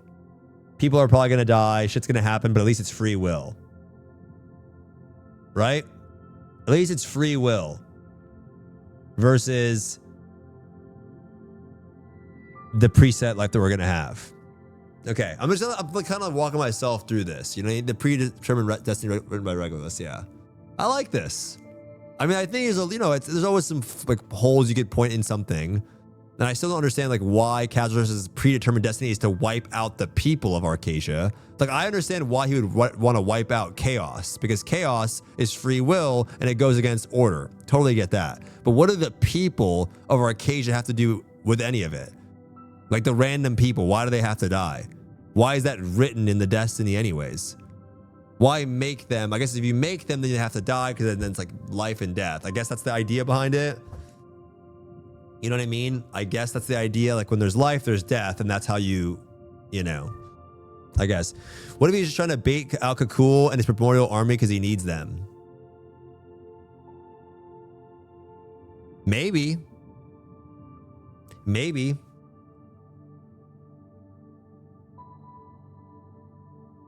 Maybe. Maybe this is all a big ploy to get rid of all chaos by bringing them to Arcasia. You know what I mean? Even Vagaries wanted to delete us because we are chaos, but we proved him. I don't remember that part. I don't remember that part. Aren't we just following a predetermined will? Anyways, keep going. So it's been decided Kazuros must be destroyed, and yet you look determined. This is pretty interesting. I will face them. We had to convince him to not get rid of us. I don't remember that. Yeah, I actually don't remember that. Ever since I was born, I was free. Type beat Goofy, determination versus flop free. Yeah, that should happen at the start of the game when you reach around Vern, I think. I think that Destiny is like God of War Ragnarok, or Destiny is just some person being that they can read characters if they know who they are, decisions will be made. Now, what is Argos' role in all of this? I don't even know. What even is Argos? Is he a guardian? What even is Argos? We obtained the Ark from Kazuros, and now we will go after a cool primordial power or something like that, and then we find the big guy. Yeah, maybe we'll see. Matty Goods. What time is the raid at? I posted in the Discord. It's going to be at 1 p.m. Matty Goods on Wednesday. 1 p.m., bro. BB less than 3. What time is raid at? Wait, do I have the power of the Ark now? Boom! I've ascended. This is a really sick ass screen, though. Beyond is an unpredictable future. Oh, the KR raid is tomorrow at 6. Perhaps we'll watch that. It will be an unhappy one for you.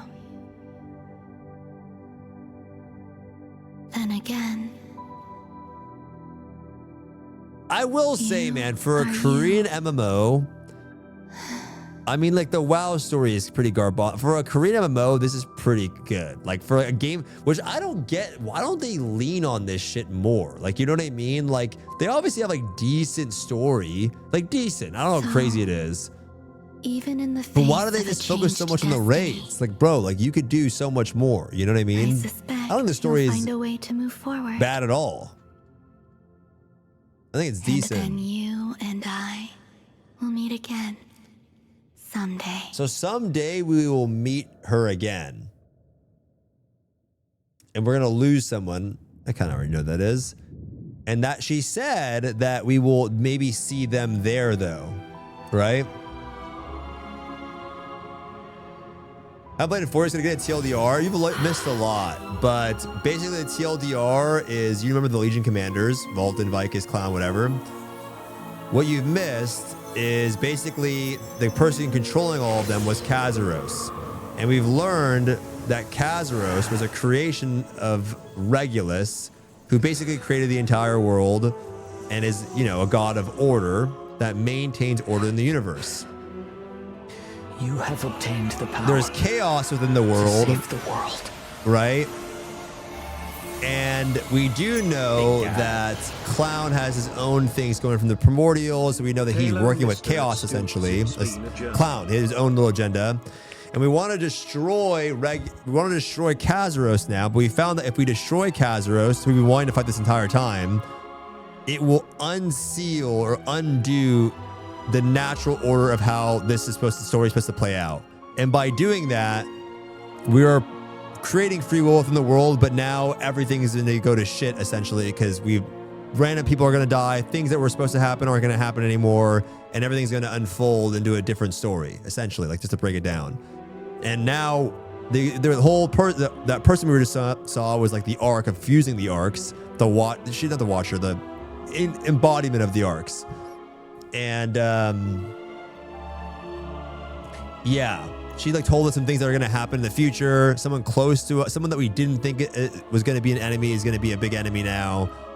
And just a bunch of shit's going to change. Shit's going to hit the fan, essentially, as a result of this. But if we don't do it, we lose, to Kazuros, who's, been controlling the Legion Commanders this whole time. So we have to.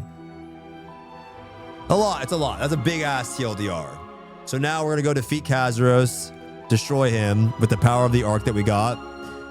And then we do know that Clown is, like, the big overarching, like, instructor of a lot of, I guess we'd say, the chaos then, right? He's a primordial from the primordial world, so it makes sense now. So Clown is from he's a primordial, we do know that, and he's from the primordial world, and that is where chaos naturally began. And I guess it kind of, what's kind of fitting, actually? Check your CP now. What's kind of fitting, by the way, though?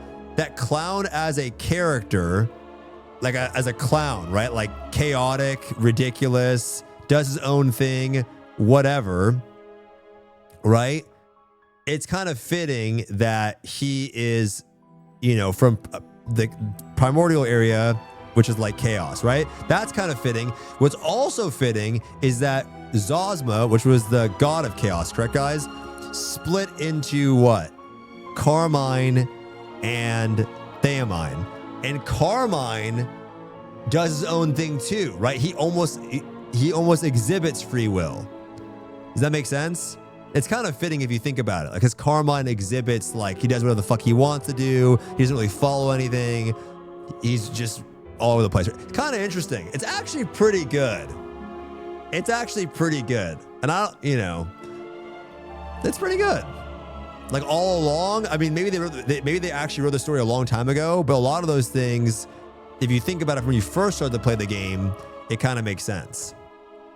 Some shit's dog shit, but overall, it's actually pretty good. Yeah. All right. You're back.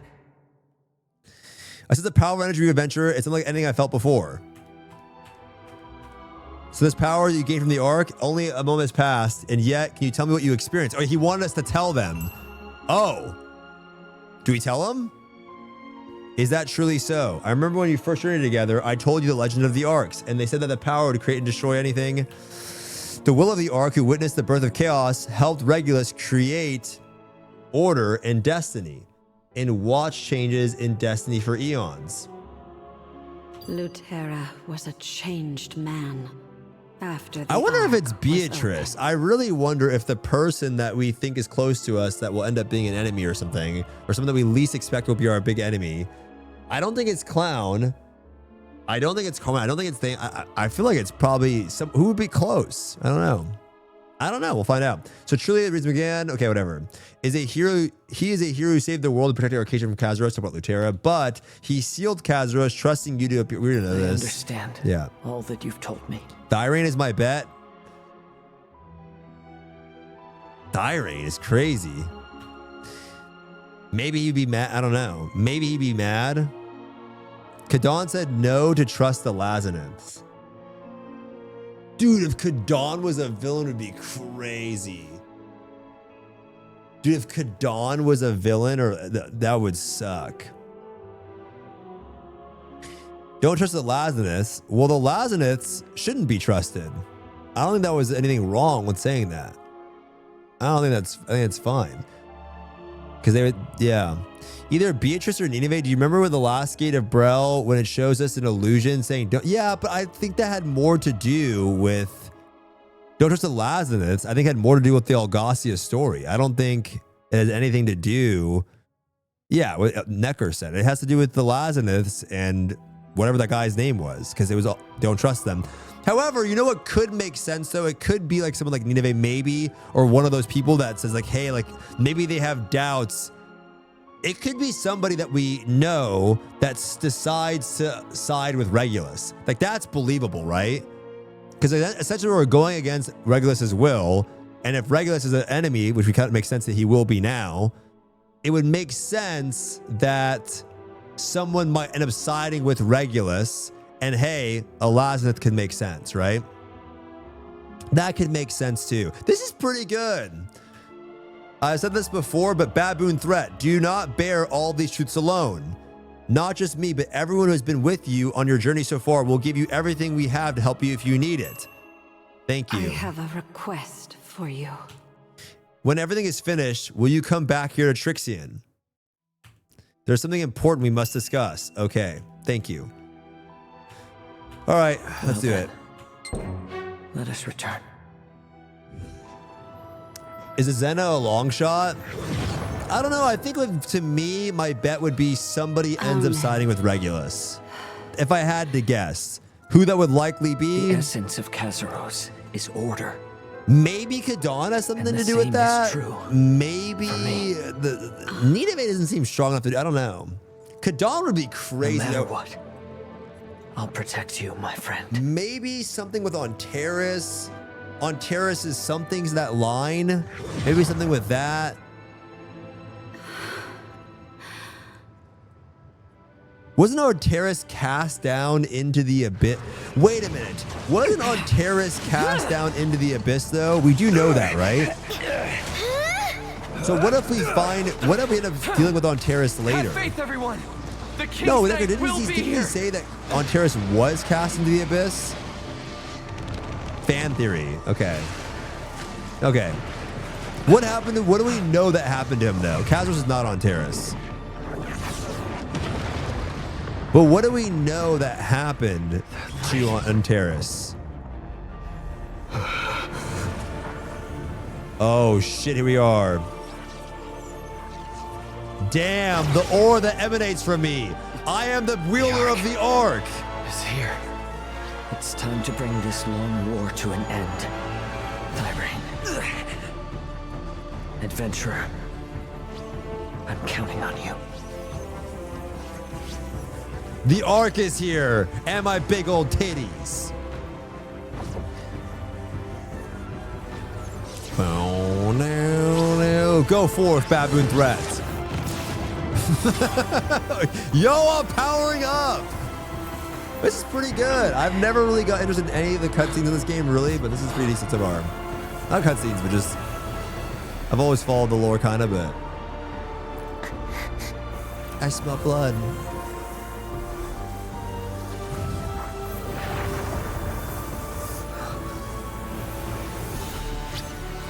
Damn! Wait, what the fuck is this? What is this? Wait, it's like the WoW story. I'm dropping a giant sword into the earth. There's a drill? Like, what? It's like, it's Torgaster. It's like the Bomba. The Ark. Oh, shit. Bro, I don't want Kadon to be the villain, bro. Kadon is max aura, please. Sharpshooter T-scale. Monastery! It's in 254 months. Thank God. Give me one tap and say double. Damn. Bro, you know what, guys? The only game that would ever approve using the new DLSS 5 is this fucking game. I would rather get this guy AI ChatGPT version than how he looks currently. You know what I mean? This might be the only game where it might be look good, I swear. The Avestas will not let our tragedy repeat itself. Damn. Your sorrow with you as well. Damn. Chills.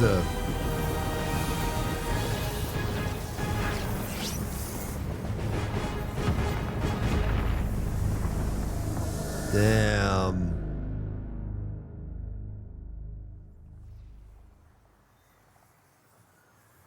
Do we have some fat lore dubs coming, guys? Like, do we still have cinema ahead?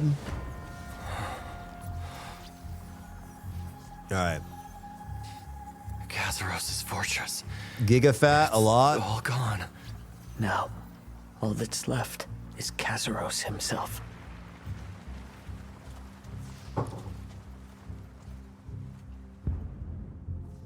You did it! Impressive. It's really amazing. Shut the fuck The up. fortress that had been consuming Arcasia, centered in Curzon, has vanished as well. Damn. I sense no foul demon energy here either. It seems to have gone back to being the plane it was 500 years ago. I sense a great energy from you. Yeah, I got aura. Even greater than what Lutera possessed 500 years ago. The warm force of life. Through so much. Long ago, after Lutera opened the Ark, he returned to the power to cleanse the nameless plains and seal away Kazaros. You too, do you now possess such power? Let me explain the power in me. Aha, the hero returns! And with tremendous power, as I expected. The power to save Arcasia and eliminate Kazaros, huh? Mwahaha. Now that's a story I like. Wow, that startled me. Stern Guard reporting in. We've confirmed the disappearance of the numerous demons and chaos gates that were assaulting Stern. The all toxic miasma that's once covered the seas is also fading away. So the map's getting cleansed, right? So I just came in, dropped a fucking nuclear holy explosion. Holy shit. Now, one at a time, please. There's no need to shout.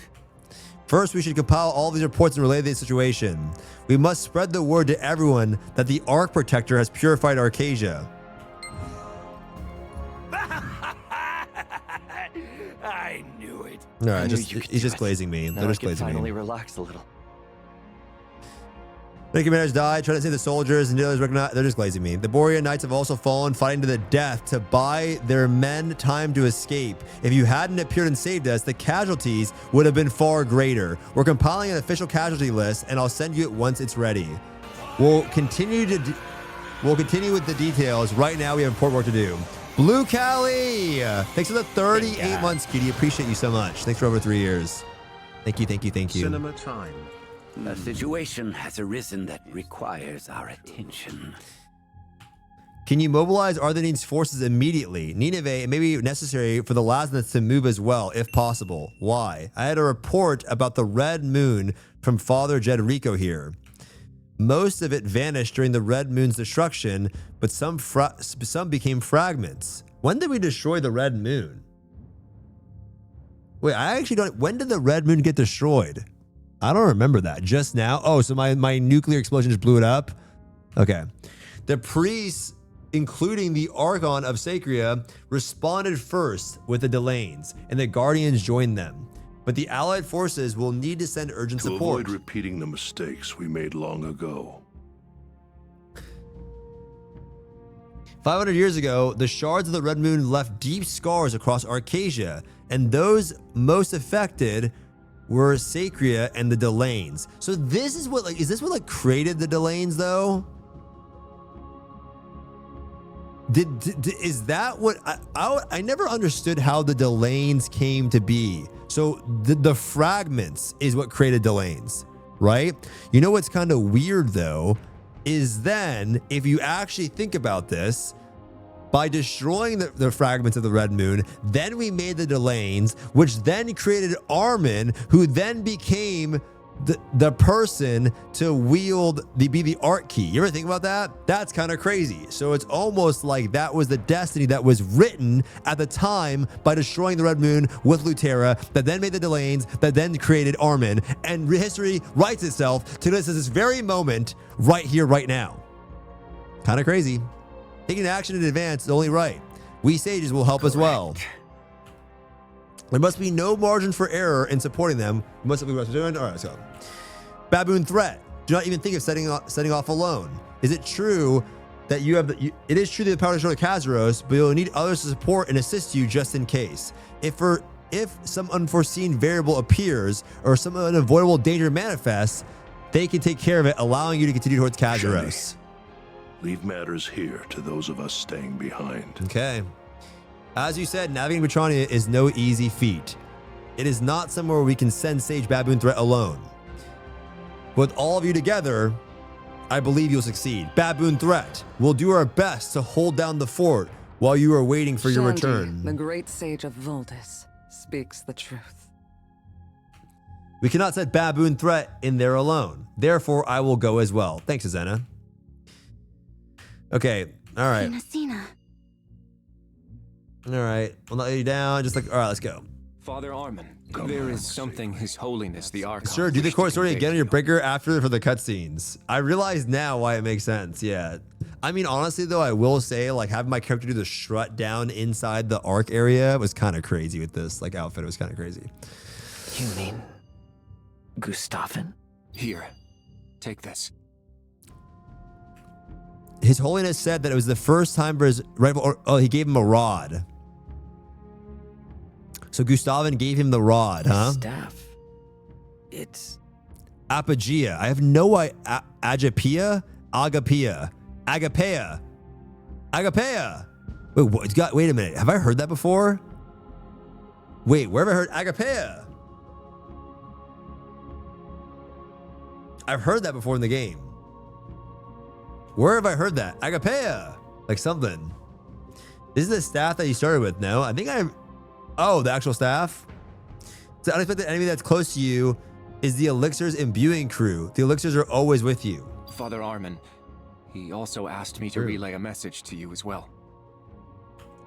You're faithfully walking the path of light, following Claudia. So continue onward, carrying the light with you. Damn, Gustavin dropping bars. Please convey my regards to His Holiness and tell him that I'm always grateful. We would all prefer if you were able to tell His Holiness that yourself. Damn, the foreshadowing. As His Holiness said, you seem to be carrying a brighter light than ever before, so he may rest easy, travel safely. When this war ends, there'll be much to resolve together with His Holiness. We will be waiting for you. All traces of Kazuros' presence remaining in Arcasia have been purified. Damn. At the risk of stating the obvious, I want you to know none of this would have been possible without you. All right, just kind of nothing burgers here. Kazuros and vagaries. The situation in Petronia is truly beyond prediction as well, so we'll do our best. All right, we're basically preparing to go to war here. Now all that remains is the annihilation of Kazuros. Yep. As you know, our roles are clear. No matter what the threat, our duty is to support Baboon Threat in order to annihilate Kazuros. And then get everyone back to Arcadia. 500 years since the Chain War began. During that time, since so much blood is shed for this moment, Kazuros and Petronia. Even if I never return, it means annihilating Kazuros. I'd gladly give my life 10 times over. We all feel the same as you. Damn, Shandy. I remember every Sylvain who was slain by Kazuros and his followers. We trust you, Baboon Threat. For now, you lead us. All right, let's go. All right, enough with the yapping. Let's go. Let's go.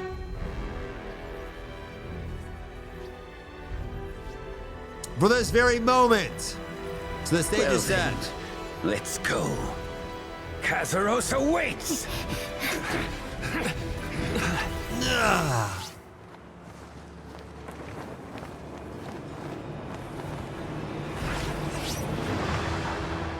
Are we jumping into Petronia? Are we jumping into the Abyss? Where are we actually going into this portal? Does anyone know where this is? I don't actually know. What is this portal? Are we going into the Abyss? Petronia. Okay, this is the Demon Land, right?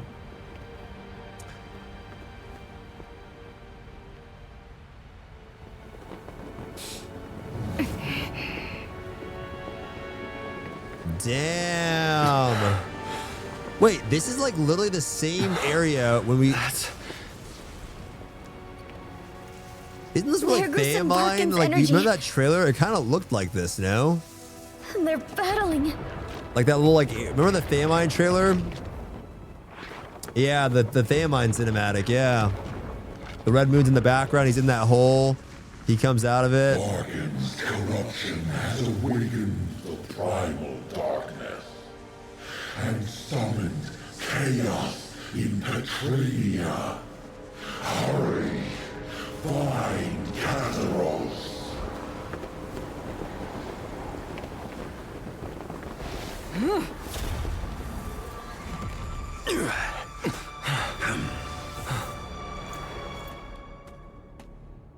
So this is Petrania.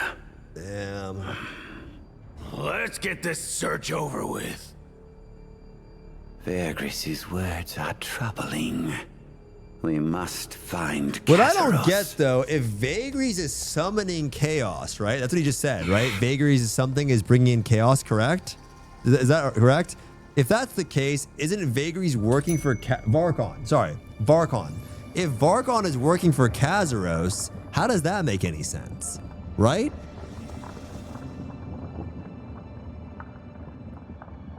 Unless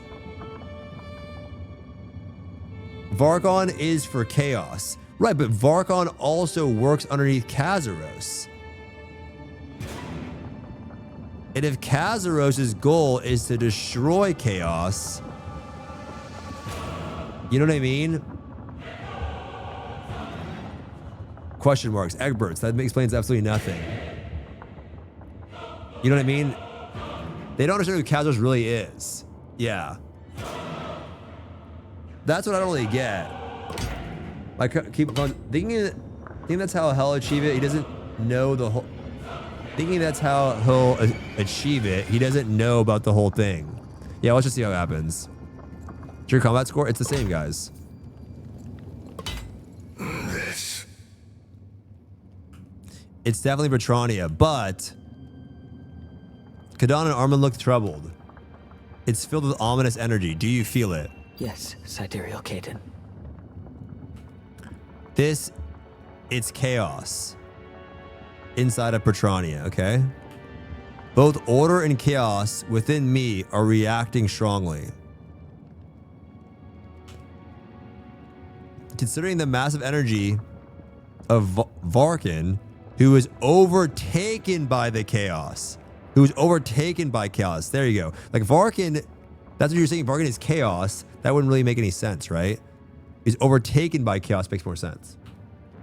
And the story of Vagries told us. Do you remember his words? Varkin awakened chaos. Chase Kazaros. Okay, yes. He cut it off. I don't know what Kazaros is plotting, but we must hurry. The aura of chaos.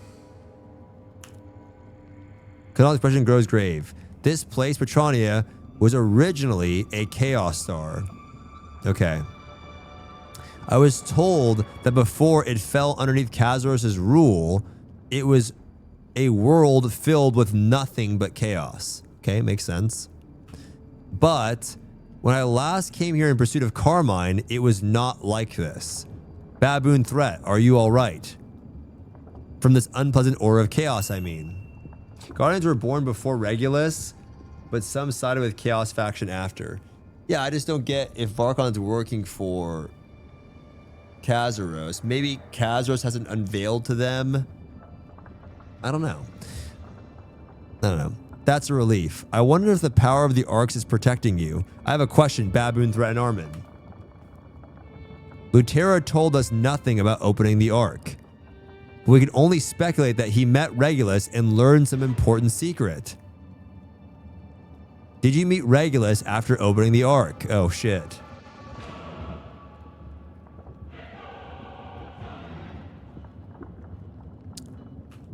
What kind of being was Regulus, the god of order? Varkon allied with Kazaros, but I think at this point, when he's overtaken by chaos, he's no longer with Kazaros. Okay.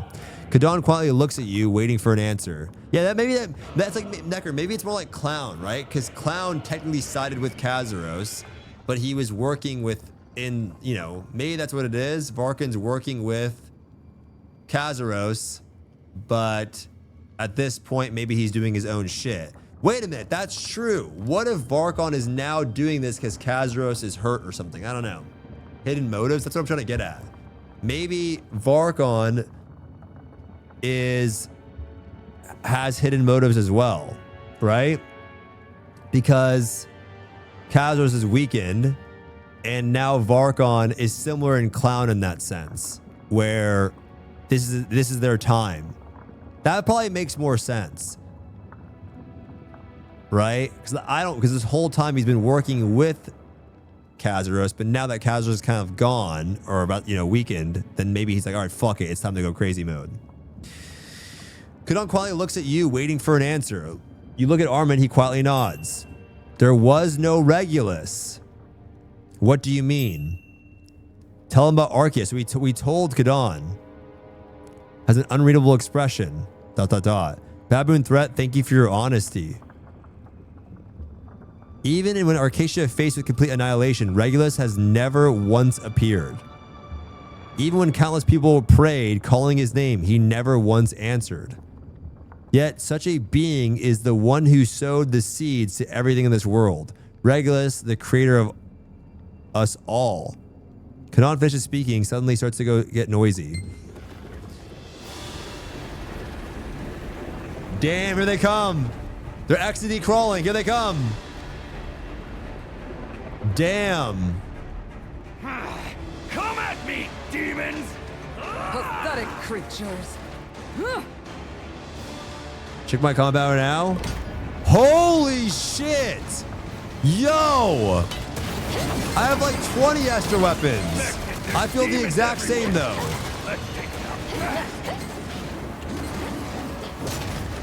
Something seems off. Oh, I'm doing a lot of damage though.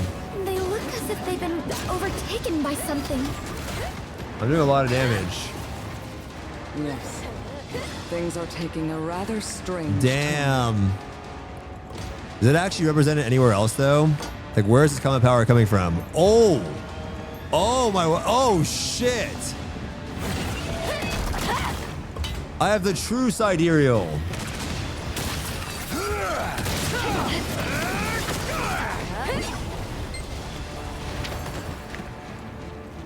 Oh.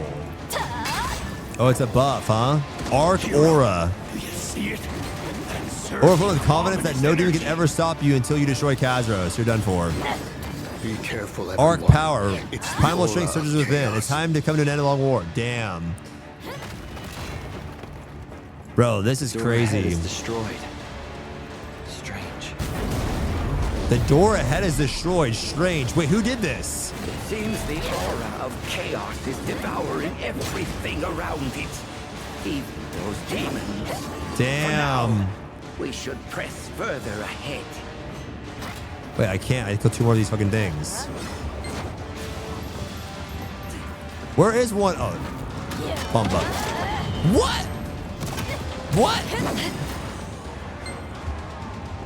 Damn. So chaos is invading. I think that's what it is, Necker. I think that's what's going on. I think Admiral Toast and Necker, I think that's what it is. I think now, because Kazuros is weakened, chaos is invading, and that's what Varkon is doing too, right? Varkon's just, you know.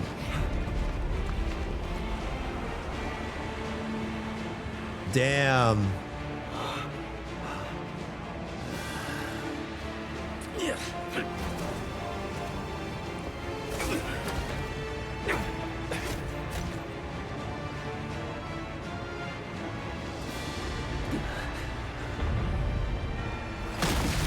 Oh shit!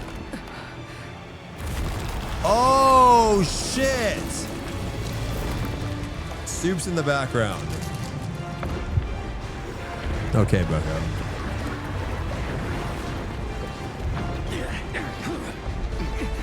Damn.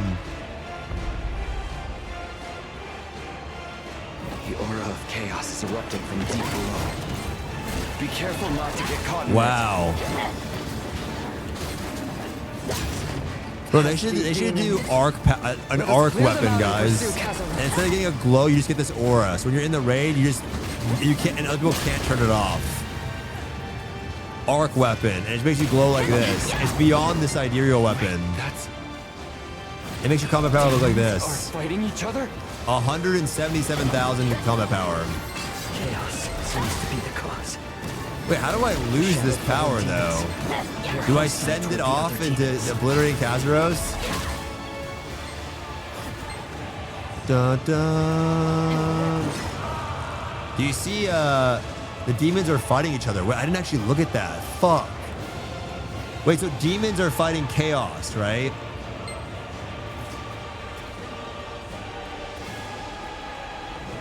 Oh, you're right. Wait, so the chaos, I would assume, is those shadow things, right? Right, these things right here. This Punisher.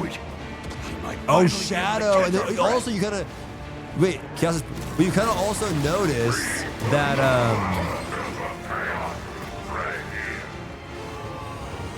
oh, right here. Oh shit.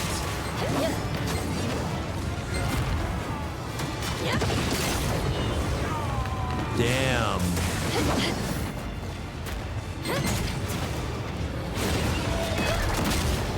Damn.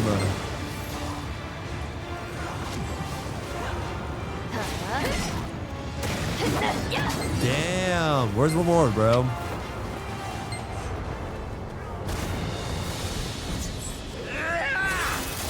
Bomba.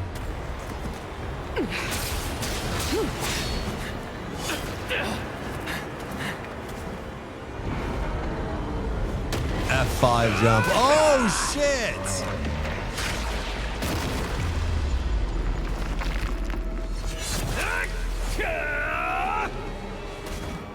Damn, Balor going crazy.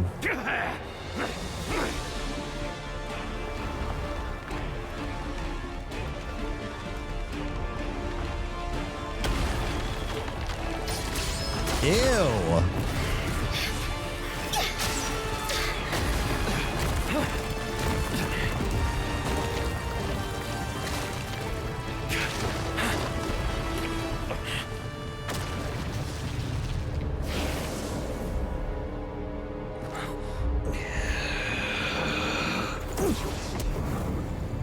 Armin, is that the power of chaos?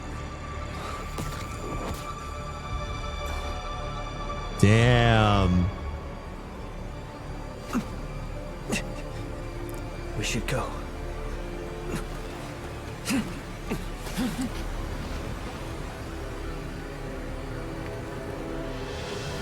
Oh, shit.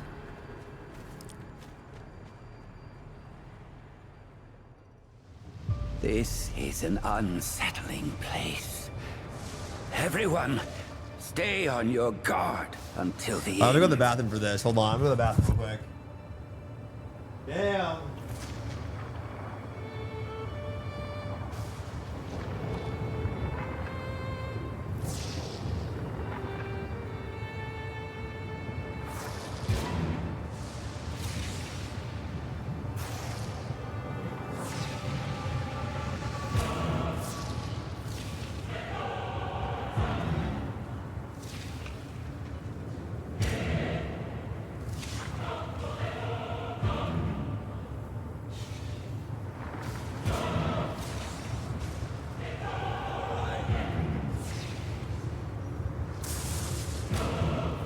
Oh my bubble!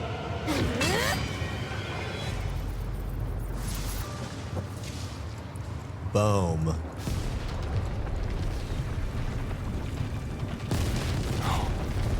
The chaotic aura is growing stronger. Yeah, we've kind of seen these symbols before right here, huh? These little, like, this looks very similar to Theamine, right? Cyber, like this little like setup like this looks very similar to Theamine. Point. Kazaros awaits. Okay. The aura of chaos Did not wash hands? I don't, because I have a clean raging even penis. more. Dummy mommy. Boom. Is this event any good? The event itself's okay, but you can flip on any character. It's okay. Give some mats and shit. You can just claim it on like literally your main and collect all the mats behind soul if you just want the mats.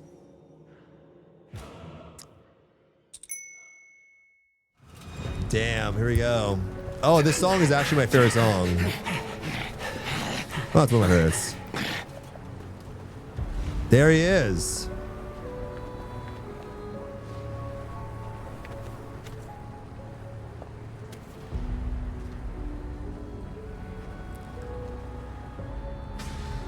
There he is.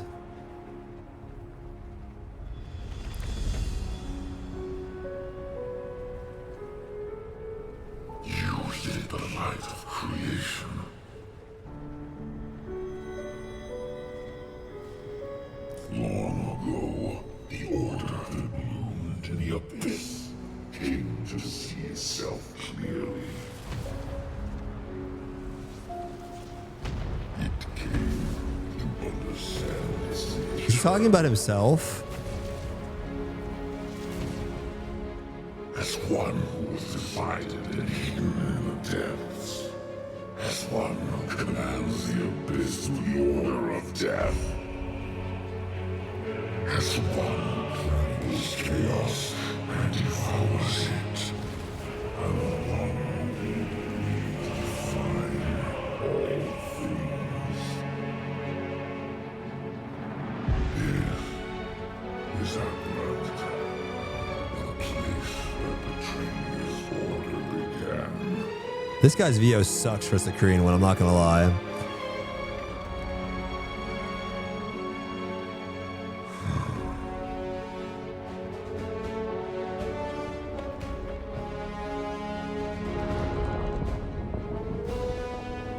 Behold the being. Okay.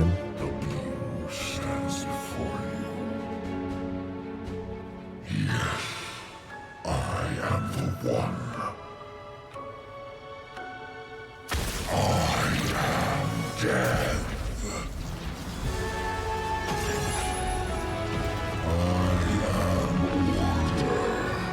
Damn. Damn.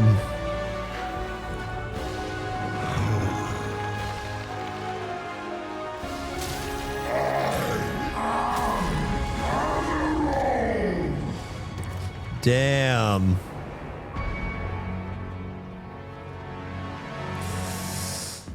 All right, both.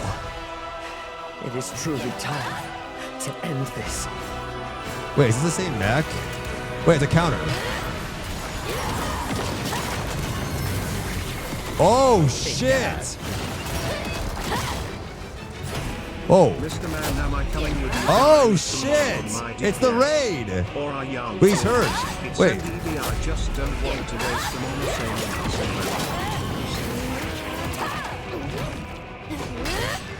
It's not tomorrow, Munchies. It's Wednesday. It's Wednesday. It's Wednesday. Flow of destiny.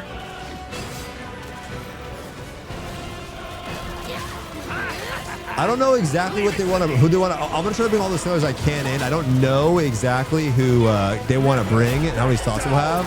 But I don't have a roster at all. Like there's no roster, Munchies. If that's what you're wondering, we don't have like a roster of anything at all. Oh shit! I'm trying to bring all the Lost Ark sailors I can, you know.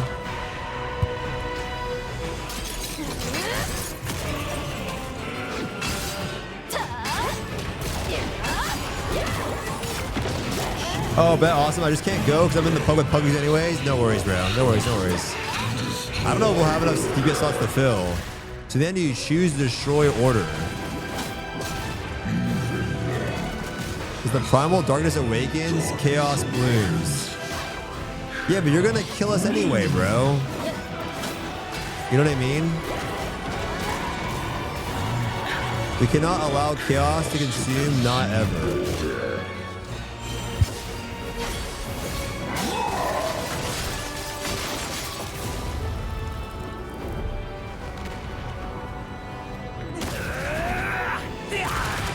Oh shit!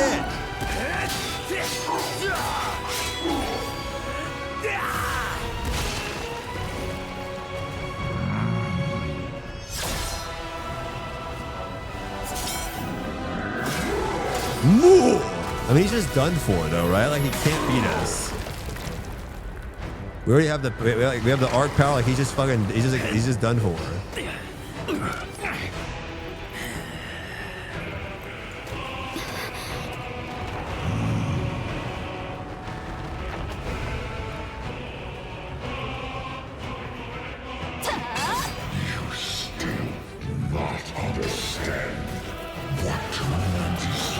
You don't understand what destruction truly means. I can get knocked your bros out. Dude, this is fucking sick. Do you think the likes of you can withstand chaos?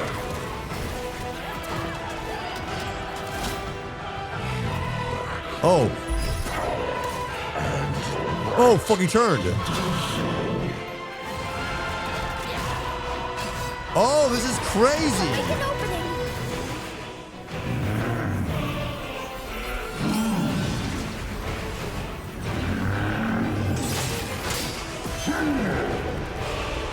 Goomba.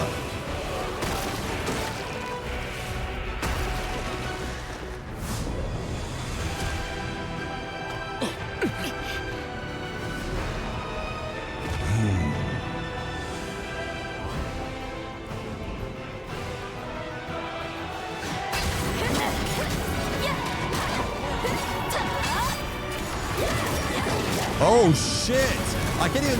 This is your end, Kazuros. No! I shall protect you. No! I don't want to kill him.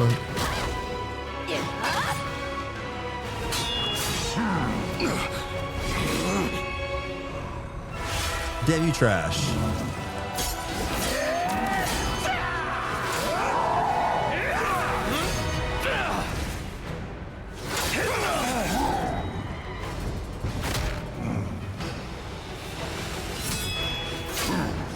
Bro, this should have been the ending raid cinematic. No, this should, I mean, like, this should have been the end of the raid.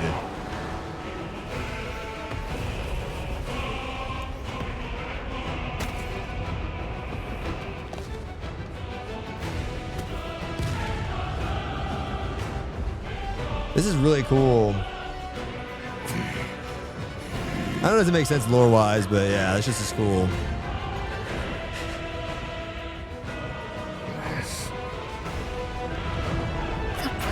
Darkness. So primordial darkness, huh? I see, okay.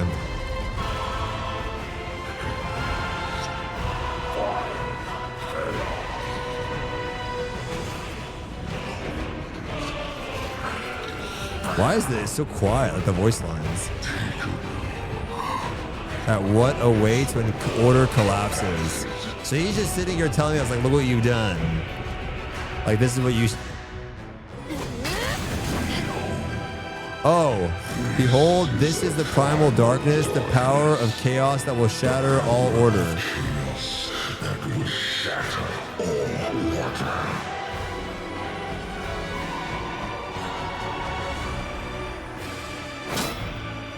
Oh, he's hurt.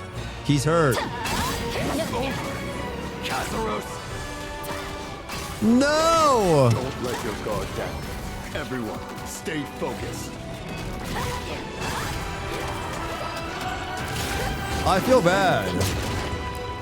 I don't want to hyper him. I don't want to skip anything. Oh, shit.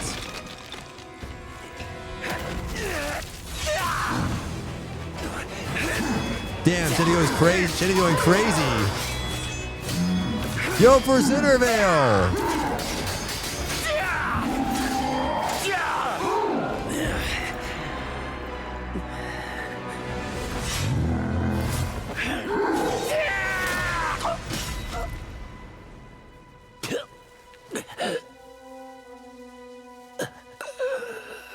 Is pain compared to the sorrow of loss is nothing.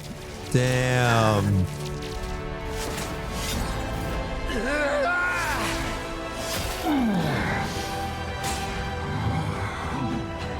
What are you waiting for? Eliminate that cursed creature already. Shenny, no! Oh, fuck counter. What? Will be your end. Oh, shit, dude, when he's getting hit, he's dead. Oh, shit, when you hit the counter, it's crazy. Boom. The yaw is irritating to the very end. That's funny. Shenny is not doing well. Doing well.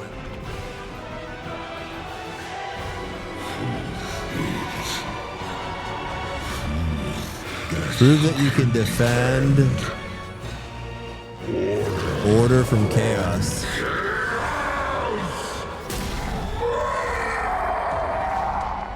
So is he letting the chaos out now? Is that what he's doing? Order and chaos are intertwined and out of control. I know this match. Absurd power. I'm not. What am I doing? Bro, what is this? The stagger trick is insane. Fuck it, I'm hypering.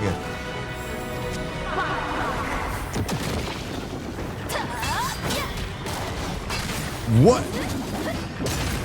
Yo! Where is the stagger trick? Oh.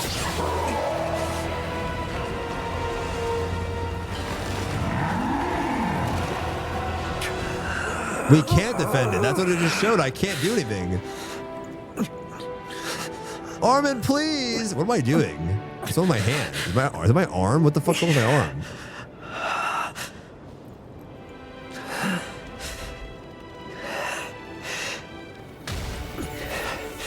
Everything I've prepared for all this time. Here today. Together with you, adventurer. To bring Kazuros to destruction. It was all for this very moment.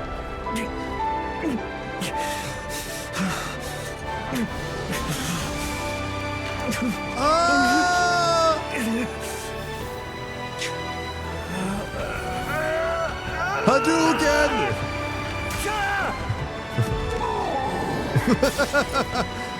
Oh no! Oh shit!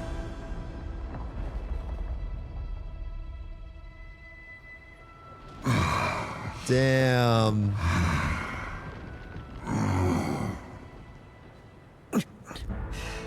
This ends now. Kazuros! You're done for, bozo. Baboon threat has arrived. Oh shit! Boom!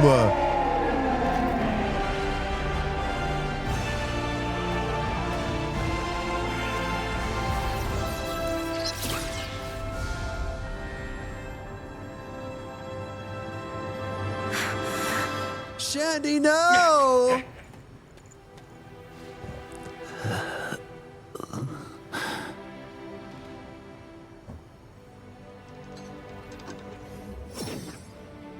Oh, hell no. It's Intervale staff, too. Armin, you...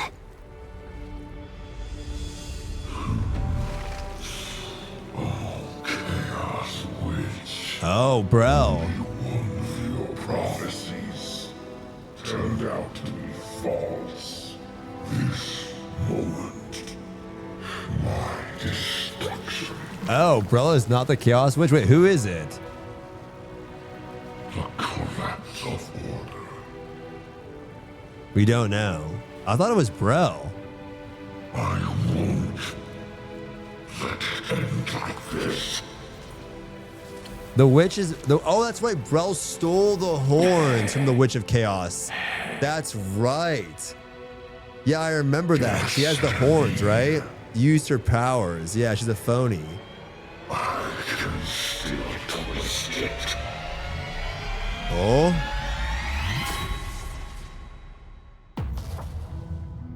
Wait, what if it's... dude, guys, what if it's fucking... what if it is Beatrice and that's the villain that... this looks crazy. This is the end for me. Huh? He's pulled me.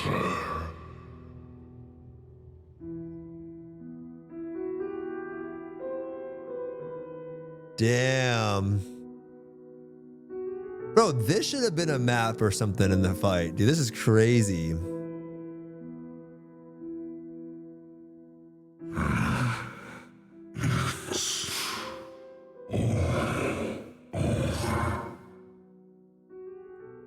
My annihilation is drawing near, just as you so desired. Yeah, it's kind of E33, Dagniel. It's kind of E33-ish.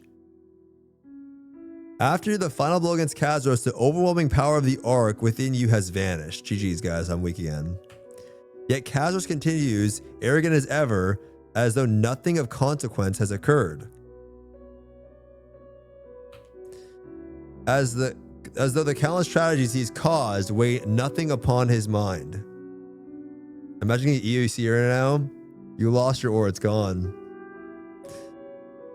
Do not doubt, rejoice.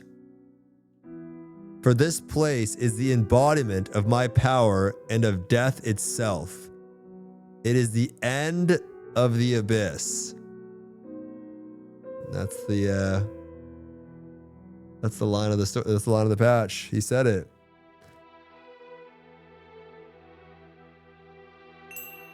I don't want to hear it, bitch. His response is ... His response is just ... I don't want to hear it. You are furious. Rage and hate to your heart's content. We have come too far to mend the all-consuming hatred between us. I too hate all of you. You were granted everything on the most brilliant star of life, at the very heart of Omnium, yet you have defied order and created endless chaos. You begin to sense a subtle change in Kazros' demeanor. His anger roils against you, yet beneath it lies deep emptiness and sorrow you can't quite place.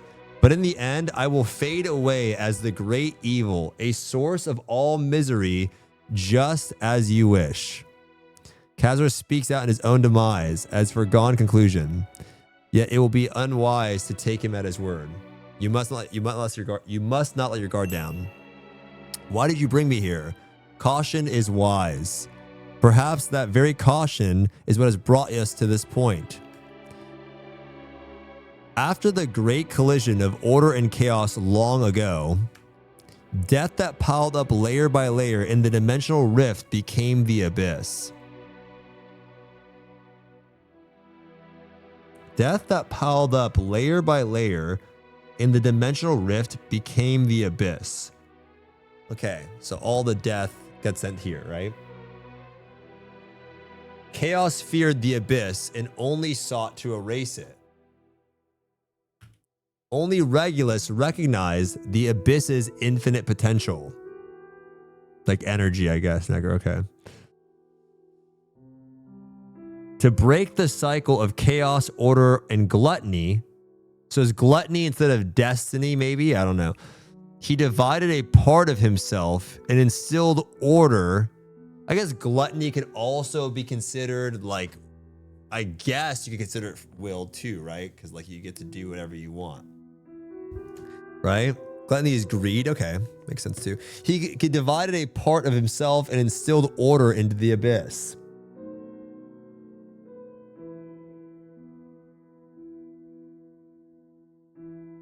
That'd be him, right? That very moment shaped the rest of the story.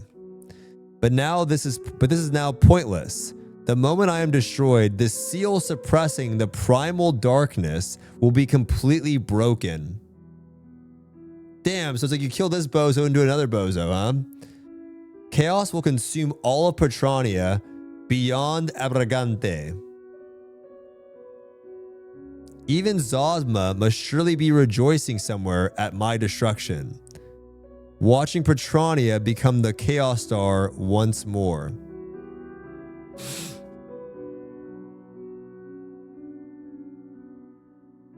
I don't really get it. Isn't Zosma split into Carmine and Thamine? Like, I don't really... Okay. The Chaos Star. The Petrania of the past was very different from what it is now. He doesn't know that? Oh, Kazros doesn't know that?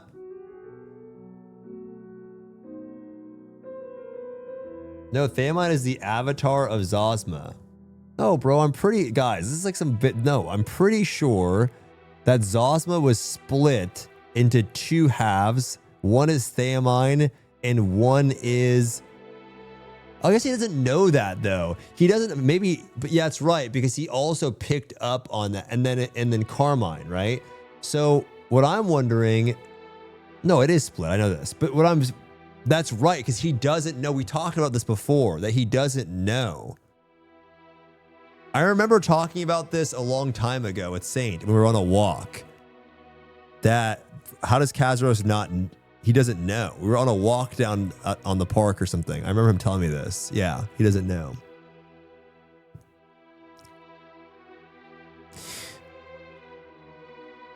In a chaotic climatic, gravity ran wild. A thick fog that dismantled rules and matter shrouded everything.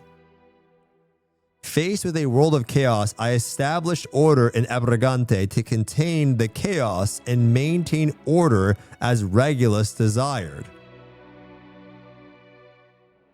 Then I suddenly realized that Regulus coveted both order and chaos and wanted them for himself.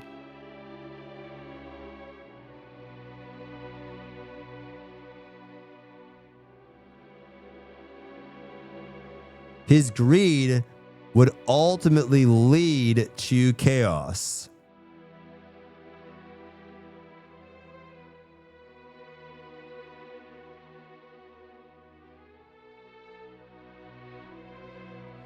I was the only one left to preserve it.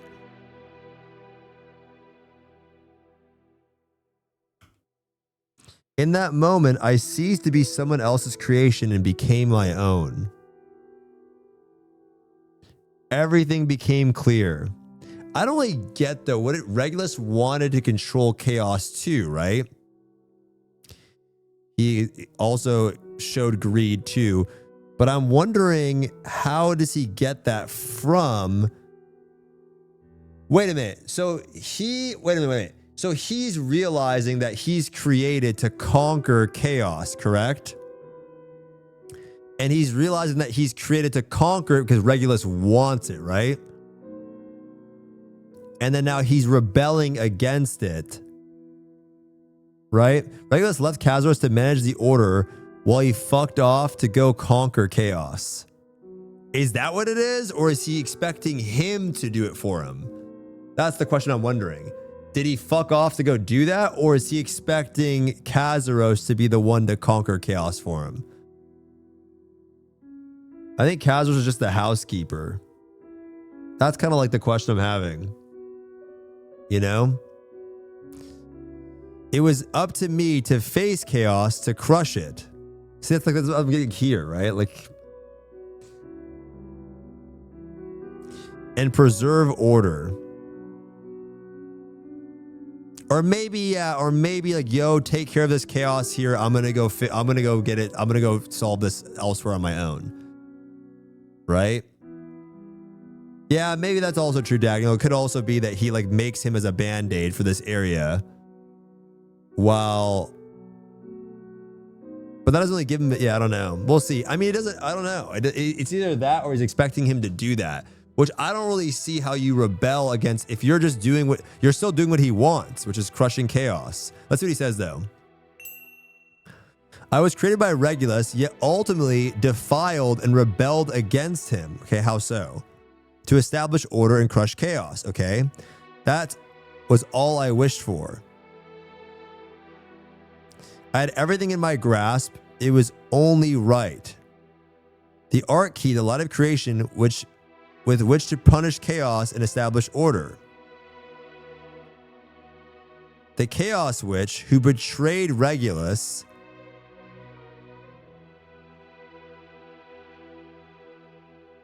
maybe this Chaos Witch is, okay, I think now looking at this, maybe this Chaos Witch is going to be, I don't know, might be the person that we know that's close, whatever, that we least expect will be a villain. And even the prophecy of Ebony who raised her. Maybe that's the next big villain too. She's dead. Well, I mean, who knows? Kazuros is like a robot who's programmed to destroy chaos. He's wanting to do that even once Regulus decides he doesn't necessarily want to destroy chaos. He wants to control it. Ah, so you're saying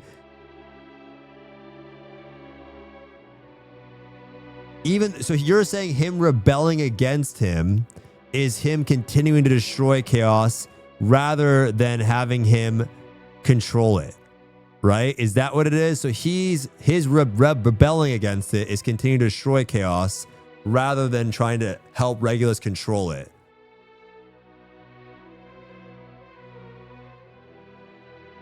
So now do you see why Kazuros came after Arcasia? He wants the Arcs to fight Regulus.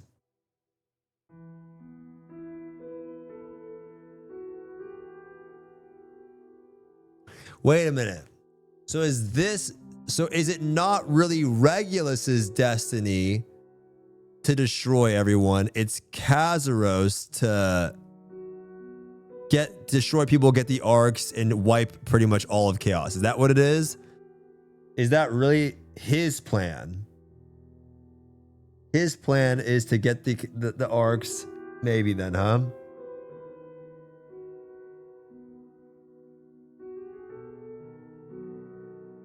Okay, so really what's going on though, really what's going on here, okay, to summarize this, is basically this guy, I don't mean we'll say it, but this guy is rebelling against Regulus. And in order to do that, right? In order to do that, well, let's keep reading here.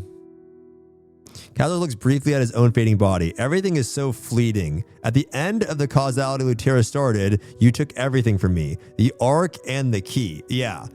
The world to be rebuilt with the order of death. I don't understand this whole death concept, but like, what is it? I guess he's the order of death. He's sent to crush chaos. Maybe, well, he's sent into the abyss, which is the place of death. Okay, maybe that makes more sense. I don't know. That is part of order. Yeah, but then what about life? Who's, you know what I mean? What if where is life? Where's the creator of life? Is it Regulus then? Life is chaos. Is it? Wait, where do we get that? Wait, where do we get that from? I still don't see how human life is chaos. I still don't get that. I know free will is chaos. I get that. But how is human life considered chaos? Life equals free will. But didn't what I don't understand is, didn't Regulus make the people within Arcasia? That's what they see it as. The people see it as they are born from Regulus, right? I don't have a clear answer of like where I don't have a clear answer that life is chaos. I get the free will thing 100%. And I see it with Clown and Carmine and all that, but I don't see where people are. I guess you're exhibiting free will by going against destiny, and then that innately is chaos. But I don't see that part yet. Anyway, what I do want to say is that what is going on that's clear 100% is that Kazuros is rebelling against Regulus, right? Who wants to control chaos, and he wants to basically get the Arc to do this. But by doing so, I mean, he's going to wipe out everyone. And us, again, it's like, well, if we let him do that, we're all dead. But if we defeat him now, we're opening a portal basically to now fucking just chaos roaming crazy all over Arcasia and everywhere. Right? So it's like this guy was maintaining chaos, holding chaos back, but he was going to kill us all anyway. But if now we kill him, then we have other problems to deal with. So it's not necessarily like he's a good guy. I don't really have the sense that he's a good guy. And I don't have a sense that Regulus is the good guy either. You know what I mean? It's not like he's the good guy. This guy's the good guy either. Really, the only people that are good here is, I guess, us. You know what I mean? Regulus is the real villain. I don't buy that. See, that's what I don't think Regulus. So is he. I mean, realistically, he's still killing. Just because he's holding back chaos from roaming doesn't mean that it makes him innately good, right? It's just he's still killing a bunch of people. Like, I don't really get that either. You know what I mean? It's basically the Lego movie Regulus is a god with server OCD. Yeah, I mean, he wants to have his own control over everything for sure. But I don't get, I don't get the, well, I mean, let's keep reading. I just don't get like the sense that, like, I don't feel bad for Kazuros, but he's not doing what we thought he was trying to do. That's pretty much what it is so far for me. You know what I mean? Once it's established perfect causality, Regulus is greedy and wants to establish perfect causality. Yeah, I get that. And even the true peace that future would create. True peace that future would create. I mean, I guess. Since you reached the primordial space, you must have seen order, chaos, and destiny. Yeah. So many have interfered with destiny that by now there's nothing left of its original purity and value but ashes. That makes sense because of so many other decisions and Lutera, etc. Like, things aren't going the way they were supposed to go anyway. That makes sense. So what changes now? I will annihilate you. I will save Arcasia. A new destiny will be born. 3. According to the causality of order, my annihilation will inevitably give rise to a new destiny. But I ask you this, do you truly believe my demise will usher a new era? Yeah. That is why no one could have anticipated the choice I'm about to make. Not even primordial beings who despise me yet have no choice but to obey me because of our contract. So Clown is a primordial being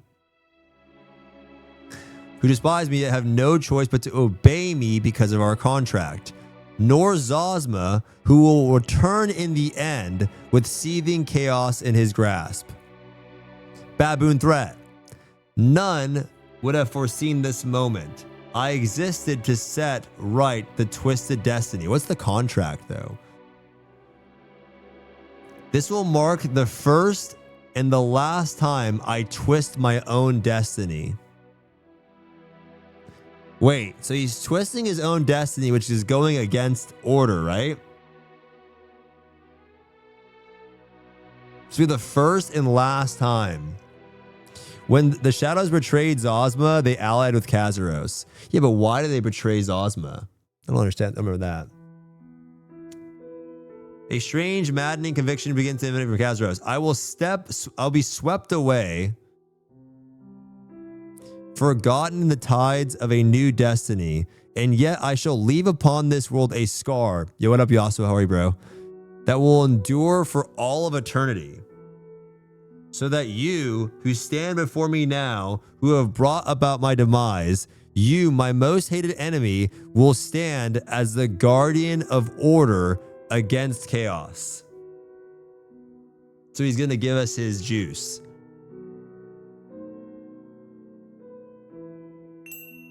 What? I am the guardian of order, the oppressor of chaos. The destiny of order I was meant to complete has crumbled today because of you. As you wish, the order inscribed in the heart of chaos by the illusion of choice and freedom will collapse once more.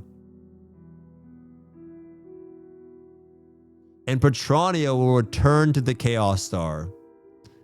Baboon threat, my destined adversary, Chaos, no space, embarrassing, has drawn nearer than ever before. You will remember this moment for all of eternity. The path your choice has opened and the new beginning it has brought.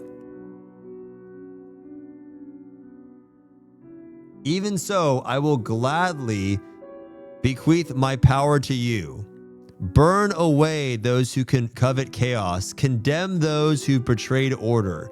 Smite them with the darkest flames of the abyss. Watch closely.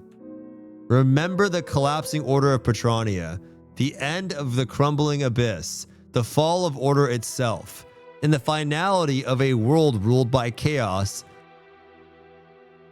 Bereaved of order, and how a world where order has fallen meets its destruction.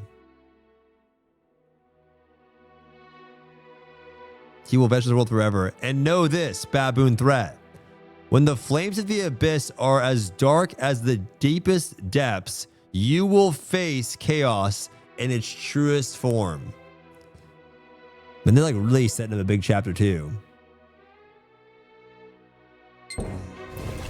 Yeah, see, I don't get I have not got a takeaway from him that like he is a good guy at all.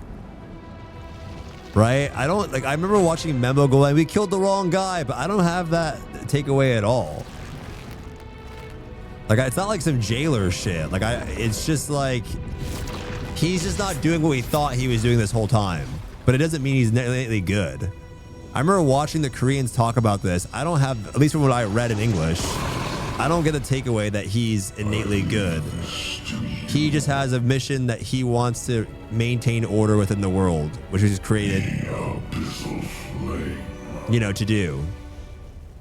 He's just like a robot NPC. That burns chaos. And now he's giving us his power because that's like, all right, well, I can't live on to do what I'm supposed to do and want to do. So I'm giving it to you. So hopefully you can at least fight against chaos because you're going to need it, essentially.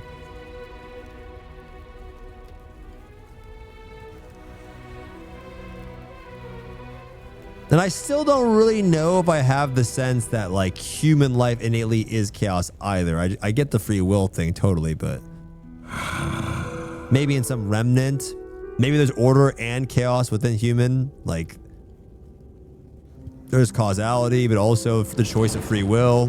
Maybe it's both, but I don't really get the sense that it's just purely chaos. Yeah.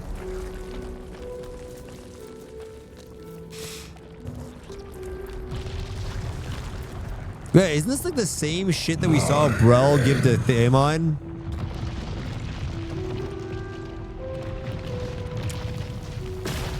Yeah, I know. I get you wanted the arc people his way. That's very obvious, but. Of the era of chaos.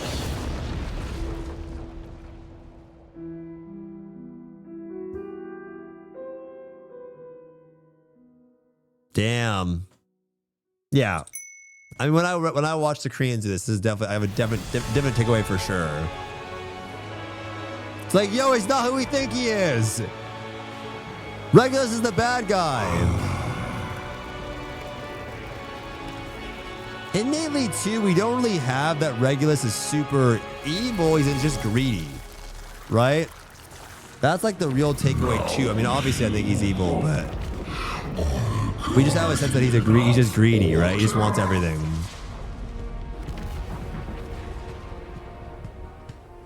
Damn, and he's gone.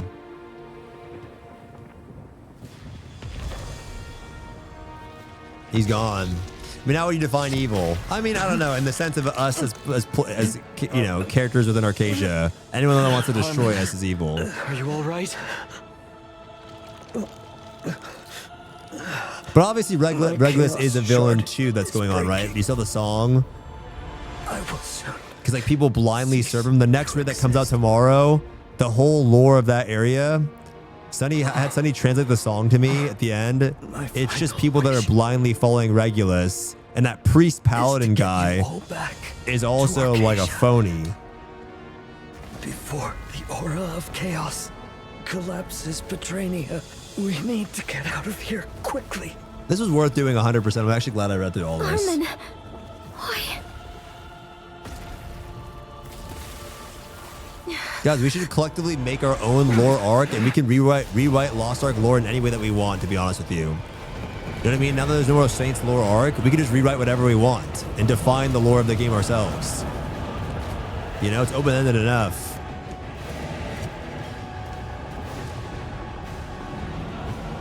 Yeah, that's crazy. Look how they follow the light in WoW. Yeah, it's the exact same thing. It's literally very similar, Dwarf, to what is it called in WoW? I forgot what it was, but then the Naru and the light and the whole, yeah. Is closing. Everyone, hurry. I'll handle Shandy. You need to escape quickly, as Armin said. What's the sound freaking out? This is a world of chaos, born from the collapse of order. Oh shit, we need to get the fuck out of here.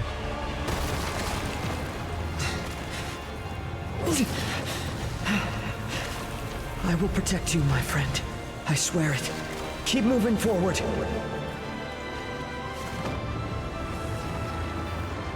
And the music's just weird. The music is going backwards and switching. Oh, the music's being rewound? Like a... Oh. Oh, it is the Kazuo song going backwards. I will control chaos. It's like the Kazuo song being rewound. Yo, get the fuck out of here, guys! Everyone, hurry. We need to get out of here! He's dead! We need to get the fuck out!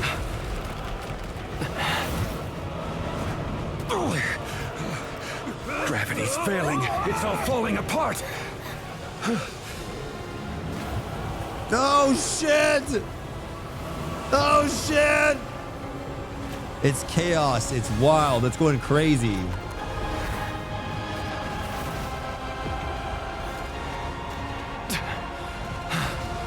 Don't get swept away by the energy.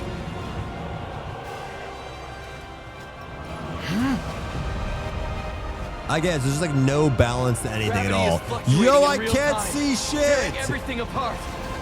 Be careful not to get Oh swept away. shit! I can't fucking see, I can't move! How the fuck do I get over here? This is what the collapse of order I can't will look fucking... like, huh? Reminds me of...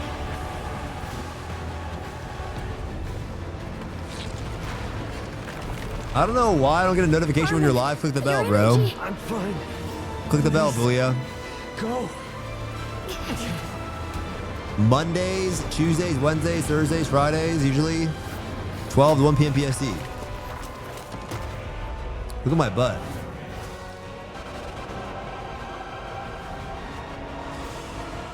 The rift. It is noticeably diminished. Oh, oh shit! Oh shit! Oh shit! Oh shit! It's always causing trouble. Ignore them and just keep running. Oh! Oh shit! What the fuck is going on?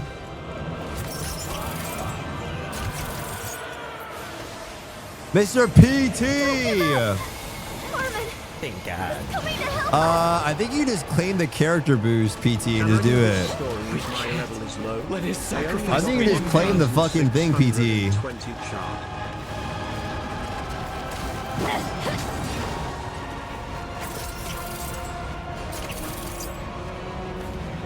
If you have like a double event, you can probably just claim everything and get there pretty quickly. Boom!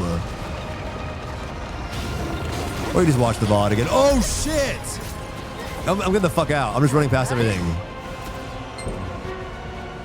The rift's closing. Don't stop moving. We're losing gravity. Go! This music's shutting me the fuck out. The chaos. Get out of here! Oh! It's Jover.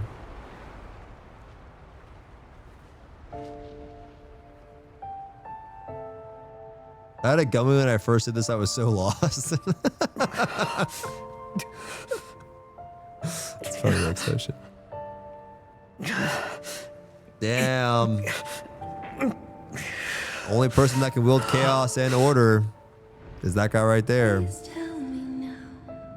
The path I walked was anything more than a lie. And raging seas, alas, been laid to rest. Now,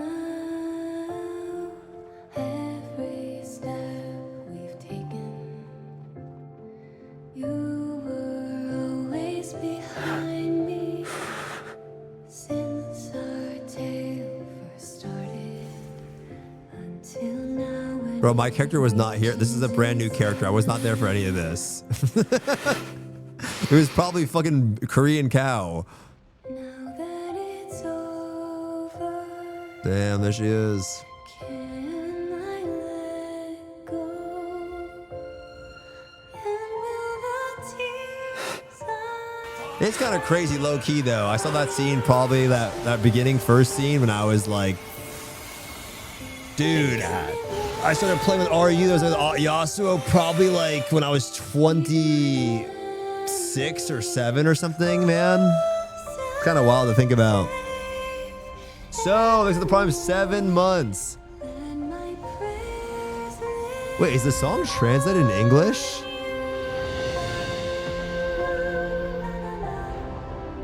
Wait, is the song translated in English? Wait, did they make an English version on purpose or what?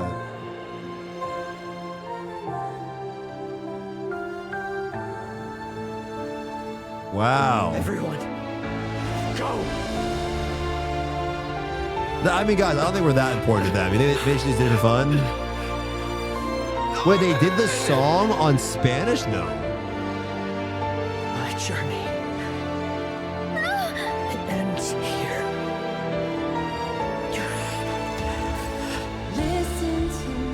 But if someday, Damn.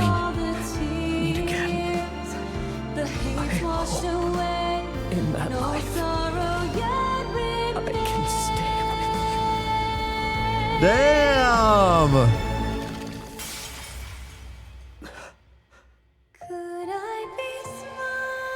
Damn, and he just dies in the fucking abyss.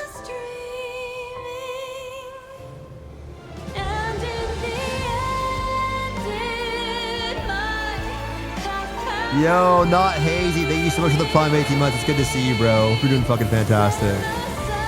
Always good to see you, brother. Been rarely on Twitch anymore, but have my prime. It's good to see you, my goat. Mother,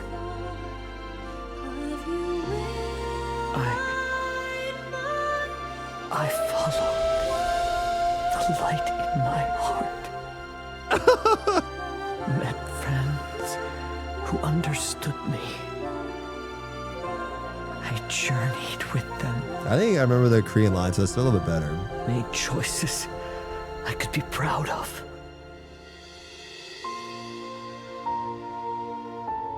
You know what, though? So now,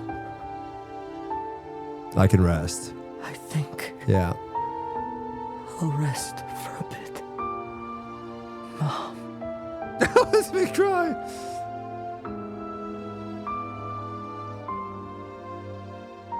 Good work, Armin. Who's cutting onions? Sweet dreams. My beloved child. Damn. I think we're going to see him again, though, no? I think so. That's what the lady said. The Archaea chick, she said that we'd see him again, maybe. Well, we're going to lose someone close, but we can see them again if we come back. So we'll have to get the arcs again.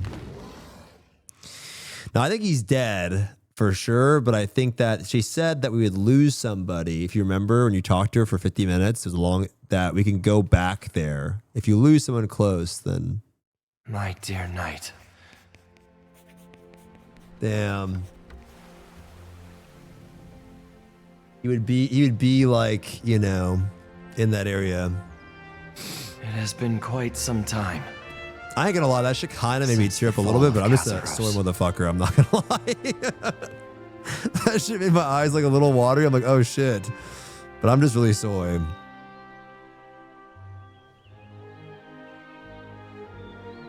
The massive wounds caused by the demons in Kazaros have gradually faded. No, I cry like Disney movies, man. I'll just like, I don't know. I'll tear up at anything sometimes. I don't know what I watched recently that made me tear up, but I did. The lives of countless people have returned to normal. Don't Armin just return to a different form when the Archaea is needed?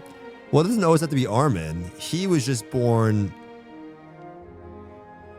Another Arc, yeah, another person that can wield the Arc will return. Some or the key will return, but it doesn't have to be Armin.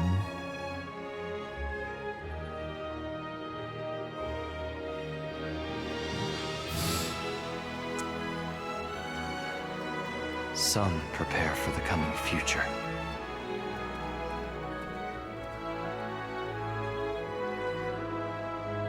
Didn't you drip an AOT as well? No.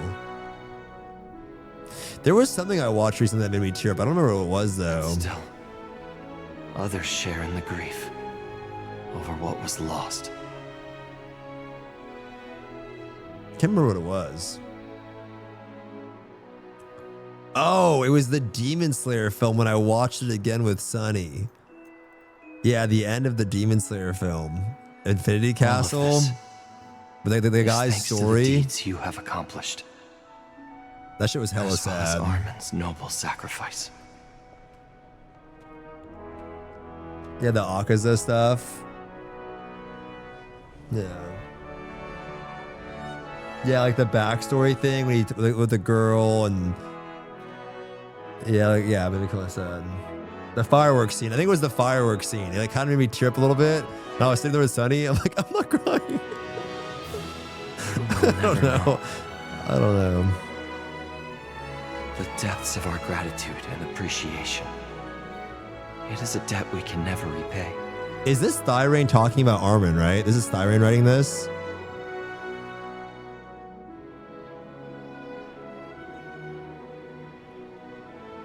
Soon a victory ceremony for the Allied forces will be Dude, I held never at did this Billionaire story Highland. ever. I never even saw this character one time in my entire time I played this game, guys. I never went to Rowan.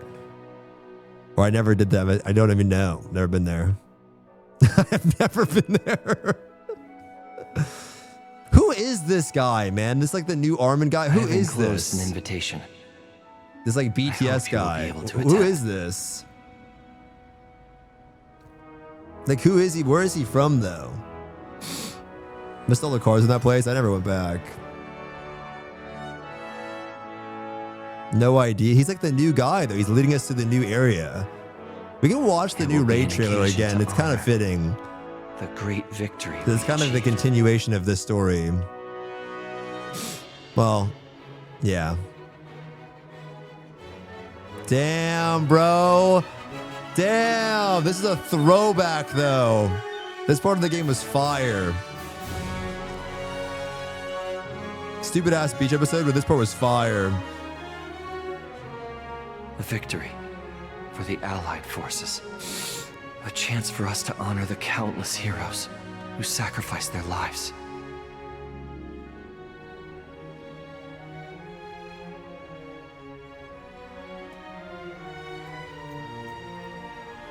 Then, I'll be waiting for you in Vern. This was really good, man. I'm not even trying to glaze the game at all. Like, some of this game is absolute ass, but like I feel like this story was actually, I enjoyed it. It was pretty good. I hope to see you there, my friend. Damn. Do we need to update her model? Yeah, some of them, they're so bad. Those are done then? No, it's like we have like a new chapter of, because now there's all the, that's what they set it up pretty well. What is this walk? Oh my God. They set it up pretty well because now there's just, everything's, shit's about to hit the fan. Like we know that impending doom is about to come. I mean, like what is going on? This is almost laughably ridiculous. Thicker than oatmeal, huh? I think there's an ending scene here. I remember there's an ending scene. It's like a few seconds, but you see the shadows like getting ready to attack. Because we saw the shadows like grab Brel in the Kazuros raid. They took her. They took Brel. And we also learned that Echidna is not even Echidna. Remember that shit? Echidna is not even Echidna. It's just a shadow occupying her body, right? You remember that shit? We learned that during Gold River stream. He said that Echidna is not even Echidna. It's just a shadow. Echidna actually died back then, but they're just using her body. Which, that means the whole time, Kaz was such an NPC, he didn't even know that. Kaz had no idea that Echidna was not even Echidna. He was just being, she was just fucking, you know? Really? Yeah. Echidna is not even Echidna. It's a shadow from the chaos, like occupying her body pretty much. Or from the primordial area, yeah. Watch it be some fat dude. That'd be crazy. That'd be fitting though. Some snake shadow or some shit. Yeah. Bro, my walk is just unbelievably ridiculous. Look at this.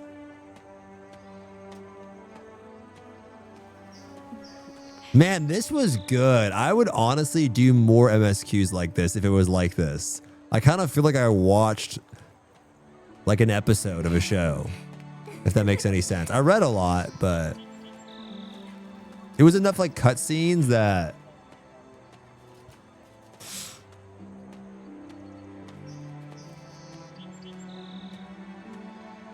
Koreans are saying the new MSQ is good.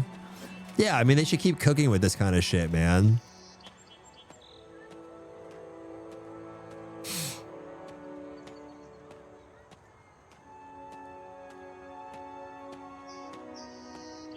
Is this Gustavin? Oh shit, this is Gustavin, right? His Holiness. Armin's dead, bro. He never came back. GG's. Yeah, he's dead, bro. 145X, yeah. Remember he said that like they were waiting for Armin to get back home? He didn't make it, bro, but he saved everyone. Oh, you know what's really interesting though, guys? Here's what's super interesting if you think about it. Do you remember that the Archaea chick told us that once Kazros is defeated, people that wouldn't normally have died will die, like things will shift. It will rewrite like what's supposed to happen and you'll lose someone close to you. That pretty much explained how Armin died there, right? Because we killed Kazros, it created this opportunity for Armin to die there, right? Because it opened up the chaos, which got us stuck there that we had to escape. And so he was a casualty in that sense. Not only did we know someone closest was going to die, but she said that casualties will happen as a result of this. And that was the first one as a result of us doing that, because now we're in a scenario where there chaos is everywhere. We need to get the fuck out. And that wouldn't have normally happened. It changed the destiny and he died there. Kind of interesting if you actually think about it. You know? Yeah. It was predetermined to this point, which is why Kazros during the raid also says that line. Did he say that in the raid? How have you been? You've put on some weight. True. Guess I've gotten too comfortable. I feel like this would have been a perfect chance for a reset. Yeah, for sure. Pieces finally come. For sure. I mean, this could have also been the start of tier 4. Maybe they wanted to get tier 4 out sooner, to be honest with you.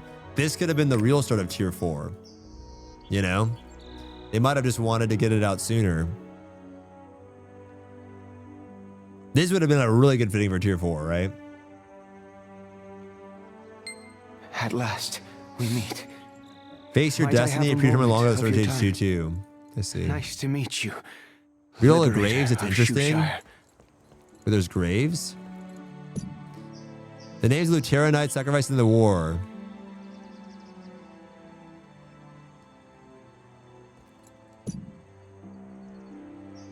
Harrison, Halrock. Why are there names that are blue? G-A-H?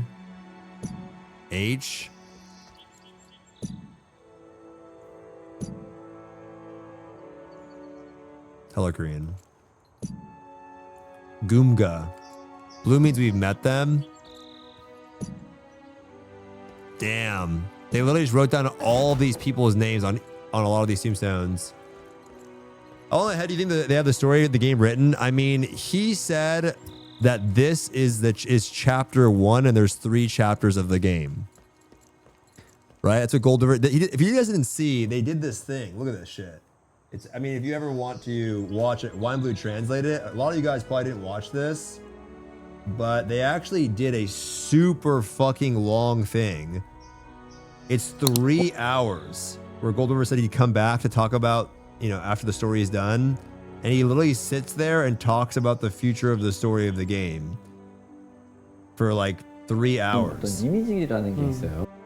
And yeah, he said that this is just there's 3 chapters of the game. This is chapter 1. So yeah, I don't know. Nice to meet you, Liberator of Shushire. See you paying respect to the fallen here. I hope you're not disturbing you. My apologies. Oh, we're introducing this guy. I am Chlorian, a servant of Sirius, the god of frost. Oh, so this is the guy that this guy is a servant of the guy that blocks the wall earlier and back in like Shushire, the Khan area. Is this the guy? Yeah, this is Armand's replacement, right? I mean, this guy's way cooler looking than Armand, a way better haircut. Cian is also dead.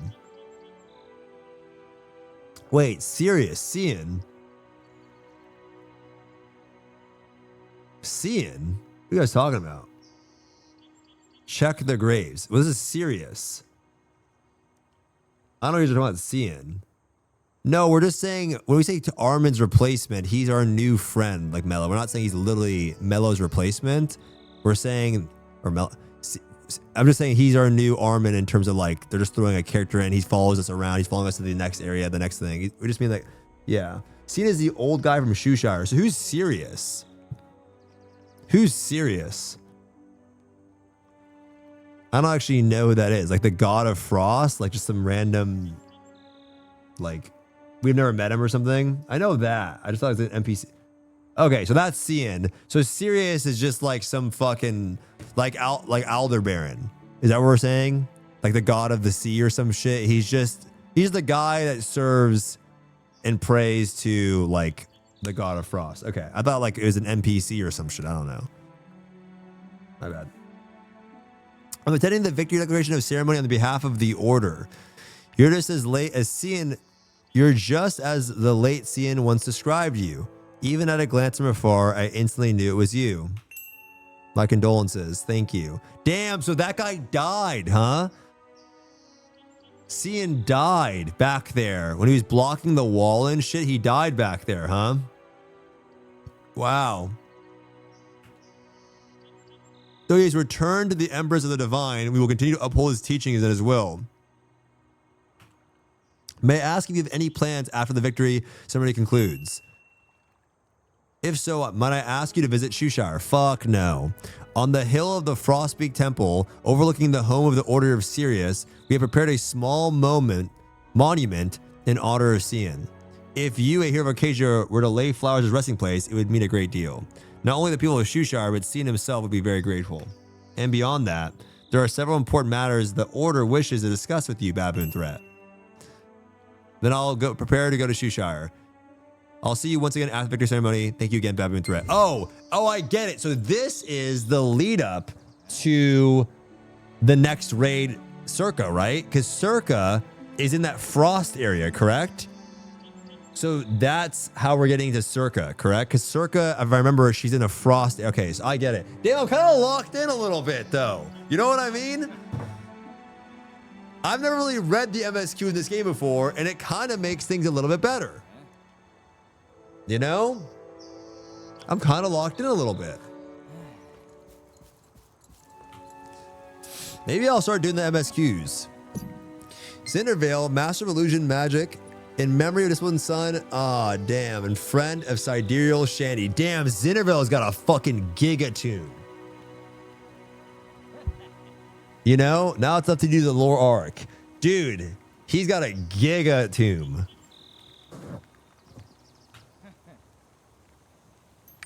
Wow. Pretty good, man. Where are we going?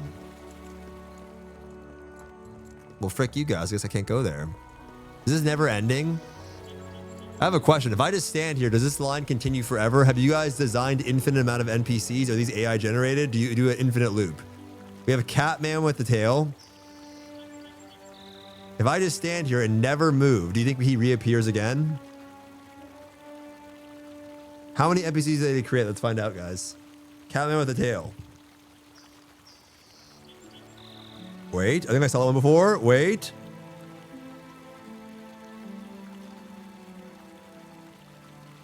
Come on. Come on.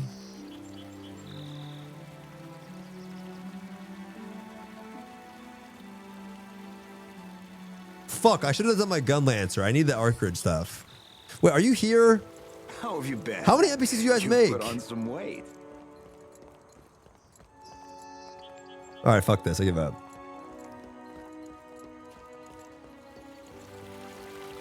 Huh? Where are you going? I recognized a few. Who's this? Is this Armin's? Gustav is looking at the memorial. Yep. This is Armin's memorial. It suits him well. Saving everyone else at the cost of his own life. Leaving us like this without even saying goodbye. May you have found peace, Armin. Damn, friend. GG's.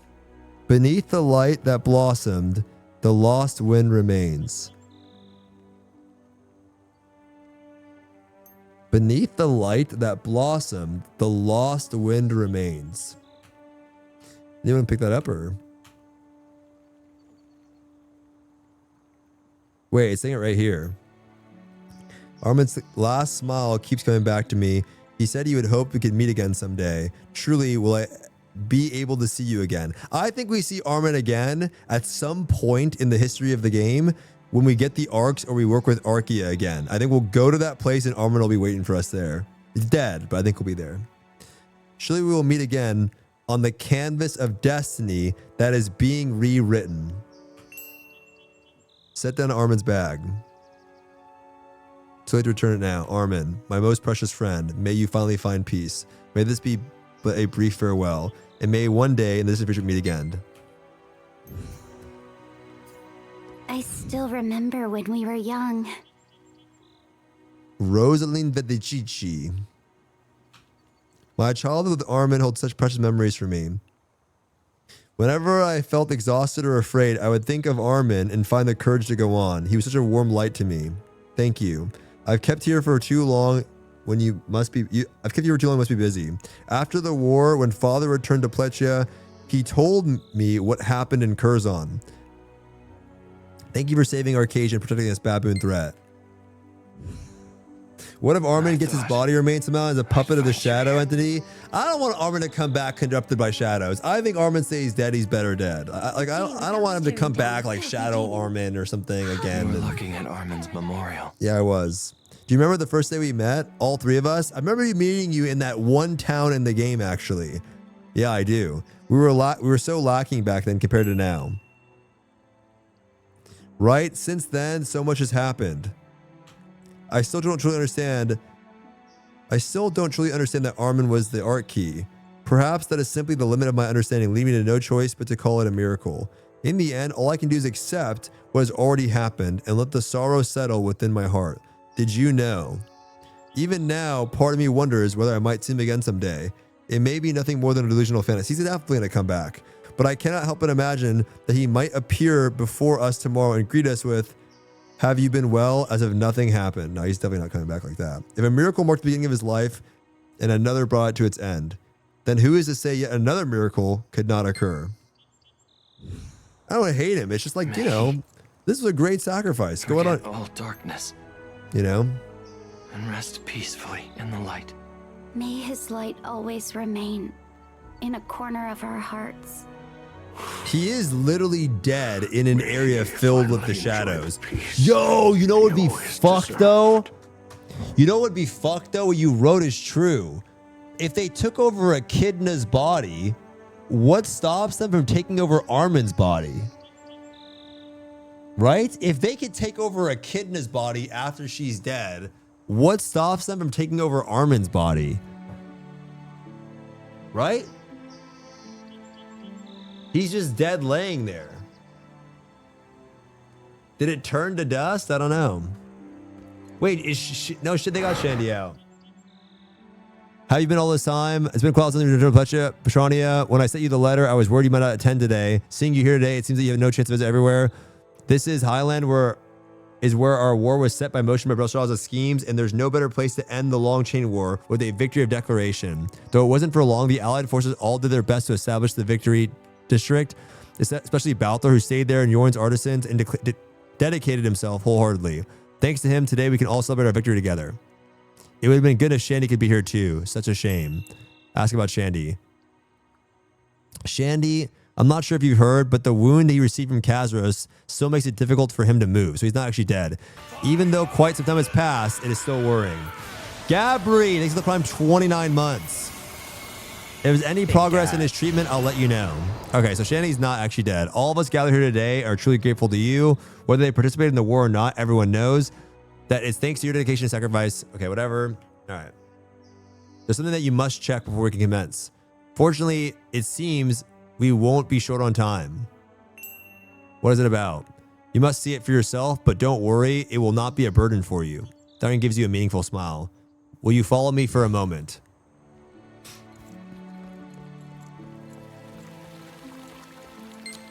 No, he's not dead. He's just fucked up.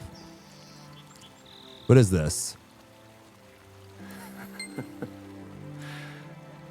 Want to take I wonder what it says. What do you think? The one who ended the long war and became the master of a new epic. You see a blank space where something should be written. In honor of the great hero who annihilated the Abyss Lord and led the Allied victories to victory, we erect this hero monument. This war saw countless heroes and countless sacrifices.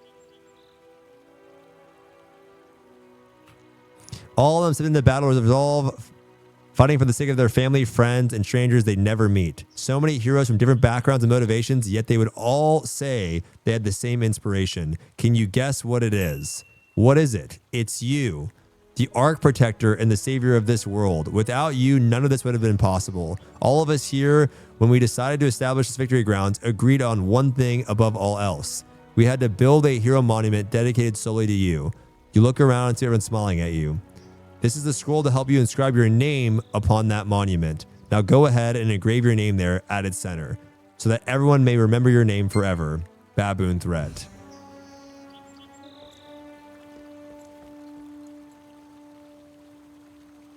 Go on. Do not hesitate. There's no name more fitting for that place than yours. Thank you so much.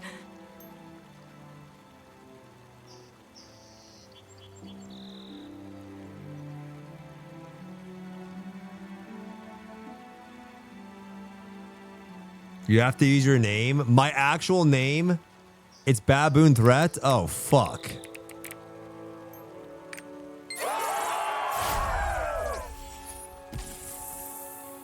Baboon Threat. Right there, guys.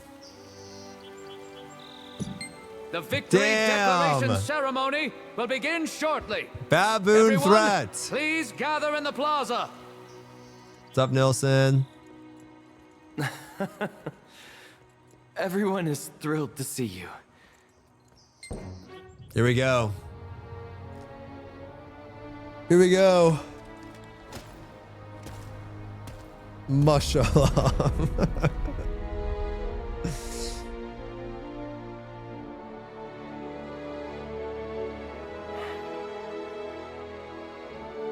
We have all dreamed of this day. A day where we'd all gather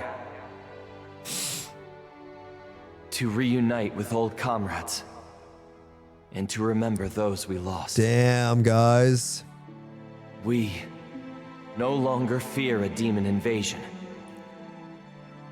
but instead dream of a coming the age problem of peace and prosperity. is that they don't know. They really don't know. Look around you. Like the reality that shit's about to get bad, though. Look at the faces of those who fought this war. You know what I mean? They don't actually know that shit's about to hit the fan. Every single one of you here today. But I know. Is a hero of Arcasia. Oh, hell no. Dude, some of the old NPCs The are so 500-year fucking ugly, it's war insane. Has come to an end. The day we dreamed of, the day we so dearly longed for, is here at last. It's not, bro. They don't even know. They don't even know. This guy's got an afro. I am Thyrene, a member of the Allied forces and King of Lutera. Damn. On behalf of all gathered here, I declare, with a joyful heart, that we have won. Yeah. Let's go. Where's the However, we must never forget the great sacrifices we endured. We must not forget that we only prevailed because we fought as one. And lastly, we must recognize that a savior stood with us, who united the heroes of Arcasia, and who at last defeated the Archdemon Kazaros.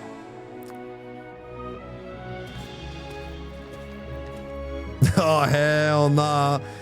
Bro, imagine if... oh, you know what? This would have been sick if it was Breakers right here. If Breakers would have walked down, that would have been insane. Baboon threat. That could have been me right there walking down. This would have been crazy. Oh my god, look at this walk. Baboon threats!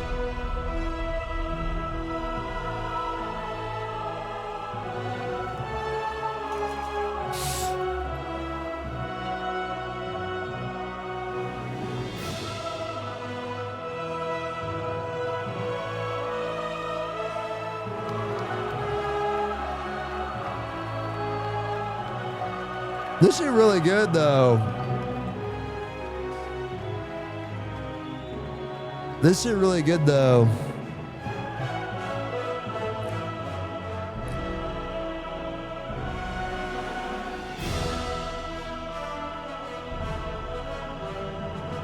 I think this MSQ would be really fast if you shift G everything. If you just shift G everything, it's actually so fast. Like there really wasn't that much. You like literally talked to one person. I spent 40 minutes talking to that one girl. It's so fast. Half the fight's probably Kazaros. I have something to tell you. All right, wait, I have something to tell you. It's about Vagaries and the Guardians. What's going on? They're getting merged in. Remember when Vagaries was fighting Varkon, who had been consumed by chaos back in Petrania? Yep. See, someone chat was wrong. After Kazaros' defeat, everyone was too preoccupied escaping the chaos of Petrania to spare it any thought. But after we returned to Arcasia, I realized I could no longer feel Vagaries' presence that had always traveled with the wind. Is it possible? Yeah. I'm not certain, but Vagaries might still be in Petrania. But what if Vagaries becomes a villain? What if Vagaries becomes a villain? What if it gets consumed by the shadows? Shark with a laser is the prime 42, cutie. Thank you so much, Mr. Man. Appreciate you, brother. Thank God. Sorry, Baboon Threat, for bringing this up on a day like this, but I thought you should know. As you know, the Guardians were created from the union of order and chaos. So if Vagaries is really in Petrania, where order has collapsed and only chaos remains, then Vagaries needs our help. Yeah, that's right. So I've reached a decision. I'm going to look for Lewin. Who's Lewin again? Lewin's like the fucking old white, like, deer thing. Okay, yeah. Wait, I thought Lewin got obliterated. Wait, didn't he get fucking obliterated? I thought he got destroyed by Varkin. He did, but Guardians res. Oh, then why did I feel bad for him? All right. What if Vagaries told me is true, then Lewin must be somewhere in Arcasia. If we're going to help Vagaries, we'll definitely need Lewin's power. Okay, so there's so many different arcs that's going on. We have to go find Homie, right? There's finding Armin again. There's what we actually know is what's going on, the backstory of the shadows. There's so many different little arcs that's going on. This is pretty good. The Guardians have done so much for me. It's time to help Lewin and Vagaries. Baboon Threat, do you still remember when I first said to you when I woke up from my slumber? No. Hee, it's okay if you don't remember.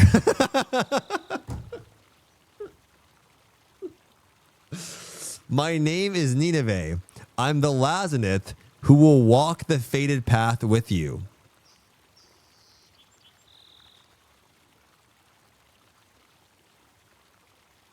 Okay. Baboon threat. Through the journey we've shared comes an end for here for now. Wait, we should come to an end here for now. I don't believe our story is over yet. I'm sure there are still many stories ahead that we'll share. I believe so too. If I happen to hear any news about vagaries or Lewin, I'll let you know right away. If Papa suddenly comes to find you, don't be surprised, okay? Papa's the bird, right?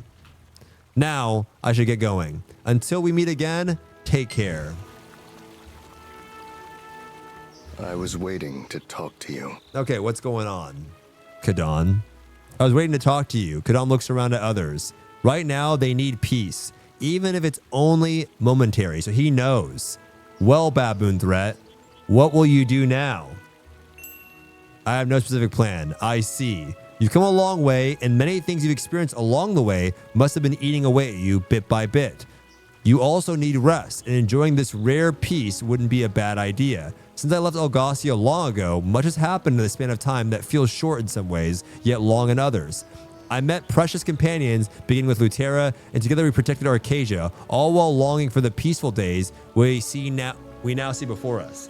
Now I intend to face the matters I have long set aside, matters that concern myself above all else.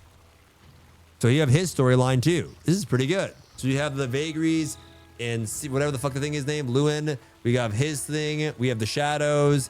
We have seeing Armin again, maybe. Kadon himself. First, I plan to travel around Arcasia, the sword of Ontaris. There are some things I need to find out about. I'll probably wander for a while to find it. I've already found leads from the Ashen Ancient Ruins beyond the Sea of Aldebaran. Okay. To the scattered cubes abandoned across the world. So I tend to pursue them. So we might meet him. So we're probably, I think Kadon is Ontaris. He said he actually doesn't know how he got there, right? Didn't he? Wait a minute. Didn't he say that he was just there and he remember he told us there was this one line. I'm not saying it's him, but there was one line where he said that he was in the abyss or in Petronia or something, right? I don't know where it was. He told he's a Hal, and all he remembers is just being there with the sword Navanos. His race is Hal. I know this. We know this. And Ontaris is the creator of the Hal, right? Right? That's correct. Ontaris is the creator of the Hal. So what I'm wondering, if there's some more juice there. However, that means we're going to meet him after we go deeper into the Sea of Aldebaran. We're starting that with this patch that comes out Wednesday for Korea. They're like deeper in there now. So we might see him there. If I haven't obtained any meaningful information, I'll leave a trace so that it can be passed on to you. There you go. So we'll probably go into Sea of Aldebaran, and then we'll find a trace from Kadon where he's going to say, I need your help or something. Sure. It's been quite some time since I first met you in Isteri. I enjoyed our time together. You have guests. It's time for me to go. Don't trouble yourself with needless worries. You'll surely do well as always. Until we meet again, take care of yourself. Yeah, probably summer update or some shit. Are we witnessing the start of a new era? It seems that Sidereal Caden has left as well. The heroes who gathered upon under a single banner because of you have now returned their respective homes and have gone their separate ways. So all of the Sidereals are splitting up. I earnestly pray for the era of peace that will follow the world, but while some places see hope, I fear a harsh time awaits us in Sacria. Yeah, you're fucked, bozo. You're right. You're right. A harsh time. I've already heard the detail that you've encountered about what you encountered at the Abyss Fortress and what happened in Petronia. I heard Kazaros mention order in Regulus. For those who have long believed in and followed the path of Regulus, this is by no means a small matter. I mean, this guy's still fucking, you know. I am certain that this has already been reported to Rasamoa, the capital of Sacria and the home of the Order of Regulus.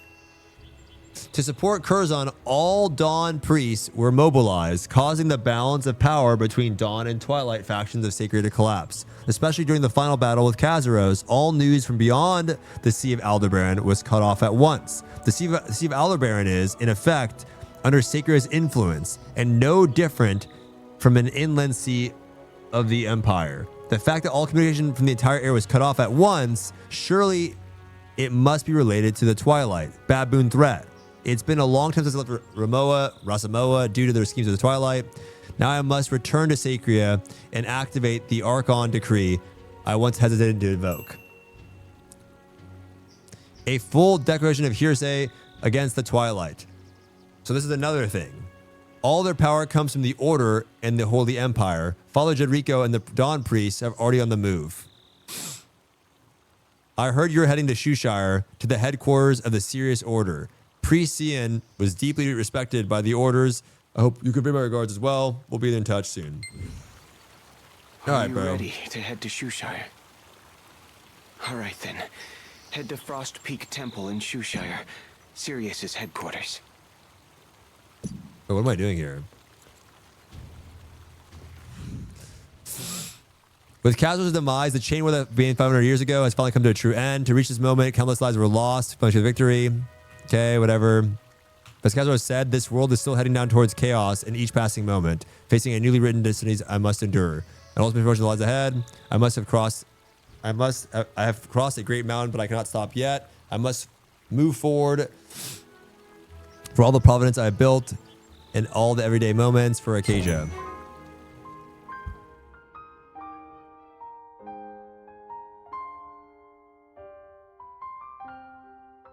It's black.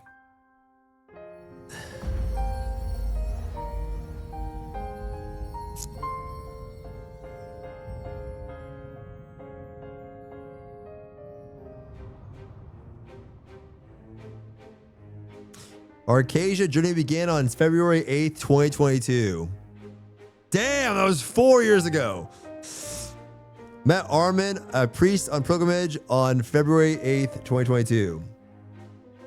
See, the stats are fucked up. Discovered the hidden ruins on February 8th, 2022. Met Thyran, Prince of Lutera, February 8th, 2022.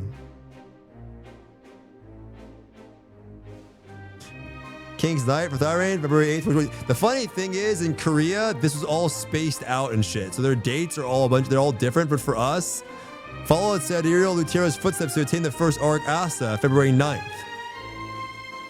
Really?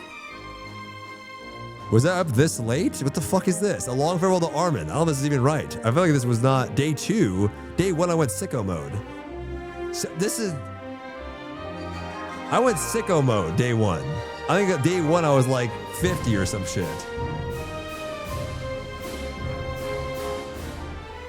Time is in UGC, that makes sense. Met Wei on February 9th. Now for us, I remember my first day. I went all the way until Arthentine. I woke up the next morning 4 hours later and I was in Arthentine.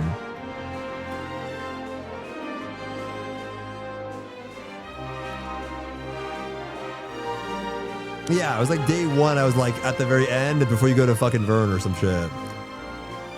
Met Azena, Inanna, and the Queens of Sylvain, February 10th.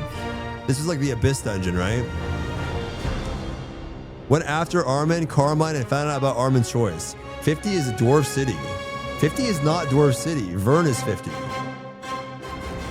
50 is not Dwarf City, bro. 50 was Dwarf City. You were 50, but you were doing that was the post MSQ after what? It was like Rohendel and shit.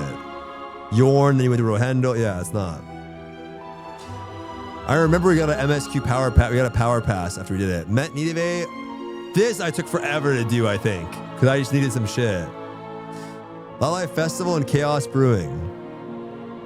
So I got to Punica on the 18th. Kadan, the single best sword fighter in Arcasia. This was way later. This is post what? South Vern and shit, whatever it is. Witness the shards of the will left by the gods. Oh, dude. I don't think I even did this shit.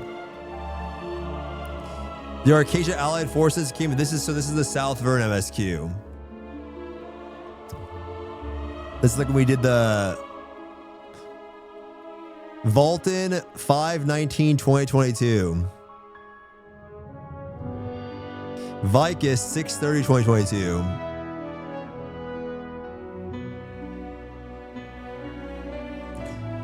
Kakul Seidon 9/29/2022. Brel Shaza 12/15/2022. The Truth of the Lazarus, Triangle, 6/14/2023. Liberation of Trixian, 6/14/2023. Akon, 8/17/2023. This was sick. This was actually a big content drop before this. I remember the game was like fucking people were freaking out. Found Armin's Pain, 12/18/2023. Chaos Guardian Varkin's Return. Learned that Armin was the secret to the key, 4/15/2024.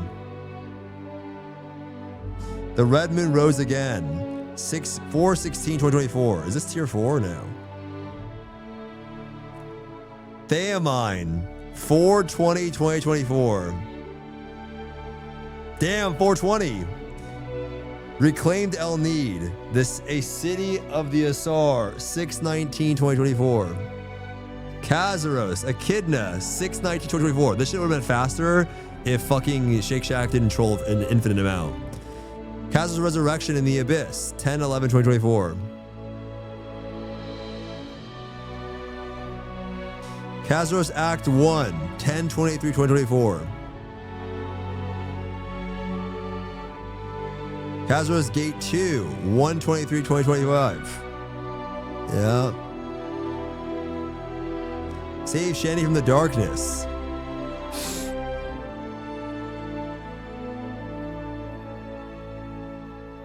Act 3. Mortem was sick. Saw the Abyssal Fortress Diaspero, 10/30/2025. Yeah, it was fire. Act 4. This was the Zoe and them. 11/20/2025. Damn. Denouement. Finally saw the end of the Abyss. Damn. Today. Baboon Threats grant achievements engraved into history of Arcadia. That's a big. What's the typo there? Roster level 240. Sheesh. Damn. Journey started 27. Classes played 22. Title earned 324. Friends in Arcadia 93. Guilds joined 2. Longest time spent in a guild over 1,000 days. Feast cook 68. Like a stronghold save 246. Found the Cocoa Seeds, 52. Wait, my friend the Cocoa Seed was on 310. Island Souls. Achievements completed 982. Quest completed 2,648. Guardian Souls harvested 2,680. Gear honings performed 19,877. Victories against the Legion Commander. Oh my god! Losses against the Legion Commander, 4,187. Trophies are owned, 72. Fastest Guardian kill, 1 minute 12 seconds. And spent 5 years in Arcadia. For the 4 New Year celebrated friends.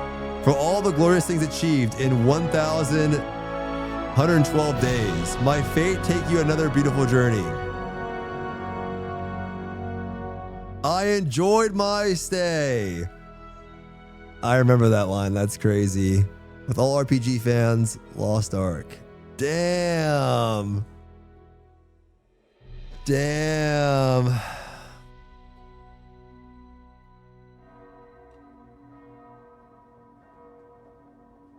The time has come to usher in a new dawn. So this guy's just a big phony. Faithful ones. This guy is just all chaos. Our light requires the power of Sirius.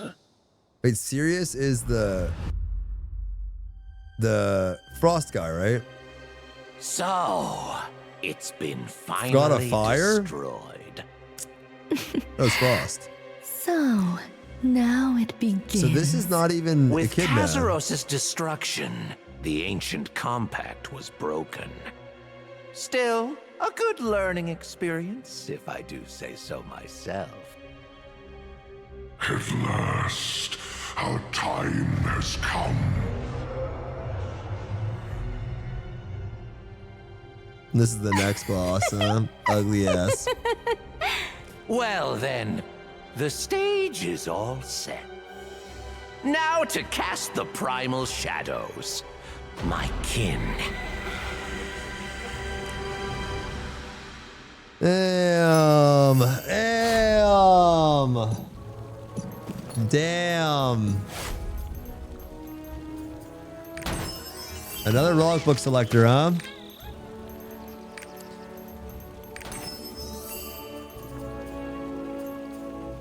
Yep, going to the stash. Damn. You know what's kind of fitting though? This is the raid trailer too. Tomorrow. Kind of excited to see how this plays out because now it kind of makes sense, huh? So this is after Shoeshire. So we're going to Shoeshire for ourselves with the patch. Then we kill her in Shoeshire, right?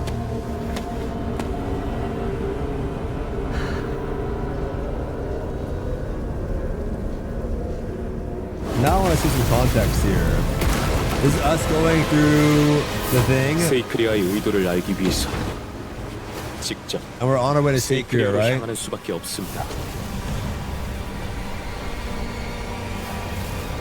Yeah, this is tomorrow. Tomorrow night at 6 p.m. We'll check it out. We'll watch it, you know. They'll probably go by really fast. It's supposed to be easy. That outro would be a cool Twitter post. Yeah. Yeah. 이곳이 카다롬 제도로군요. 무사히 도착해서. Damn, I'm kind of locked in on the story though. It was really good, man. So this is after Circa, yeah. So we're making our way through to Sacria. 곧 종이칠 시간이에요. 잠시 기도하고 And this 갈까요? place is just a place that's filled with a bunch of Regulus worshippers. So Lupion is Regulus.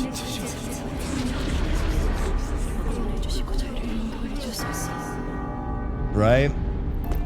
That's a statue of Regulus. 믿음이 곧 여러분의 구원이 될 것입니다. But this guy is a shadow. 쌓고 So he's 헌신하는 a 자에게는 phony. 참된 구원의 손길이 허락됩니다. Sonny was just telling me he's just saying like, you know, pray to Regulus, da da da da da. So this guy's a phony though. 대주교, 어째서 이런 짓을? 또다시 이런 일을 벌이다니. And I think that's where this guy is. Wait, is this the same exact shot that we just saw in the MSQ? This is the exact same thing we saw, right? This is the scene that he was at, no? Or is this a different one? Different church? Okay. So this guy's a phony though, huh? Like, I'm assuming he's not an actual Regulus worshipper. 증명하십시오. 그대들의 신을. He's a shadow, yeah, he has to be, right? He has to be, I'm assuming, right?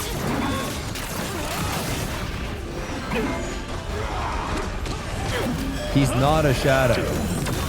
Are we sure?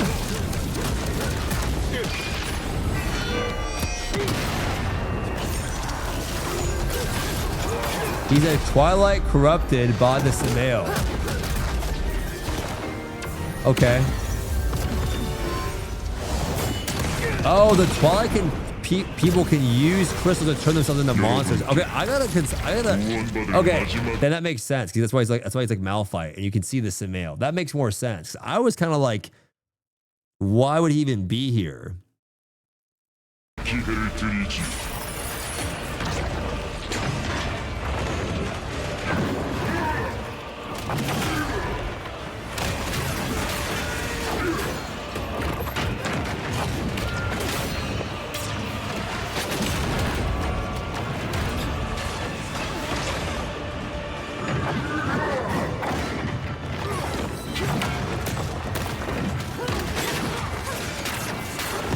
They said that we would defeat the shadows, but they don't all have to come from the raids. They can just come through like different ways.